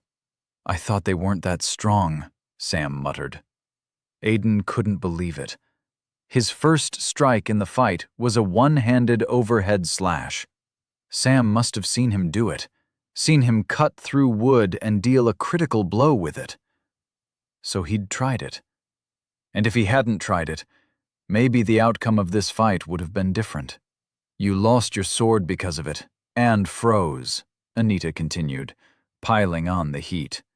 "So don't go shouting at the poor girl. And weren't you the one talking about sacrifices not long ago?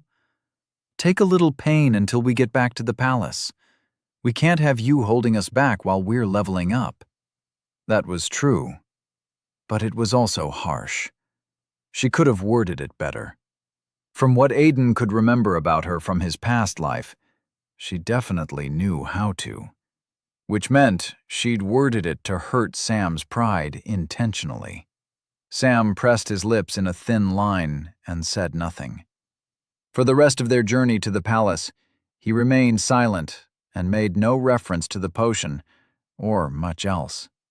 Aiden did catch him glancing at Dead's belt every now and again. As for the information about healers in the palace that could heal him, Aiden kept that bit of information to himself. Brandis must have had his reason for not telling them about it, so they wouldn't hear of it from Aiden. They came out of the forest in relative silence and made their way to the sewers, then through the interconnecting tunnels. Eventually, they were at the palace. Before they entered, Aiden turned to Dead.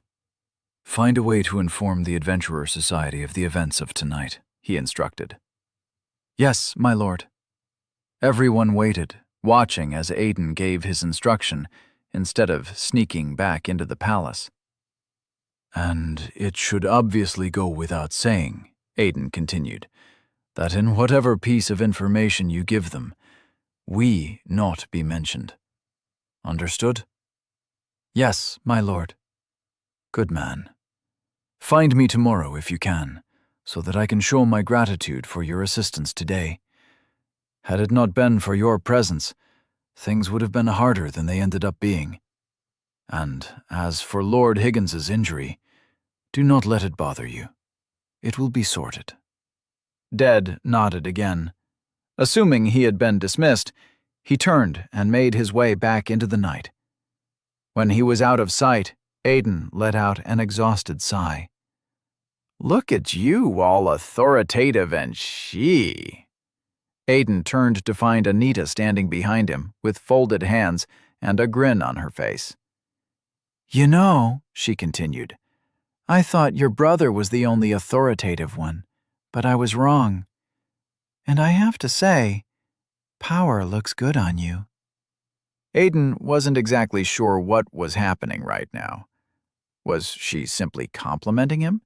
Was she mocking him? Or was she flirting? For all your experience, you can't figure out simple social cues with women, he scolded himself. Shiwa will be disappointed. Aiden's confusion deadened at the name. His mind was wrong. Shiwa was more likely to be pleased that he couldn't figure out how to navigate a conversation with another woman. In his past life, he'd been in a few relationships, and while Shiwa was the longest, his relationship with her had also been toxic in its own way. You good? Anita's question shook Aiden from his thought, and he found everyone was waiting for him. Yeah, I'm good. He dismissed her worry with a gesture. Tonight has just been a lot. I just want to get inside, put my head on my pillow, and pass out. You said it, Anita chuckled, then turned around. Let's go get some shut-eye, Lockhart the younger. Quiet and tired, Aiden plopped down on his bed. A lot of things had happened tonight, and he'd learned a few more. But what mainly had his attention was the fact that he had messed up. Ted walked in behind him.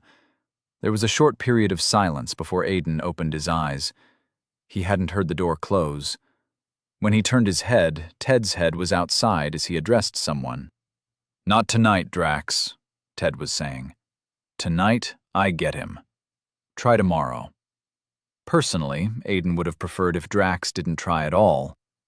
Ted closed the door after that, then locked it. He looked down at the door handle and paused. How do you work this thing again?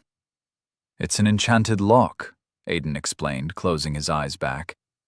You see that small triple circle just beneath the handle? The circle inside a circle inside a circle? The one next to all these circles and triangles? Yeah. Touch it and say lock. There was a brief pause. We've had a rough night, Aiden, so this better not be some twisted joke to get me to talk to a door. Are you even listening to me? Ted sighed. Lock. Whoa, that's trippy. Aiden nodded. Since Ted had mana but wasn't yet at level 1, he couldn't use his mana to activate enchantments. By level 1, he could simply will enchantments to activation at the cost of his mana, but only enchantments of his level and lower. There were extenuating factors that allowed someone activate enchantments above their level, but that was a different conversation entirely. Ted walked up to Aiden's bed and sat on the rug in front of it. Remember when I said we had to talk? He asked. Now's the time. Aiden shook his head. No, it's not. I kind of think it is. And you'll have to talk to the others as well. Aiden opened his eyes, then sat up so that he could face his brother. He still hadn't figured out how to tell Ted of what had happened to him. Yes, their bond the past few days was stronger than it had been on Earth because of the new world and spending their nights in conversation, talking about their day, or sometimes not talking at all. But it wasn't at the stage where Ted would believe anything he said, no questions asked. Do you want to talk about my relationship with the others? He asked. Or about the thing you've been curious about since we got here? Both? Then let's do this. We'll talk about our relationship with the others. But as for your curiosity, let's hold off on that one until we get our classes. But that's the more important one. Please, Ted, Aiden begged. Just give me this one. Hold it for another 3 weeks. Ted's eyes narrowed. Why are you so sure we'll get our classes in 3 weeks? I'm not. I'm just saying that if we don't get our classes by then, I'll have that conversation. Deal? Ted thought about it before nodding. Deal. Thank you. Feels as if you just don't want to talk about it in the palace, but okay. Ted sat with legs crossed beneath him like a monk and placed his hands on his knees. Let's talk about the others. First, way to go. If I knew talking to a soldier like their commanding officer was all it took to get Anita to flirt with me, I would have done it ages ago. As for him not wanting to talk in the palace, Ted was right. The palace had no secrets, not from those at the top of the hierarchy. And the reason he hadn't had the conversation with Ted when they were outside was because they had not been alone. Aiden couldn't risk anyone else learning of it. It was paranoid of him, but it was what it was. She wasn't flirting, Aiden disagreed, even though he didn't know if she was or not. She was making an observation. And power looks good on you isn't exactly a compliment. It was, but Aiden didn't want Ted craving power. He didn't want him considering it beyond the level he already was. Well, I've been spending time with her since we got here, and I assure you that was her flirting. As for Sam, I actually think you should have let him take the potion. Sam will be fine. No, he won't. The potion would have stunted his growth, but it would have given him the opportunity to build his skills. With a bad leg, he'll be shit at all our combat classes. It didn't really matter, because Sam would always be shit at combat. His talent laid in the magical aspect of things, and, unfortunately, it wasn't the combat part. He'll be fine, Ted, Aiden repeated. The palace has healers on staff who can heal injuries without the toxic effects of potions. The moment someone sees his leg, they'll ship him off to the healer. I didn't know that. Ted turned thoughtful again. Wait, how do you know that? Valden, the knight I train with, told me, Aiden lied. Anyone else? Drax and Leto think you've been avoiding them. They knew you from back home, so I think you should settle that. I'll look into it, but just for Drax and Leto. I don't know the others very well, and I don't plan on trying to make friends. I'm not good at it, so I don't see why I should. That's fair. Aiden nodded, then plopped back down on the bed. Besides, Ted continued, you don't really need to. The others have kind of formed a clique. They're acting like it's high school and cliques are cool. Aiden sighed. So it's already started. In his past life, there had been a touch of disagreement between them, and the palace had noted it quickly. Disagreement was not necessarily the word, but there had been a bit of an argument. It had split the team into those who demanded they do everything in their power to be returned home, and those who weren't so fanatical about it. Aiden hadn't really known when it started, but he did know that King Brandis had decided to turn the disagreement into what he had called a healthy competition. And in 3 weeks, he would pitch them against each other in a mock trial in front of the royal family. The intention was to see just how strong they had become. Aiden had been on Ted's team and had been carried into victory last time, but there had been nothing surprising about the victory. Having gained their first level faster than the others, Ted's team had been significantly stronger by the time the mock battle had come along. This time, however, things were working out in a different way. For one, Sam and the others hadn't come back from their adventure as level 1s. Aiden had screwed things up a little bit by joining their little adventure. He frowned as he thought about how differently things were going. It made predicting how things in the palace were going to go difficult. He only hoped it didn't affect how things in Nastild would go, because he couldn't imagine how to come out on top if the major events he knew ended up playing out differently. But those were bigger worries for future Aiden. Present Aiden had his own mistakes to fix. Fixing the disagreement between both groups was an impossible task for him, so he needed to find a way to ensure Ted's team still came out victorious at the end of the mock battle. A lot of things were riding on that victory. Chapter 9. Unique Skill. When someone with the ability to disrupt ambient mana uses it, it's usually to conceal a crime. or something worse, if there was anything worse. Yes, the effects wore off after a period of time, but it still left the events that occurred difficult to decipher through the ambient mana. Audid stood in the forest, sniffing the air about him. "Smells like evil," he said dramatically. He was standing among a sea of trees in a forest as old as the kingdom itself.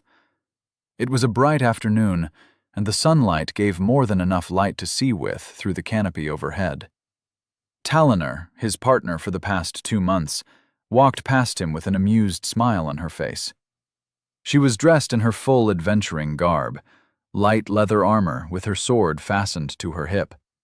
She walked with the same tempting sway to her hips that had made him talk to her 2 months ago.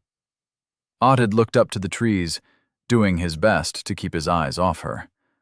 She had already made it crystal clear that she was not interested in warming his sheets, even if he chose to fall in love with her first. "How's it coming, Jay?" Taliner asked, impatient. "I'm working as fast as I can," Jay answered, running his hand along the surface of the grass. Jay was a tracker they'd met this morning. He was a level 12, 21-year-old, specialized in mana tracking, and was a bit on the timid side. He talked only when talked to, and didn't drink. He was very much unlike most adventurers. In Audid's experience, only assassins behaved the way he did, secluded and broody. Jay was not an assassin, though. Audid had checked. "Whoever disrupted the ambient mana really didn't want anyone finding out who was here," Jay said after a while. "And their level's probably higher than mine."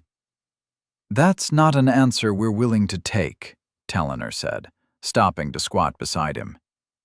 Jay took a moment to take his eyes off the grass. "Well," he said unapologetically, "you should have gotten someone with a higher level than mine if you wanted a specific kind of answer." "And yet," she patted him on the back amiably, "we got you." Jay turned back to the grass and ran his hand through it, then dug his fingers into the soil. "That's because I was cheap." "Cheap?" Audid snorted, turning to the goblin corpse beside his feet that was already beginning to rot. "You cost us 2 silver coins. That's enough for a night at any inn." "Cheap," Jay repeated. "But on a more serious note, whoever did this really didn't want us tracking him down." "Them," Audid corrected. Jay got up. "Them?" "Yes, them." Taliner got up and dusted her hand on her leather pants. "As in more than one." Audid let out a worried sigh as he walked up to the second goblin corpse. This one had gotten one of its arms severed before it had been killed. Off to the side, there was a goblin that had been burnt to death. The problem was that he didn't know if it was magic fire or normal fire. "You see the sword marks on that goblin?" Taliner said to Jay, gesturing at a dead goblin with more than 4 sword marks. Jay nodded. "It's got 8 cuts," she continued, "which means whoever killed it had needed 8 cuts. But that one over there only needed 3. Audid kicked a green severed hand. "This one as well." Jay looked around, then pointed. "That one too." "Yes," Audid confirmed. "What about that one?" Jay pointed. Audid knew what he was pointing at. The goblin had needed less than 4 cuts to kill it. "Different person." "How do you know?" "The cuts," Taliner said, walking up to the corpse in question.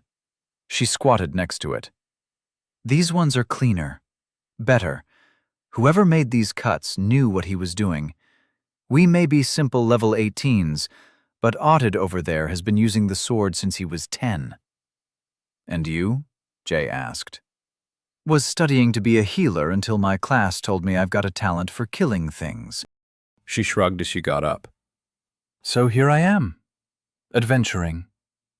"Oh," Jay muttered awkwardly. "Don't sweat it," she said. Jay scratched his elbow the way a nervous person would. "So we've got 2 people sneaking out at odd hours stealing other people's contract quests?" "No," We've got at least 4 people, 2 of which are very good with the sword. Whoever severed those arms really knows his way with a sword. And I don't think it was about the contract. Talonor headed towards a different corpse, and Jay strolled up to a tree and squatted there, working on something Otid couldn't see. "Otid," Talonor called out after a short while. "I think we've got a problem." "What's that?" Otid turned and hurried over to her side. When he got to her, she pointed at a severed arm. "We've got another severed arm," she said, "and the body we've got is missing only 1 arm." Otid frowned, running a hand down his face. "Rookies couldn't even do the job properly. They let one of them get away." "They probably figured it out." Talonor frowned, thoughtful. "Maybe they're the ones that gave the society the anonymous tip. I'm just hoping we'll find another dead goblin if we go a little farther." Otid had a strong feeling that they would not. "Guys," Jay called from his own end. "You find something?" Talonor answered. "Yeah," Jay answered. "There was blood on the grass, so I tried to analyze that one. You won't believe what I found." "Please tell me you found who did this," Talonor sighed, "because I'm getting really pissed at whoever these guys are. They've practically made our work completing this quest more difficult." "Not really, but I got something," Jay said when they got to him. "You see these small spots of blood?" Otid squinted, then squatted and squinted some more. All he saw were 4 drops of blood, and that was barely. "You've got a good eye," he complimented Jay. "God knows I wouldn't have seen that." "I know." Otid shook his head with a smile. "Don't be modest on my account." "So, what did you find out?" "Well, it's human blood, which is very fascinating." "Fascinating?" Otid asked, surprised. "I don't know if you've noticed, kid, but you've got it too. I can show you so you can fascinate yourself if you'd like." Jay shook his head, and Talonor frowned at Otid. "That's not what's fascinating," Jay said. "What's fascinating is that it's 80% mana." "So someone with a high blood-to-mana ratio?" Talonor asked. "That's going to be a problem." "But it's not," Jay disagreed, slowly getting giddy. "It's 80% mana, but it's 80% unrefined mana." "Classless?" Otid frowned. "At 80%? That's impossible.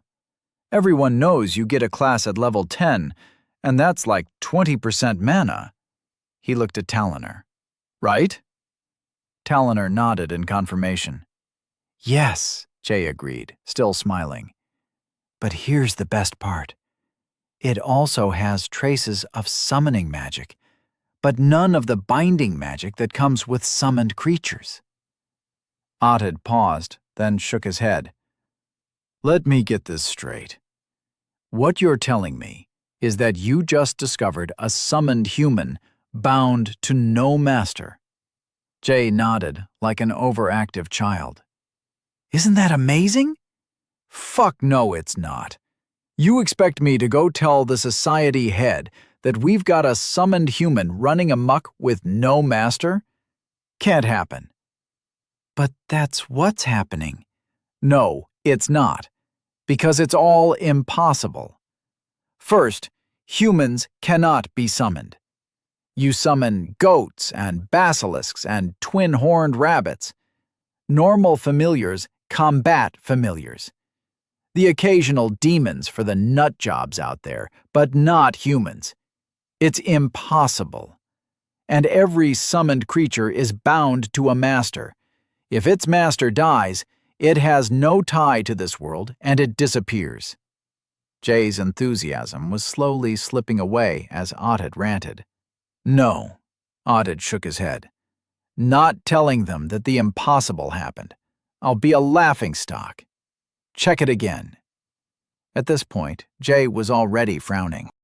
"I understand how you can be confused, but I will not stand here and be insulted.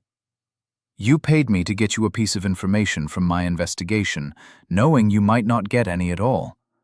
Well, I got you something. Take it or leave it." With that, he stormed away in annoyance, walking into the trees and in the direction they'd come from. Talonor shook her head at Otid. "You've really got to work on that temper of yours." "It's not the temper," Otid grumbled. "The kid's asking us to tell the guild the impossible. No classless walks around with their blood having 80% mana. Not even a level 200 has that much mana in their blood, and they are legendary." "There is another possibility," Talonor offered. "But you won't like it." Otid knew what she was talking about. "No," he said before she could continue. "Do not quote any fucking scriptures to me. It's all bullfarts and japat shit." "I'm not very religious myself either, Otid. But you've got to admit, with the rising demonic mana reports, this would tally with the scriptures."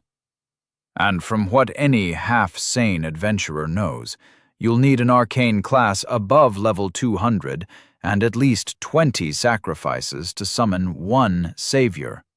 One, Tal. And your scripture says there'll be a handful of them all across the fucking world. I think we'd know if people suddenly started vanishing off the face of the kingdom in groups of 20. Silence stretched between them.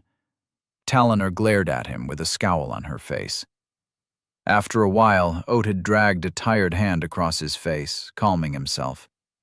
He'd blown up on her for something that wasn't her fault. "I'm sorry," he said finally. "I'm sorry. It's just...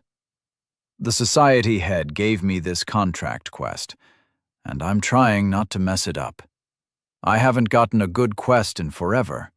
We haven't gotten a good quest in forever. And I've been stuck at level 19 for too long. If I can deal with this one, I'll get more quests. More quests means levels, Tal. I'm sick and tired of being a level 19 adventurer." Talonor nodded. The scowl dropped from her face and her eyes softened. Otid knew she at least understood his frustration. Adventurers needed to level up. It was their bread and butter, even though it wasn't the easiest thing to do.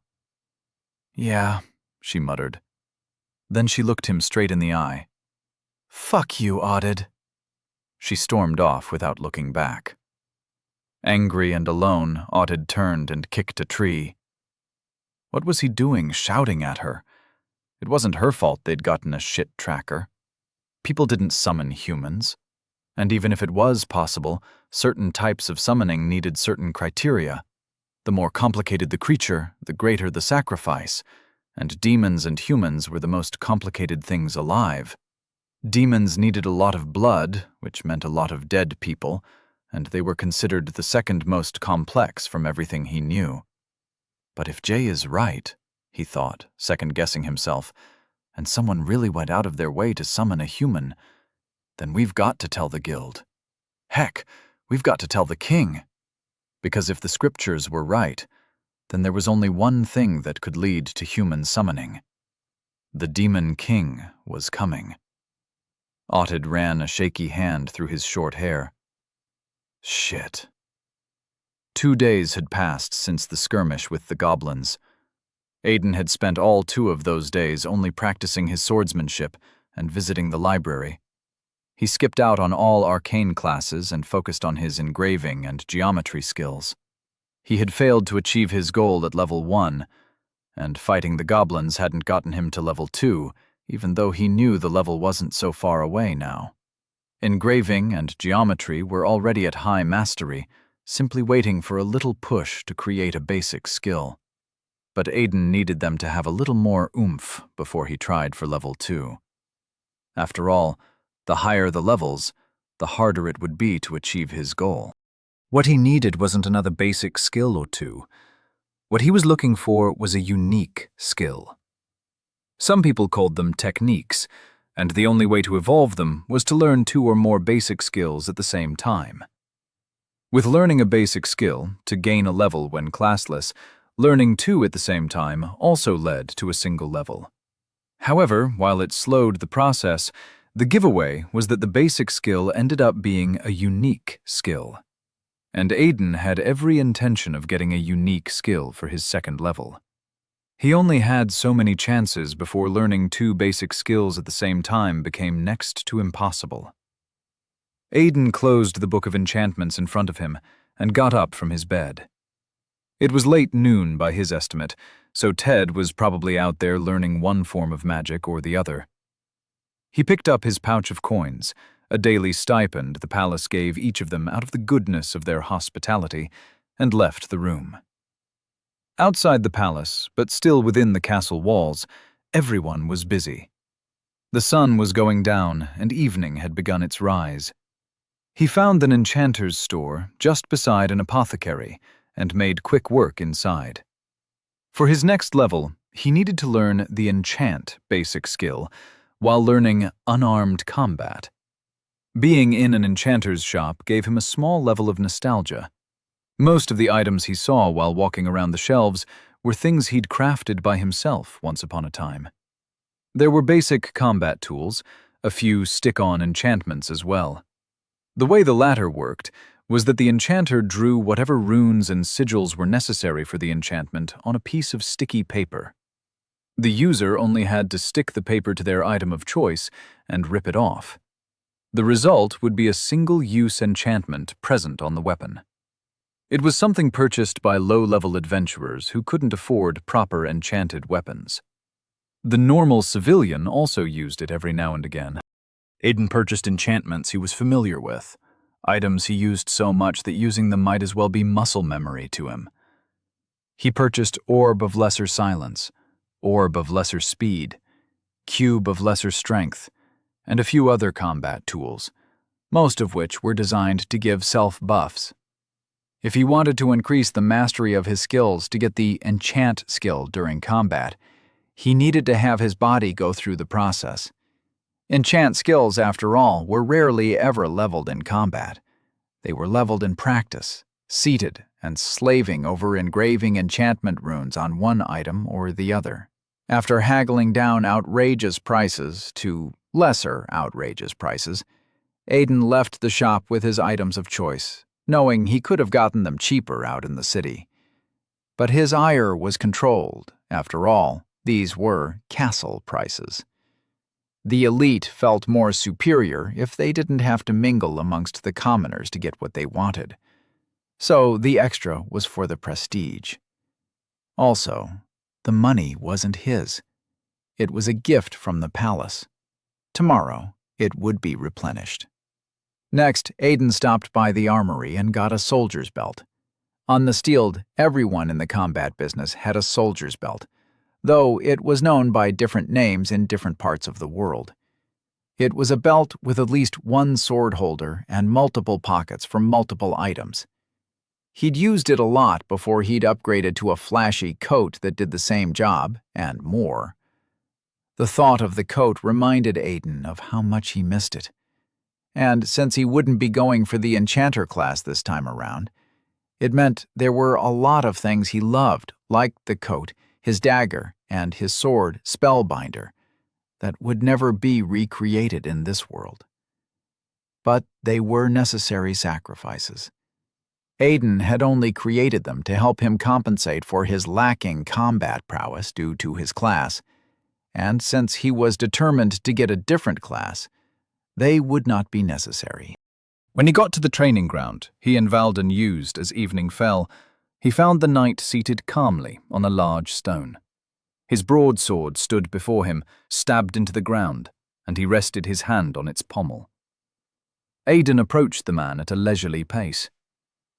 "Do you just come here and sit once the sun begins to set every day? Or is there someone tailing me that lets you know when I'll be around?"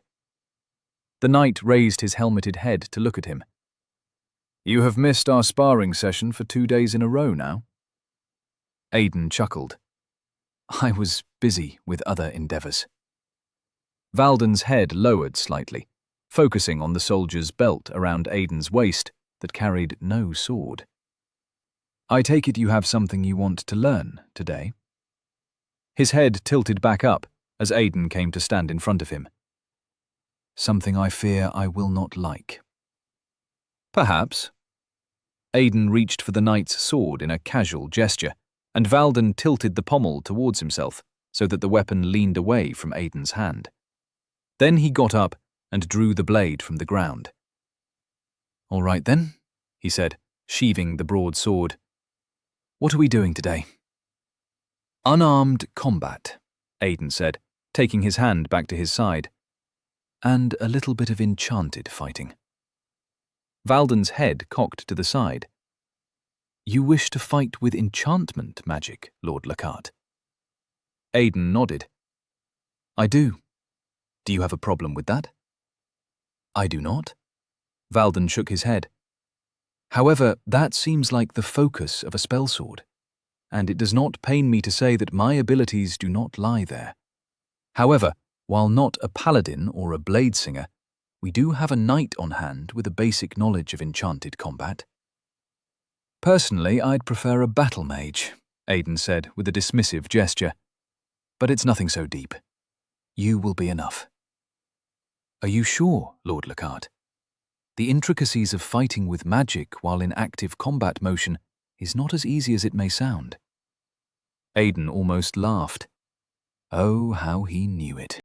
Flight with active skills already felt like fighting, while splitting the mind two ways, one to keep track of the skills, and the other to keep track of the body. Fighting with magic outside of your skills while fighting with skills and the body was like splitting the mind three ways. It was multitasking, and the reason many people didn't do it. It took far more than just practice to be good at it. "I'll manage," Aiden replied. Valden extricated his sheathed sword from his side in a single motion, stabbed it into the ground, and took a combat stance. "As you wish, Lord Lockhart." A small rune lit up on the right breastplate of Valden's armor, and the armor seemed to soften. Valden always wore his knight's armor. He often opted to take it off on certain occasions, one of which was for unarmed combat, but Aiden always refused. There was just something about fighting against the man in his armor that kept Aiden on his toes. After all, he'd fought a few knights on opposing sides once before. A knight's armor also had active enchantments, one of which could be toggled on and off to switch between a hardened exterior and a more cloth-like one. The latter allowed for easier movement for the knights, and helped with situations like stealth and general silence, while still providing basic-level protections for the knight.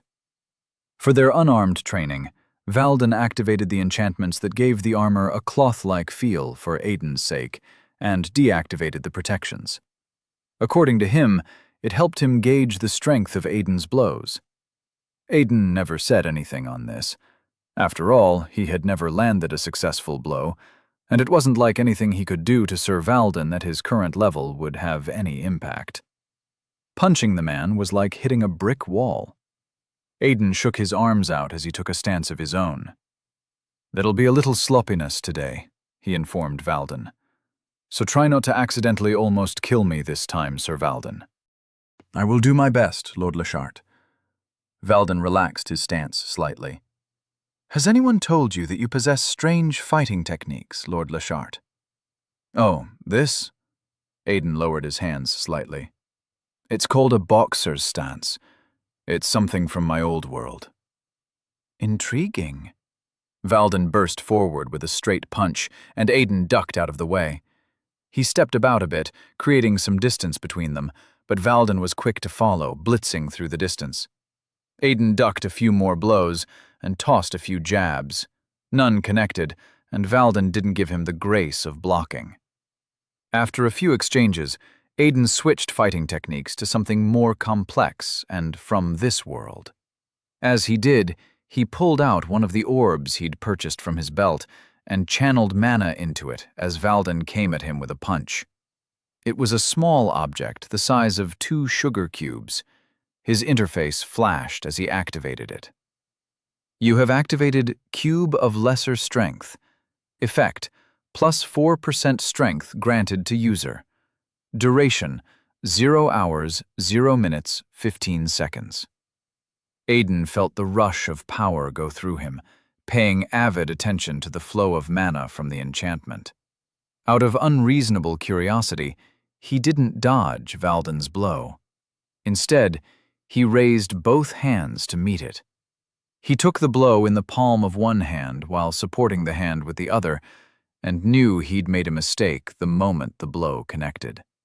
The force of Valden's blow knocked both hands back and sent Aiden tumbling along the ground.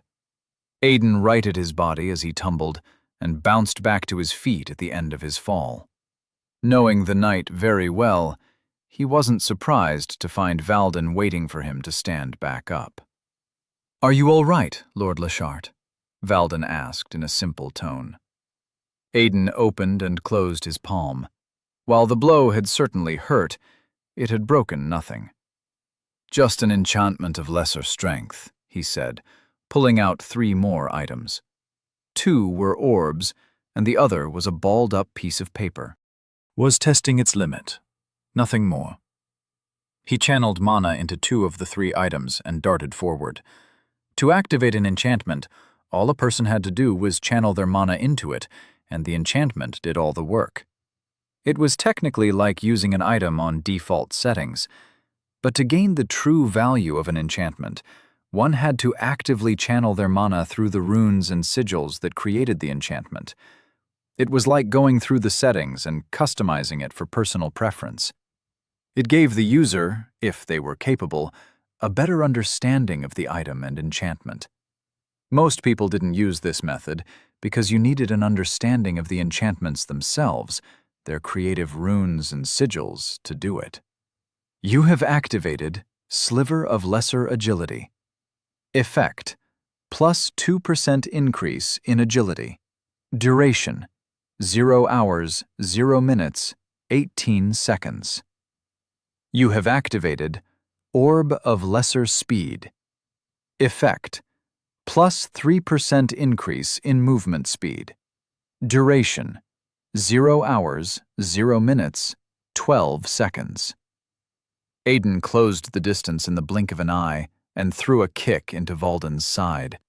Valden blocked it with a raised leg, and Aiden tossed the last orb into the space between them, activating it as the 3rd item.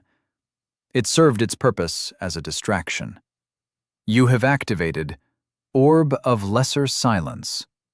Effect: all sound made will be nullified within the specified vicinity. Duration: 0 hours, 0 minutes, 19 seconds. Radius: 0.0014 kilometers. If the orb worked as a distraction, then Valden's eyes would be, even if momentarily, on the item as it shattered into dust. This meant the knight would not see the next attack coming at him.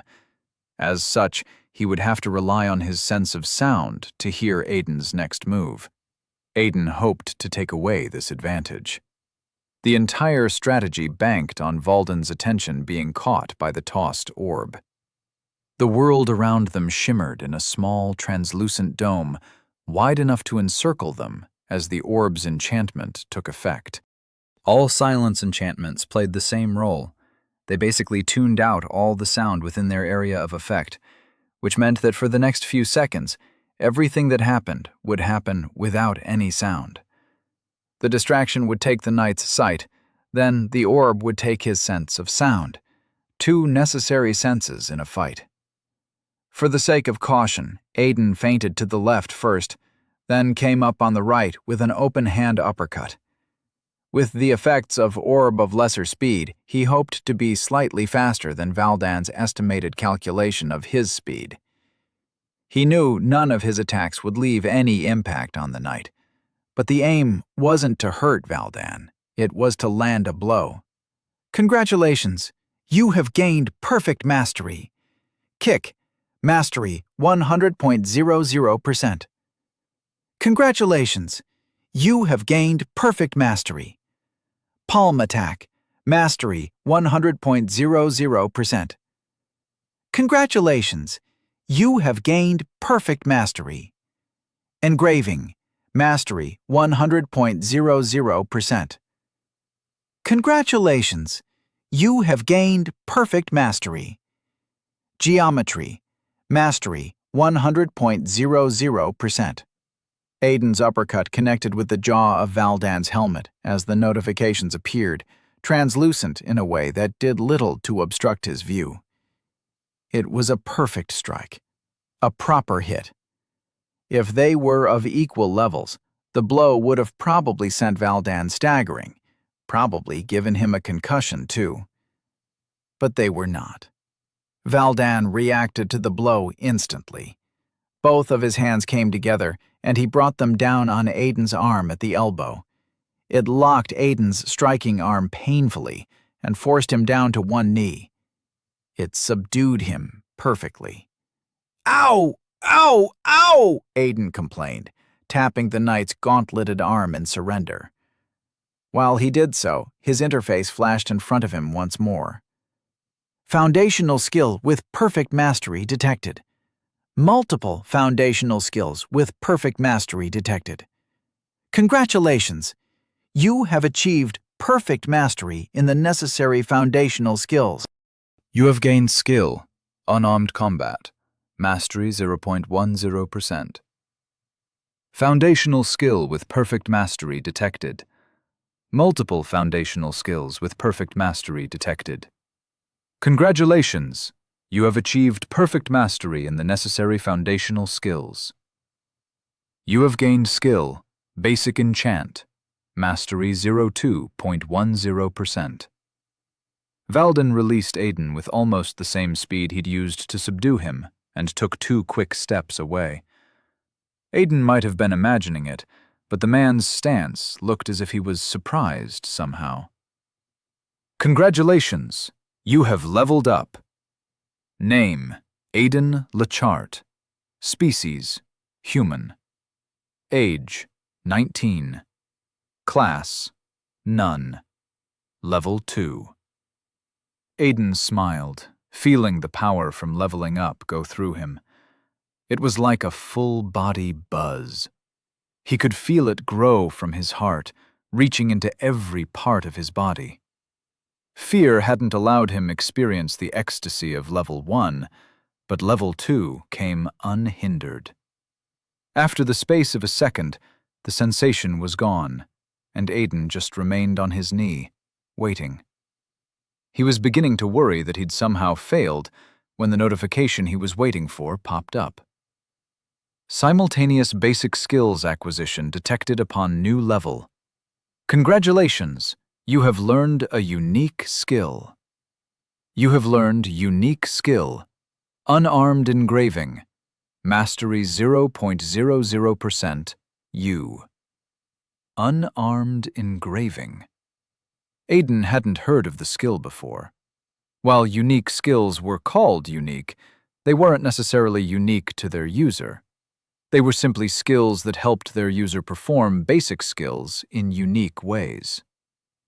Valdan walked up to Aiden, and the sound of his armor as he moved told Aiden that the knight had switched the armor back to its default state. It was safe to assume that the sparring session was over. "You were right, Lord Lachart," Valdan said. "You truly needed no help in the art of enchanted combat. It has been a while since I've seen someone use enchantments in a fight the way you just did." Aiden moved his arm around, the one Valdan had locked down, testily. "Thanks. I didn't think I could pull it off." "The end distraction was impressive," Valdan continued. "I assume that was an orb of silence? I didn't hear your next move." "It was. I also used an enchantment for strength, another for speed, and another for agility." Valdan rubbed his helmeted jaw. "All for a single strike. All that willing sacrifice to meet your goal. And while congratulations are in order for your level up, if you do not mind me asking, what was your goal?" Now that he'd achieved it, Aiden had no reason to keep it from Valdan. After all, he wouldn't be able to get another unique skill until another 10 levels. It was simply the way with the skills. "I was going for a unique skill," he said. "I see." Valdan looked to the side, into the distance. He seemed contemplative.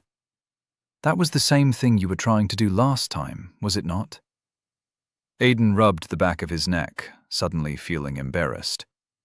"Yeah, About that, I'm really sorry. I didn't mean to get you angry. It's just, there were certain criteria and I couldn't meet them if you knew what I was trying to do. Valden nodded and waved his worry aside. I understand. Every knight directly subject to the king needs to possess at least one unique skill to serve under that capacity, amongst other things. And did you succeed? Aiden nodded. Though I'm not sure what it does. Ever heard of unarmed engraving before? Valden shook his head. Aiden couldn't say he was surprised. He pulled up the unique skill and displayed its description. Unarmed engraving, mastery 0.00%, U. All enchantments require a tool with which to enchant, an item to engrave upon any canvas. An engraving tool is for the ordinary, but you are unique. You are your own tool. Now find your canvas. I think I can engrave without using anything, Aiden said, looking up at Valden. I have never heard of a person who can enchant without tools, Valden said. You should try it and see how it works, Lord Lockhart. The skill said he was the tool, so all I need is a canvas. I need a canvas, he said, gesturing at Valden. Your sword. The knight shook his head. Like my armor, it already possesses too many runes. Any more will be a problem. He walked off to the side where they kept the practice weapon, and Aiden had to wait for a few seconds for the knight to return. Handing him the sword would have been significantly faster, but Valden was right. Every item had a maximum number of enchantments it could hold. Simple items could only hold one. Valden returned with a wooden sword and handed it to him. Have at it. Aiden took the weapon from him and held it up. The sun's descent was almost complete, and evening was soon becoming night. It was only a matter of time before they would not be able to see. He thought about the skill, activating it. You have activated unarmed engraving, U. The moment the notification appeared, information filled Aiden's mind, and he knew how the skill worked. It was like picking up an old tool and suddenly remembering how to use it. He placed his index finger against the flat of the wooden blade and drew the simplest level 2 enchantment he knew. When the runes and sigils were complete, done in the space of 3 seconds, he activated it. You have activated Enchantment of Lesser Strength. Effect: 8% increase in durability. Duration: 0 hours, 0 minutes, 19 seconds. Enchantments had different effects when cast on the living as against the non-living, and Aiden watched the enchantment slowly burn a scar in the wood as time moved on, darkening ever so quickly. Once the duration was up, the enchantment was nothing but a black burn mark on the wooden sword. Valden was standing beside him, observing the process. An enchantment done without tools. I have never seen the likes before. All enchanters use tools. Aiden was smiling. I know. No, Valden shook his head. You do not. What you've done is similar to how spells are cast. You have cast an enchantment as though it were a spell, or a spell as though it were an enchantment. Aiden knew. Spells were like powerful enchantments cast by word of mouth or drawn by the hands of anyone with the mana mastery skill. And where enchantments had to be written on something, spells could be written anywhere, including thin air and without tools. But the major difference that mattered was the effect of a spell as against an enchantment. An enchantment needed a conduit to act through and upon. That was why all enchantments needed to be engraved on something. A spell needed no such thing. So if an enchantment granted lightning effects, it would need a conduit like a sword or a pole or something for the electricity to travel through. A spell had no such limitation. The caster could simply point and cast and watch lightning shoot across the distance. Aiden didn't argue with Valden because he didn't need to. He turned the hilt of the wooden sword to Valden, and the knight took it. If I may ask, Lord Lockhart, Valden said, how did you learn of unique skills and how to get them? Read it in one of the library books, Aiden answered. He already spent a great deal of time in the library, so the library had become his go-to explanation for knowledge he possessed. An obvious lie to him, but a sufficient explanation to others. The question, he said, suddenly realizing something that had happened in his past life and was repeating itself in this one, is why no one has told any of us about unique skills or tried to help us learn any. I understand that it's not so easy to replicate, given the criteria, but I'm certain we could still try. Aiden didn't even need to think about it. None of them had even heard of a unique skill until Drax had gotten one at level 25 in his past life. The palace had kept it a secret from them, and intended to do the same in this timeline as well. Unique skills are powerful skills, Valden, Aiden continued, slowly getting angry at the realization. Why the hell would you guys keep it from us? Aiden didn't know when, but he'd stepped up to the knight as he'd spoken. The man was taller than him by a head, and he stared up into the slits of his helmet. Even with a good king like Brandis, the palace continued to play games. It gave them the best to carry out their tasks, but only the best it was willing to give. They would be better as a team if as many of them as possible got unique skills before getting their class. Despite his position in front of a man capable of breaking him like a twig, Aiden's anger refused to allow him back down. Explain yourself, knight. He didn't expect to intimidate Valden, and Valden was not intimidated. Valden's head remained tilted down to meet his glare, even as he answered in the most casual yet knightly tone possible. All I have done and not done, he said, I have done and not done by order of the king. The answer shifted some of Aiden's anger into confusion. If this had been a direct order from King Brandis, then there was a reason. Brandis was not a man who would do something that seemed detrimental unless it was for the greater good. What greater good would keep them from raising us as best as possible, he thought. Unique skills weren't necessarily powerful, but they were unique. Some of them defied the existing laws of existing skills. There were also others that took a skill and customized it to the owner. For instance, unarmed engraving had just ensured that no matter what situation he found himself in, as long as he had mana, Aiden could always make an enchantment. And Brandis kept it from us intentionally. Why? Aiden stepped away from Valden's personal space and collected himself. He needed to be calm with his next words. Controlled. Because no matter how unique the palace was, allowing him shirk any other tutorial simply because he got special training in the martial arts, his next words, if said flippantly, could be seen as him overstepping his position. It could be seen as disrespect to the crown. And he was about to say them to a knight of the kingdom. If what I have deduced of the king is true, Aiden said, with as much respect as he could infuse into his voice, then he is a king of insight and vast intelligence. On that note, I am inclined to believe that all progress of mine and my companions are reported to him regularly, and I believe it is safe to assume that you report mine personally. While he was sure of everything he'd said, the last part was only a speculation. Valden could easily have someone he reported to, who in turn reported the information to the king. Valden nodded, confirming his speculation.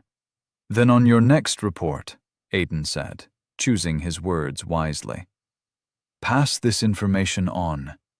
Let the king know that I, Aiden Lockhart, humbly request an audience with the king. Valden bowed officially. Your request will be passed on to the king, Lord Lockhart. Good. Aiden turned and walked out of the training area. He wasn't sure what he was going to say to the king, but he knew that this was a question that needed answering. And if for some reason Brandis refused his request, then he would find another way to speak to the man. It was time he had a talk with King Brandis IV. Chapter 10. Games and Errors. The palace had enchantments in place that addressed the subject of temperature. Earth had air conditioners as well as thermostats designed to regulate the temperatures of a room. The palace, and practically any other house of sufficient wealth, had weather-based enchantments. Their design was to keep rooms at what was considered optimal temperature. As a person rose through the levels, temperatures became less and less of a blessing or a curse. Heat and chill slowly became bygone concepts. They were not completely eliminated, merely suppressed. A person of a high enough level did not suddenly stop feeling these temperatures, it just required far stronger levels to feel them. However, Aiden, at level 2, couldn't feel the temperature being regulated in his room when he very well should. As he paced up and down his room, he could feel himself breaking out in a cold sweat. What had he done? No, he knew what he had done, but what had he done? A mere classless did not request the presence of the king on a whim. Even in his past life, as high as his level had gone, there had still been processes involved in gaining an audience with kings. Even when the kings knew he was not from this world. Even when they knew I was standing in representation of the order. Aiden ran a worried hand through his hair. He stopped his pacing, ran both hands through his hair. He took a handful of hair and groaned in exasperation. What the hell have I done? On his bed, Ted chuckled in entertainment, and Aiden shot him a glare. Don't look at me. Ted tossed a grape from a plate on the bed into his mouth. I'm not the one that told a powerful knight to demand an audience with his king like I was some important delegate. Aiden groaned and dropped his hands. I did not demand an audience with the king. I kindly requested for one. Requested, demanded, Ted shrugged. Sounds all the same to me. Aiden moved to the only table in the room and leaned against it. He looked at the top corners of the room where the runes and sigils for the temperature enchantments were supposed to be. How does the room feel to you? He asked. Ted looked to the ceiling. The temperature enchantments are working just fine, Ada, Ted said, then tossed him a grape. You're just worrying too much. Brandis is just a king. It's not like you're facing off against a congress of demon lords or something. Aiden paused, catching the tossed grape. He frowned. How do you know about the temperature enchantments? Ted raised a brow. What? Aiden placed the grape on the table carefully. I asked how the room feels to you. I said nothing about temperature enchantments. Your point? My point is, how do you know that this room has temperature enchantments? How do you know what temperature enchantments even are? Temperature enchantments were a normal thing in the palace. They were like the walls or the ceilings or a thermostat, or a person's mother. No one brought it up unless there was a reason to bring it up. You didn't walk into a person's house only to have them talking to you about the ceiling. And since nobody from their world knew about temperature enchantments, no one was going to bring it up, so none of them was supposed to know. Even if one of them knew, unless it was pointed out that these enchantments worked optimally when placed at the highest points in a room as possible, they wouldn't know where it was placed.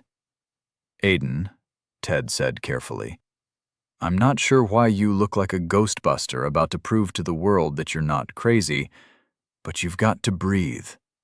You don't want to be frazzled when you meet the king. It can't be possible, right? Aiden worried. I've already ruled out the possibility that he came back in time, too. I only have the sage to worry about. I don't know how to put this, Ted, Aiden said slowly, walking up to the bed. But I need to know how you know of temperature enchantments. It's very important. He searched his brother's eyes, waiting. If Ted was just like him, he wouldn't say anything specific because he would know that temperature enchantments weren't the only enchantments not visible to the eyes in the room. He would know that they had to be careful of everything they said in the palace. So Aiden looked for it in his eyes, anything that would tell him what he wanted to know. There was a knock at the door. The sound pierced the silence of everything, but Aiden didn't turn away. Neither did Ted. They remained where they were, staring at each other. The knock came again, once more, then twice. Ted pointed. "Anyone going to get that?" Aiden said nothing. This moment was too important. If Ted had also come back in time, then Aiden could assume that the sage had done the same. And judging from how Ted had handled their conversation in his cell that night, the sage had been vastly more powerful than him then. Most probably over level 500. It meant they had an active enemy and needed to be more careful than Aiden had been so far. "All right, then." Ted broke eye contact and hopped off the bed. "If you won't, I will."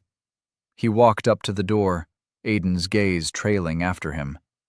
"Ted," Aiden said, and Ted paused to look at him. "I need to know." Ted pointed a finger at him. "Okay, now you're beginning to worry me, dude. You know you're not the only one that uses the library, right? I got it from the library, architecture section under building enchantments." With that, he opened the door without asking who it was, as Aiden released the breath he had been holding. Suspecting everyone is turning me paranoid. When their guests walked into the room, Aiden turned and did his best not to run a frustrated hand through his hair. "Hi, Aiden," Leto greeted with a sheepish smile. Behind him, Drax stood with folded hands as Ted closed the door. "In my defense," Ted pointed out, "I was not a part of this. I'm just not surprised by it." "You've been avoiding us," Drax said to Aiden, matter of fact. Aiden turned to face them and folded his arms over his chest. Behind them, Ted was doing his best impression of trying not to laugh and failing. "I've not been avoiding you guys," Aiden said. "I've been busy." It was a half-truth. He had been busy. He also hadn't been avoiding the both of them, just Drax. Not talking to Leto was just something of a collateral damage of Aiden being busy. "We've been here more than a week, Aiden," Leto said. "And I only see you during... Actually, ever since you gained the mana manipulation skill, you've stopped coming to Nilm's magic lectures too. So I only see you never." "And how have the lectures been for you?" Aiden asked conversationally. Leto fell silent and looked away. "Still haven't gotten the skill." Aiden nodded, not surprised. "How about we do this?" he said. "I've been reading, and I have come to learn that not everyone has an affinity for mana. At least not in the way it is applied to magic." Leto paused. "And you not being able to get the mana manipulation skill now doesn't mean you can't get it later. Some people have been known to get it after their classes. I read of a guy who got his at level 93. Aiden's words didn't help to cheer Leto up, but Leto was less crestfallen now. Aiden wasn't sure if it was because they were talking or if it was at the idea that he wasn't some kind of failure with magic. "What I can do for you," Aiden continued, "is talk to someone about it. I'm sure there's some knight around here somewhere that'll be willing to give you a hand in combat training." "He's not very good at the martial arts either," Drax said, his sternness going nowhere, eyes still fixed on Aiden. "That's because he hasn't found his weapon," Aiden countered. "The knight I train with told me that if you don't have a weapon you can use, it is simply because you haven't found one. If you can't learn the fighting techniques they're teaching you, it's because they haven't taught you the fighting technique for you." Valden had told him no such thing. Leto perked up at that. "And you think you can get someone to teach me?" Aiden nodded. "How good are you with a dagger?" I'm not. Lady Denid says it's a weapon only fit for rogues, thieves, and assassin. Apart from that, it is a support weapon at best. So she's not teaching us. Sam asked about it when he couldn't use the bow or the sword, and that's how we know. Aiden rubbed his jaw in thought, just as Ted walked over to his bed and plopped down on it. He was more than certain the knight training them had been referring to the classes, but he had a feeling Leto had misunderstood it to mean the professions. The way he mentioned them had carried a derogatory tone to it. And while Aiden knew that there were classes disliked on Nestild, there was no class that was seen as bad in and of itself. Just out of curiosity, Aiden said, when she said rogue, thief, and assassin, did she mean the classes or the professions? Leto and Drax exchanged a look. Probably the classes, they answered. Probably meaning you don't know. Aiden pinched his bottom lip in thought and dragged it. Hasn't Mom always told you to stop doing that? Ted interrupted. Aiden made a face at him. Well, Mom's not here right now, is she? He'd said the words randomly, but a heavy silence settled on the room in their wake. It took him a moment to realize what he had done. To him, it had been 11 years since he'd seen his parents and friends. Their absence in his life was nothing but a natural thing now, like talking about a loved one long dead. But the people in the room with him were not the same. For them, it had only been a week and a few days, not even a month. Ted chuckled awkwardly. Things got heavy fast. Yeah, Aiden rubbed the back of his neck. Sorry about that. I should have been more responsible with my words. Drax took a deep breath and let it out in annoyance. That, he said, pointing an angry finger at Aiden, that is what the problem is. That, right there. Aiden looked at him, then Leto, then Ted, confused. Ted's only reaction was to burst into laughter. Aiden looked back at Drax. What did I do? That responsible maturity, Drax complained. That's not you. Aiden folded his arms. You know we weren't really friends, right? Yes, but Leto spent more time around you than I did, and he says it's not you. Heck, I knew how you reacted when you found out about Tasha and you guys broke up. Aiden and Ted shared a look, then they shared a grimace. He's right, Leto said. You're usually quiet, Aiden, but never busy and responsible. Just quiet. Aiden had almost forgotten about Tasha. She had been his ex, as at the time of his summoning. They'd been dating since they were 16. Then they'd broken up. Aiden couldn't believe it hadn't even been up to 6 months since their breakup in this timeline. He looked at Ted, remembering why they'd broken up. Ted shook his head. Oh no, don't look at me. How many times do I have to tell you I didn't sleep with her? Like I said, no offense, but that bitch was crazy. I sure as hell wasn't trying to catch a case. I know she's fine, but when I look at her, all I see is that 16-year-old my brother had a crush on. And not everybody gets to date their crush, Leto said, as if on a side note.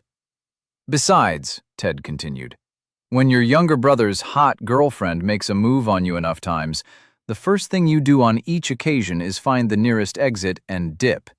It's Brother 101, and that's what I did. Wait. Drax looked from Aiden to Ted. It wasn't just once? The bad thing about your girlfriend being famous in college was that her business was everybody's business, and everyone liked to talk. So when Aiden had walked in on her trying to seduce Ted in his room, when Ted had come to drop some things off, and broken up with her, he knew the entire school was going to find out. Aiden knew Ted hadn't done anything, but he'd been young and stupid when he'd found out all those years ago. So when Tasha had told him that it wasn't the first time when they were breaking up, and claimed she had done something with Ted before, he'd believed her. Why? Because she'd had no reason to lie. They were broken up, and telling him wasn't going to help get them back together. God, I was young and stupid, Aiden thought, running a hand down his face. Technically, you're still supposed to be young and stupid, and in this timeline, he'd only been hating his brother for 6 months. Aiden shook his head, as if displacing cobwebs. That was enough drama for one night. Back on topic, he said, terminating that line of conversation. Regarding what Denise said, in this world there are people who look unfavorably on some classes, but the belief is that if it can be a class, then it can be used for good. The way you have good hackers and bad hackers? Leto asked, easily returning to the conversation of getting something he would be good at. Exactly, Aiden said. I'm sure I can get someone to teach you how to use a dagger, and maybe an array of more diverse skills.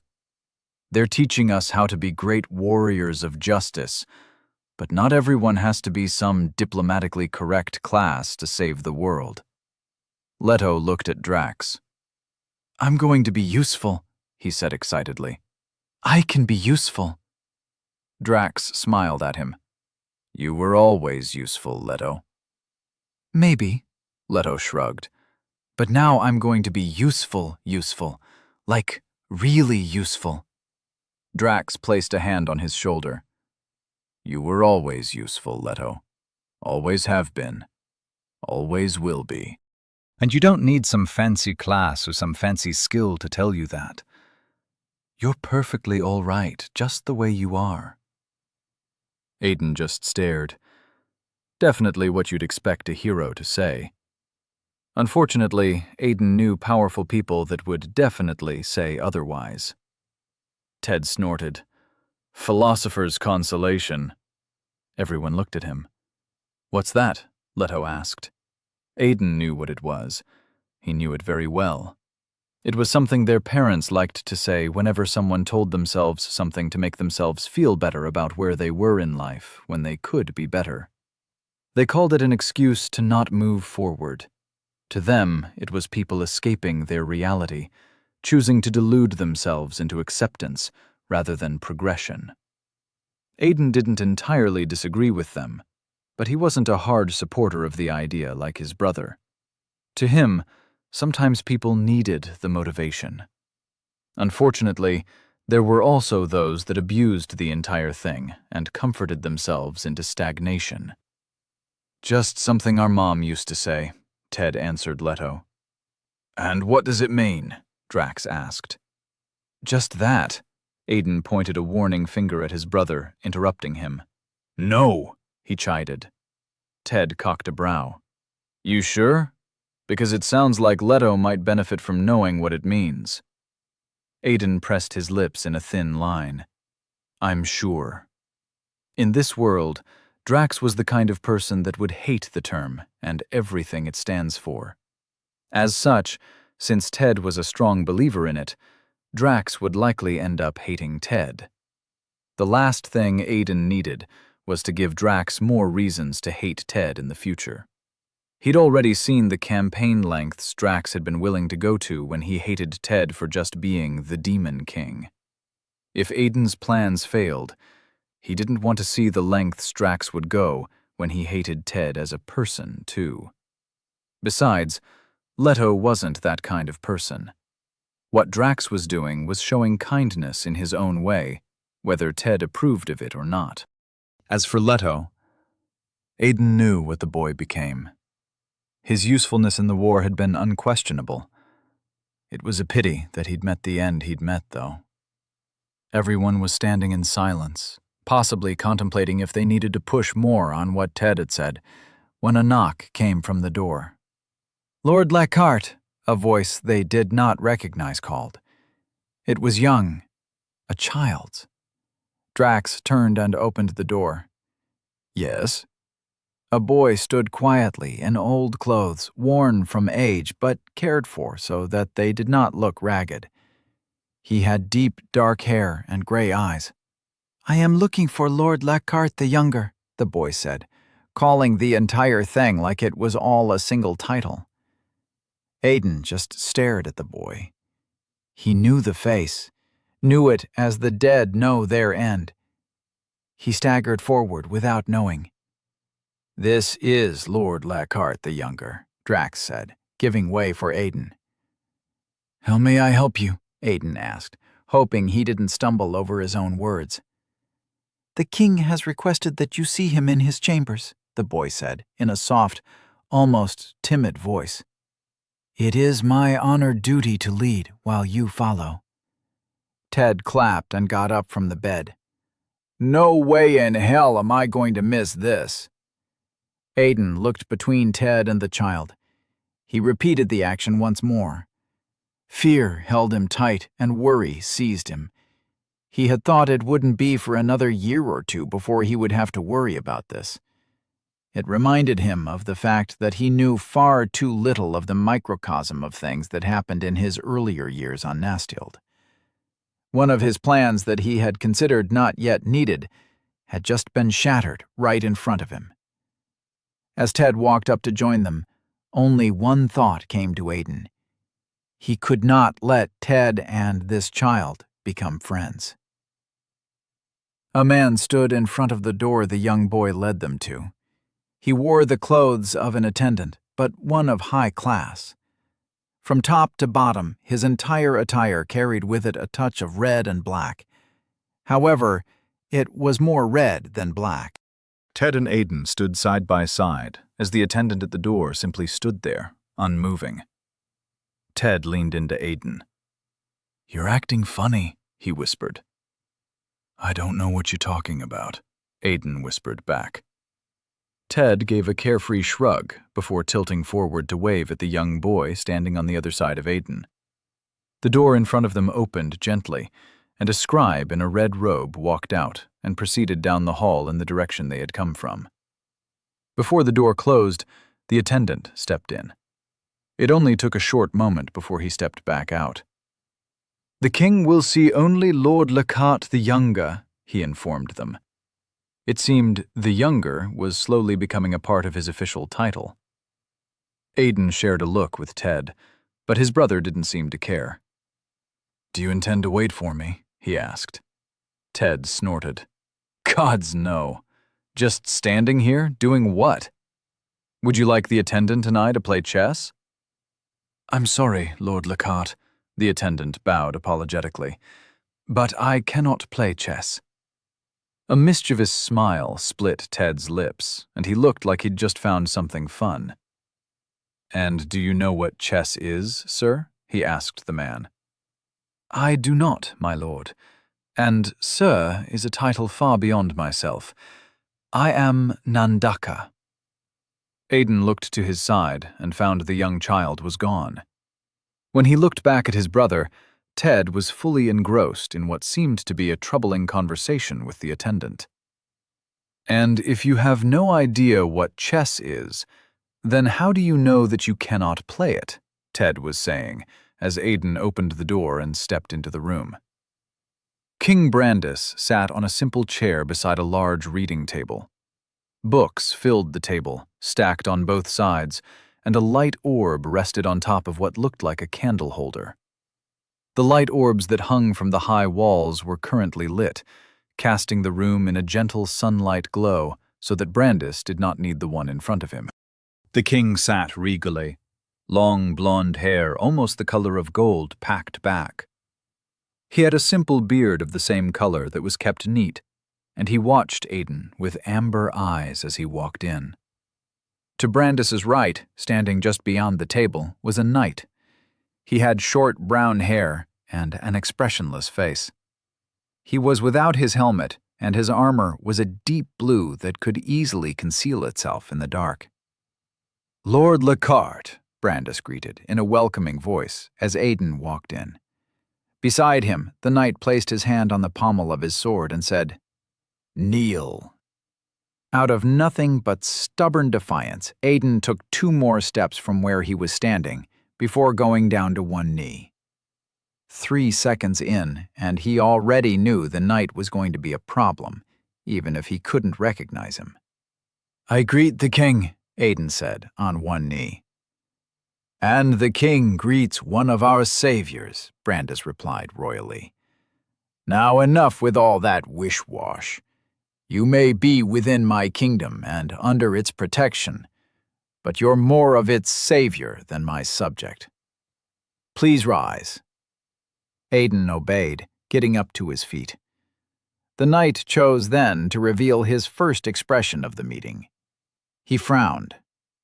"Do not mind Sir Derendorf," Brandis said, with a casual wave. "He's one of those knights you hear about in the tales bards tell. You know, the ones who are loyal to a fault.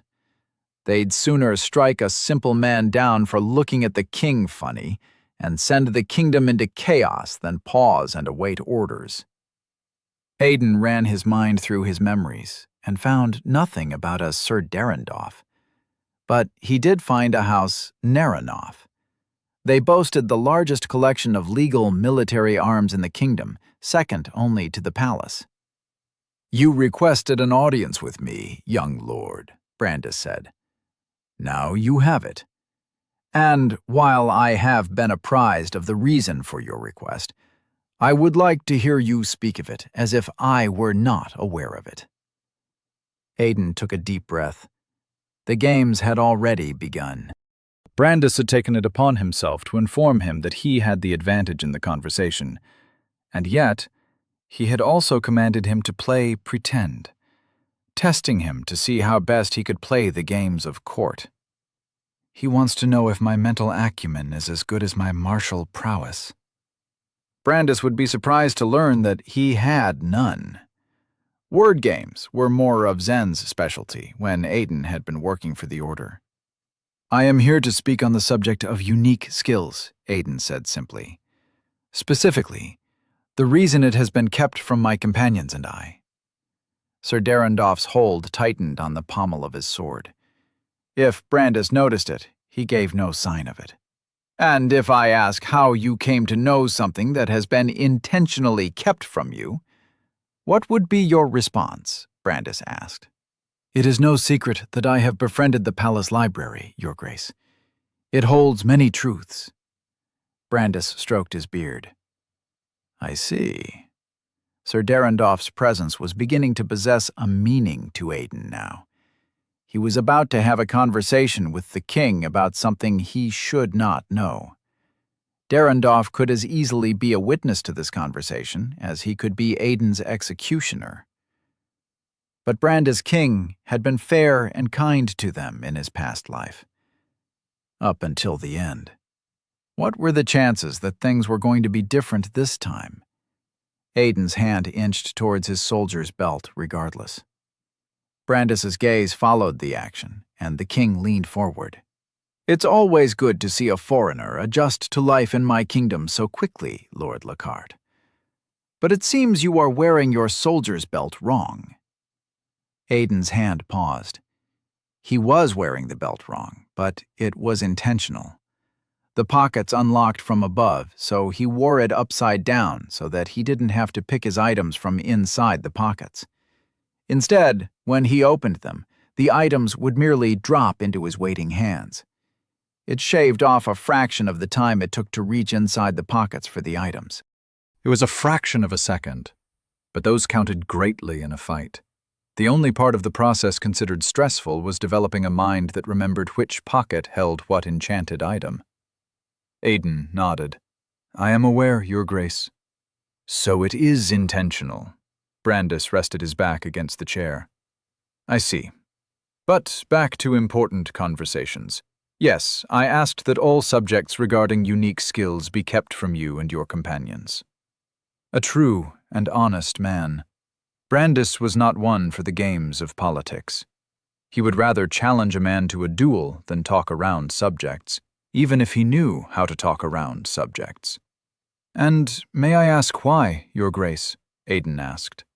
Brandis paused in barely concealed surprise at Aiden's choice of title. Derenonoff's hand trembled on the pommel of his sword, and Brandis spared the knight a subtle look, then shook his head in what looked like dismay. "Do you know what a unique skill is, Aiden?" Brandis asked. "May I call you Aiden?" "You may, Your Grace. And yes, I know what a unique skill is." From what I read, it is what happens when a skill is tailored specifically to the user, or allows them perform the actions intended of the skills in their own unique way. The same skill, but used in a way unique only to the user. Brandis nodded. They are amazing skills. Not necessarily powerful, but amazing nonetheless. However, the scriptures tell us something in its foretelling of you and your companion's arrival. Brandis paused there, and it seemed intentional. Aiden felt compelled to fill the silence. And what does it teach, Your Grace? Well, teach is a strong word, but what it tells us is something we are yet to share with you and yours. Although from the rumors climbing about the palace walls, you and your friends have already figured it out. Durendorf spared the king a quick look. Yes, Aiden, Brandis continued. I am talking about the advent of the Demon King. It is the reason you and yours are here. This Demon King is the end result of the rising darkness. As such, you have been summoned to prevent his rise, or end it if it cannot be prevented. Aiden had never gotten a clue as to how Ted had become the Demon King, aside from the fact that he had gotten it as a title. But it seemed the king was about to share something important. Even if it isn't specific, it might be a clue. And what have the scriptures said, Your Grace? He asked graciously. It is said that the Demon King will rise from among the humans, Brandis answered. Not the elves or dwarves or any other of the many species. The humans. It could be anyone at all. However, his adversary will rise from amongst the summoned. It is why you all are here. One of us is destined to slay the Demon King, Aiden asked. Yes, Brandis answered, with the assistance of the rest of you. However, do not misunderstand. While you are all kids, Valden has vouched for your consistent display of maturity beyond what is to be expected of a child. As such, I can share this piece of information with you, and only you, knowing that it will not cause a panic, and that you know how to keep secrets. Aiden wasn't sure what his response was supposed to be, so he said, Yes, Your Grace. Brandis nodded. Good. Now, while the scriptures agree that the Demon King's adversary will come from the summoned, it does not say that the Demon King will not come from the summoned. Ergo, we have accounted for the possibility that one of you might become the enemy we seek to stop. Aiden gulped. So the king had already considered that possibility. If only he knew how correct he was. But we do not worry, Brandis said, because the scriptures give us a hint on how to, dare I say, predict the Demon King. Good. If I can find out how Ted becomes the Demon King, then I can prevent it, or act accordingly if it is avoidable. Though Aiden still wasn't sure what acting accordingly would be. And what do the scriptures say on the subject? He asked. What it says, Brandis placed a gentle hand on one of the books on the table. Something felt very solemn about the action. What it says, Aiden, is that the one who is to become the Demon King will be a classless who develops a unique skill. Aiden froze. His eyes darted from the king to Durendorf, then back to the king. Ted may or may not be waiting for him behind the door, but none of that would matter. Your Grace? He stuttered. Brandis sighed. The scriptures also say that he will be a resourceful one. Now, you have said you learned of unique skills from the library, Lord Lockhart. However, I put it to you that we have been certain to clear the library of all texts relating to the acquisition of unique skills long before your arrival, so you could not have learned of it from the palace library. Brandis leaned back and folded his arms. Aiden paled at the obvious error of his ways. His hands slowly inched closer to his soldier's belt. His mind struggled to remember what enchantment was in which pocket as it also struggled to find a way out of the room alive. And as intimidating as Derendorf looked, Aiden knew that King Brandis, while a king, possessed a significantly higher level than all his knights. "Tell me, Lord Aiden Lockhart," Brandis continued, his voice calm but heavy, "against all our precautions, have you acquired a unique skill?" Aiden gulped. There was no use in lying. Valden knew he'd gotten a unique skill, which meant that so did the king. He'd messed up. He'd messed up terribly. Aiden lowered his stance ever so gently, prepared himself. "Yes, Your Grace." The words barely left his mouth when everything seemed to burst into action. Derendorf took a single step forward, sword already drawn with lightning speed. He held it high and above his head in an executioner's stance, and dark green aura flowed from it as magic crackled through the blade. Aiden had no idea if he would be fast enough. His hands unlocked a pocket each, and a cube and an orb fell in them. He was already channeling mana to his hands even before the enchantments dropped to them. But he had no idea what would happen. The enchantments felt like they were taking forever to activate. He was no fool. He couldn't survive a night without any buffs. Aiden's eyes had never left his opponents, but Derendorf was suddenly standing in front of him, still in the stance of an executioner. It seemed that even in this life he was to become the enemy of the kingdom. Just for a different reason this time around. Derendorf's crackling sword cleaved through the air to take Aiden's head before he could react, ripping through anything in its path. The knight had proved faster than Aiden's enchantments, but Aiden would not go down without a fight. The knight's blade was Aiden's last sight as he realized that his enchantments would not come to bear fast enough. Survival wasn't what was important anymore right now. What was important was not dying from the knight's blow, and Aiden didn't know how to do that. In the bleak world of hopelessness, his interface flashed in front of him. You have activated Orb of Lesser Speed. Effect: 3% increase in movement speed. Duration: 0 hours, 0 minutes, 12 seconds.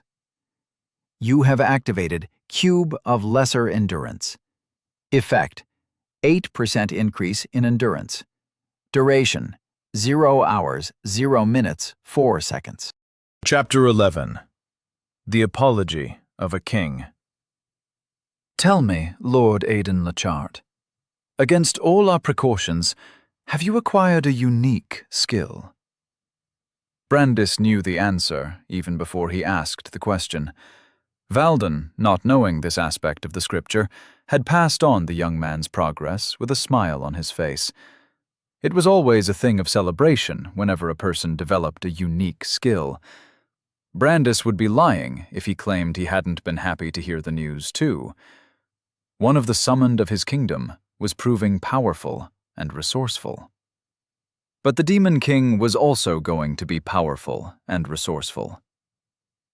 "Yes, Your Grace," the young Lockhart answered. Brandis had been testing the young man's resolve. This had been a moment to lie. For all the summoned knew, the only way for a person to see another's interface was if they allowed them. So Lord Lockhart could have lied, said he hadn't gained one yet.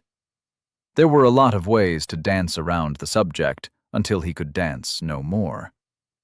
People lied about their skills, classes, levels, and a lot of things until they found out that someone stronger than them could see it whenever they wanted, unless they had the defensive skill to stop them, or an enchantment, or an artifact or the other designed for secrecy of such level. But a direct answer? Brandis could respect that. Derendorf's aura came alive behind him, and Brandis almost sighed. But he did not. When a knight acted in a hurry, time became of the essence. If Derendorf was already moving, then the knight had spotted a significant threat. And Brandis was inclined to follow.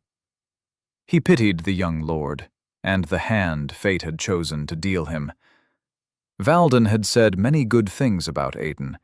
In most of them, he was inclined to believe that Aiden had the potential to escape and survive a fight any enemy with a level that was less than 100. It was high praise. But while Brandis was willing to wait and see if the potential Demon King would survive the first cut from Derendorf, there were risks he was not willing to take. So Brandis activated one of many skills. You have activated Blood Rush. Effect: 89% increase in movement and reaction speed. Duration: 0 hours, 4 minutes, 0 seconds. Brandis left his chair in a blitz of speed. You have activated Orb of Lesser Speed. Effect: 3% increase in movement speed. Duration: 0 hours, 0 minutes, 12 seconds. You have activated Cube of Lesser Endurance. Effect: 8% increase in endurance. Duration: 0 hours, 0 minutes, 4 seconds. Aiden had never been so glad to see a notification in his life. He was also glad he had enchantments to work with. The increase to speed would help him move faster, even if by a very little margin, and moving faster was definitely important in this situation. Derendorf's blade was coming down on him. By its trajectory, it wouldn't even split his head in equal halves. It was more on one side than the other, which meant Aiden had a chance. He pushed his body to obey him, ducking to the side and away from the blow. His head was out of harm's way, but it only took him a moment to realize he was not free. Derendorf's sword would not split his head, but it was going to take his arm. His right arm. He had been going for a strength enchantment for his second enchantment instead of endurance, but he'd been saddled with the wrong one. Still, maybe luck was on his side. Losing an arm would be terrible, but an increase in endurance would buy him a little more time to survive the blood loss. If he could get away with one arm, he could still survive. Even as the blade came down on his arm, his mind was already looking through his memories. He could replace the arm. Nasteeled magic was powerful enough for that. He just needed to find someone skilled enough and powerful items to support them. Aiden grit his teeth for the pain. His only prayer now was that Brandis would underestimate him, believe Derendorf's single strike would suffice to kill him. If he could take advantage of that, there was a chance of survival. Then Brandis vanished from his chair, and hope fled Aiden. He couldn't dream of fighting the king. Derendorf's sword came howling down, and pain flared in Aiden's shoulder on impact. He bit back on it, already making his way for the side of the room, when his body came to a halt, unable to move. Someone had clamped a hand down on his uninjured shoulder. Dread joined pain in a waltz all over Aiden's mind. I must admit to being slightly impressed, Brandis said, standing beside Derendorf and Aiden. To avoid an instant kill from a knight, changing it to a critical damage is impressive for someone of your level. The king had a firm hand holding Aiden in place by his shoulder, while his other hand came between Aiden's other shoulder and Derendorf's sword, grasping the weapon by the blade. Brandis offered Aiden a small, apologetic smile before turning his attention to Derendorf. Stand down, Sir Derendorf, he said in what seemed like a saddened voice. Derendorf looked at him, flabbergasted. But, my king! Stand down, Brandis barked. He is the Demon King, Derendorf insisted, disobeying. To slay him here is to solve the issue. We can save countless lives in this moment. You certainly cannot be serious. Brandis's face twisted in a scowl. I cannot be serious. You dare challenge your king. Derendorf's blade trembled in Brandis's hold as the knight tried to pull it away. My king, Derendorf said, This is for the greater good. We can vanquish the Demon King before he becomes the Demon King. Save the entire world." "The greater good," Brandis repeated, and his voice was steel. "You have always been an unfortunate knight, Derendorf." Derendorf released his sword, abandoned it to Brandis's hold, and darted back. He'd barely crossed any distance when the king's hand left Aiden's shoulder and grabbed the knight by the front of his armor, taking purchase in the collar of his breastplate. In a single move, Brandis stopped Derendorf's retreat and brought him down to his knees. The ground cratered under the force of the action, and the red carpet dipped into the depression. "Do not move, young Lacarte," Brandis said, but his eyes never left Derendorf. "What you are about to witness is the will of a king." Derendorf stared up at the king with trembling eyes. "My king, you must slay the Demon King. Do not let your kind heart lead you to mistakes."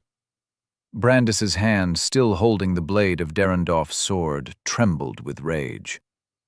"And your devotion to doing as you please has already led you to mistakes." With his shoulder free, Aiden staggered back and away from Brandis, but he didn't go far. For all he knew, the king had saved his life, but was still deciding on what to do with it. As he watched the events transpire before him, the enchantments on Derendorf's armor came alive, shining in a myriad of different colors. "My king," Derendorf started in disbelief. "What have you—" Brandis released Derendorf and kicked him. The force of the blow was terrifying, reverberating throughout the entire room, and the knight flew across the room and into a wall. Brandis hefted Derendorf's sword in his hand in anger and threw it forward like a spear, but Aiden didn't see it cross the distance. All he saw was the king's throw. In the same moment, there was a second crash, exactly where Derendorf had been thrown, even before the dust had settled. The room shook, and Derendorf howled in pain. What the hell is happening? Aiden wondered, terrified. Was Brandis trying to kill the knight? Why? Because he tried to kill me? Aiden couldn't make sense of it. Then a small suspicion grew in his mind, an inkling of an idea. When the dust settled, it revealed Derendorf struggling to pull his own sword from his shoulder. He struggled with one arm, tugging and pulling like the mad. Spittle fell from his lips, and tears pooled at his eyes as blood dripped from his shoulder.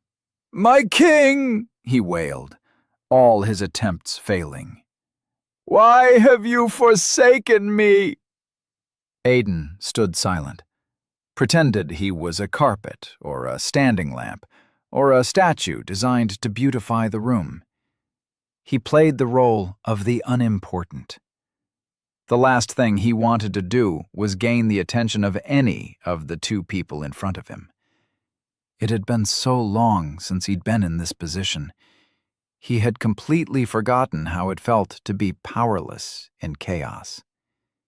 He knew his return had rendered him weak, but he had never appreciated just how weak.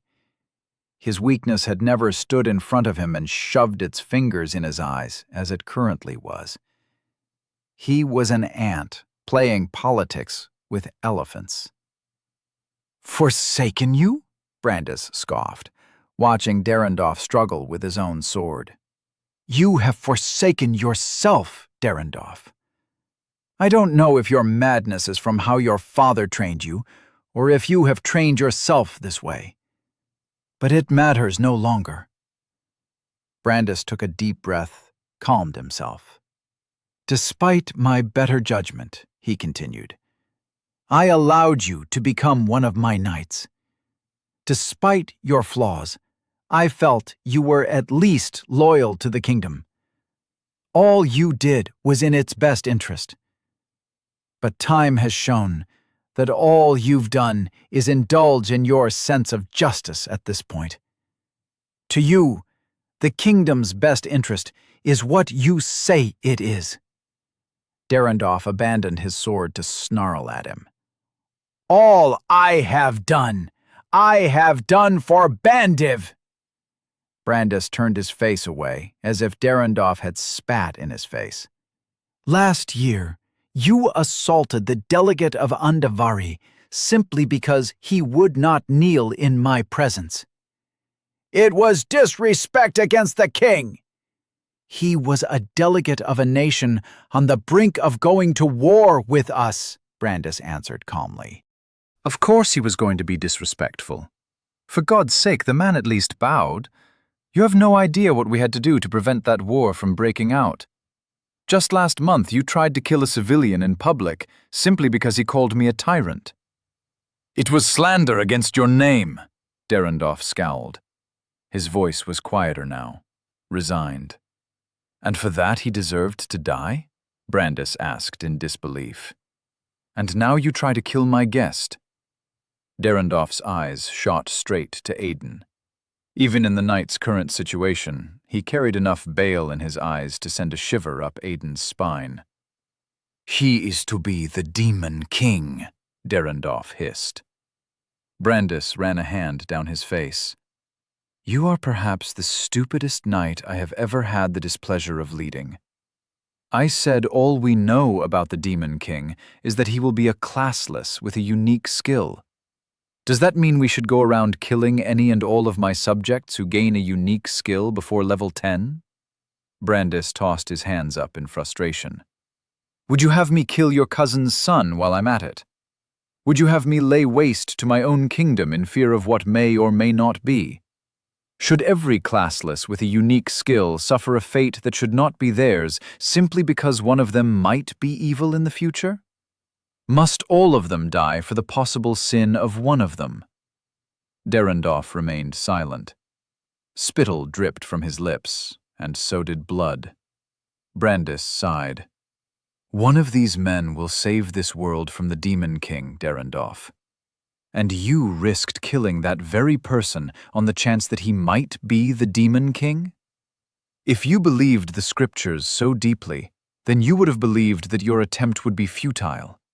After all, only the hero can kill the Demon King. But it never said that only the Demon King can kill the hero. Brandis gestured at Aiden. If he was to be the hero, you would have doomed this entire world with nothing but your single stupidity. And that, no matter my relationship with your father, is stupidity I cannot forgive. He walked up to Derendorf now, crossed the distance between them and kneeled in front of him. You will not die today, he told him. You will be healed and stripped of your title as a knight. You are no longer a knight of mine. And you will not be permitted to be a knight of any noble. Should I ever hear news of you that displeases me again, I will grant the king's verdict upon you. I will declare the punishment of sightbound on you.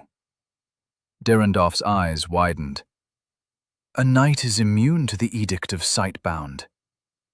Even now you continue to challenge your king, Brandis scoffed. You seem to forget that you are no longer a knight. I have already stripped your armor of its royal enchantments. Once you are taken from here, you will be stripped of the armor itself. Then you will be stripped of all titles and gains you have acquired by your position as a knight of mine. Until then, sit still. Brandis grabbed a handful of Derendorf's hair as the knight struggled to protest and slammed his head into the wall. The wall lit up in countless defensive enchantments as Derendorf fell silent. Brandis cocked his head to the side, studying the man. Satisfied with whatever he saw, he took the sword in the knight's shoulder by the hilt and pulled it free. After that, he raised a hand over the knight. It shone a soft green, and Derendorf's injury resonated the same light. Aiden knew healing magic when he saw it. When Brandis got back to his feet, the atmosphere settled, as if all the chaos had never happened. But the evidence was there, every single sign of it. Healed, Derendorf remained seated against the broken wall, armor stained in blood. I must apologize for what you just experienced, Lord Lockhart. Brandis looked at Derendorf's sword in his hand and gestured at Aiden with it. Would you want to claim his blade? Mute. Aiden shook his head. Why did everyone think you wanted the sword of a knight that had somehow offended him? Brandis's brows furrowed. Then he looked at the blade in disappointment. A shame. It is a fine blade, and no other knight will want it. He cast the sword aside and allowed it to clatter violently on the ground. Aiden kept his mind struggling to focus on the events in front of him. Despite just having survived death, he couldn't believe he had almost been witness to a sight-bound verdict. It was a punishment granted by a king, and only a king. What it did was create a quest available to people with combat classes of significantly higher levels than the culprit. Anyone who saw it would receive a quest rewarding them for the simple task of beating the hell out of the culprit. To avoid the possibility of killing the culprit, the quest would also inform whoever received it that killing the sight-bound would transfer the punishment to them. Only a king could lift the verdict. Or that was what everyone was led to believe. But there was more to the verdict than most know, more to the quests. The ability was so old that it had secrets that even the monarchs had forgotten. Secrets that a select few in the Order knew and remembered. Lord Lockhart, Brandis called in Aiden's silence, a touch of worry in his voice. I forget that you are only but a child. Perhaps this has been too much for you. Would you like us to continue our conversation on another day? One of your choosing, obviously. Aiden shook his head in response, remembered he was being addressed by a king, then responded with his words. No, Your Grace. I am fine. Brandis watched him through narrowed lids. Are you certain? I am. I see. Brandis walked up to his desk and leaned against it. Then you may continue. You have your answer to the question regarding unique skills, so is there anything else you wish to know? Aiden thought about it. He knew Brandis had not truly apologized, but he had done it in his own way, by granting him a second audience at a choosing of his own. Aiden would take that apology, since history had taught him that an apology from a king was one of the rarest things on the face of Nestilid. Is there anything else the scriptures say about the Demon King? He asked. Any other way we can use to identify who they might be? Brandis shook his head. The scripture is nothing more than a book written by cryptic men who loved to seem cryptic and important. It dances around half-truths and unreasonable parables. Even the very piece of information it gave us about the Demon King could lead a less than wise king into stupid actions. I would advise you not to put too much stock in it.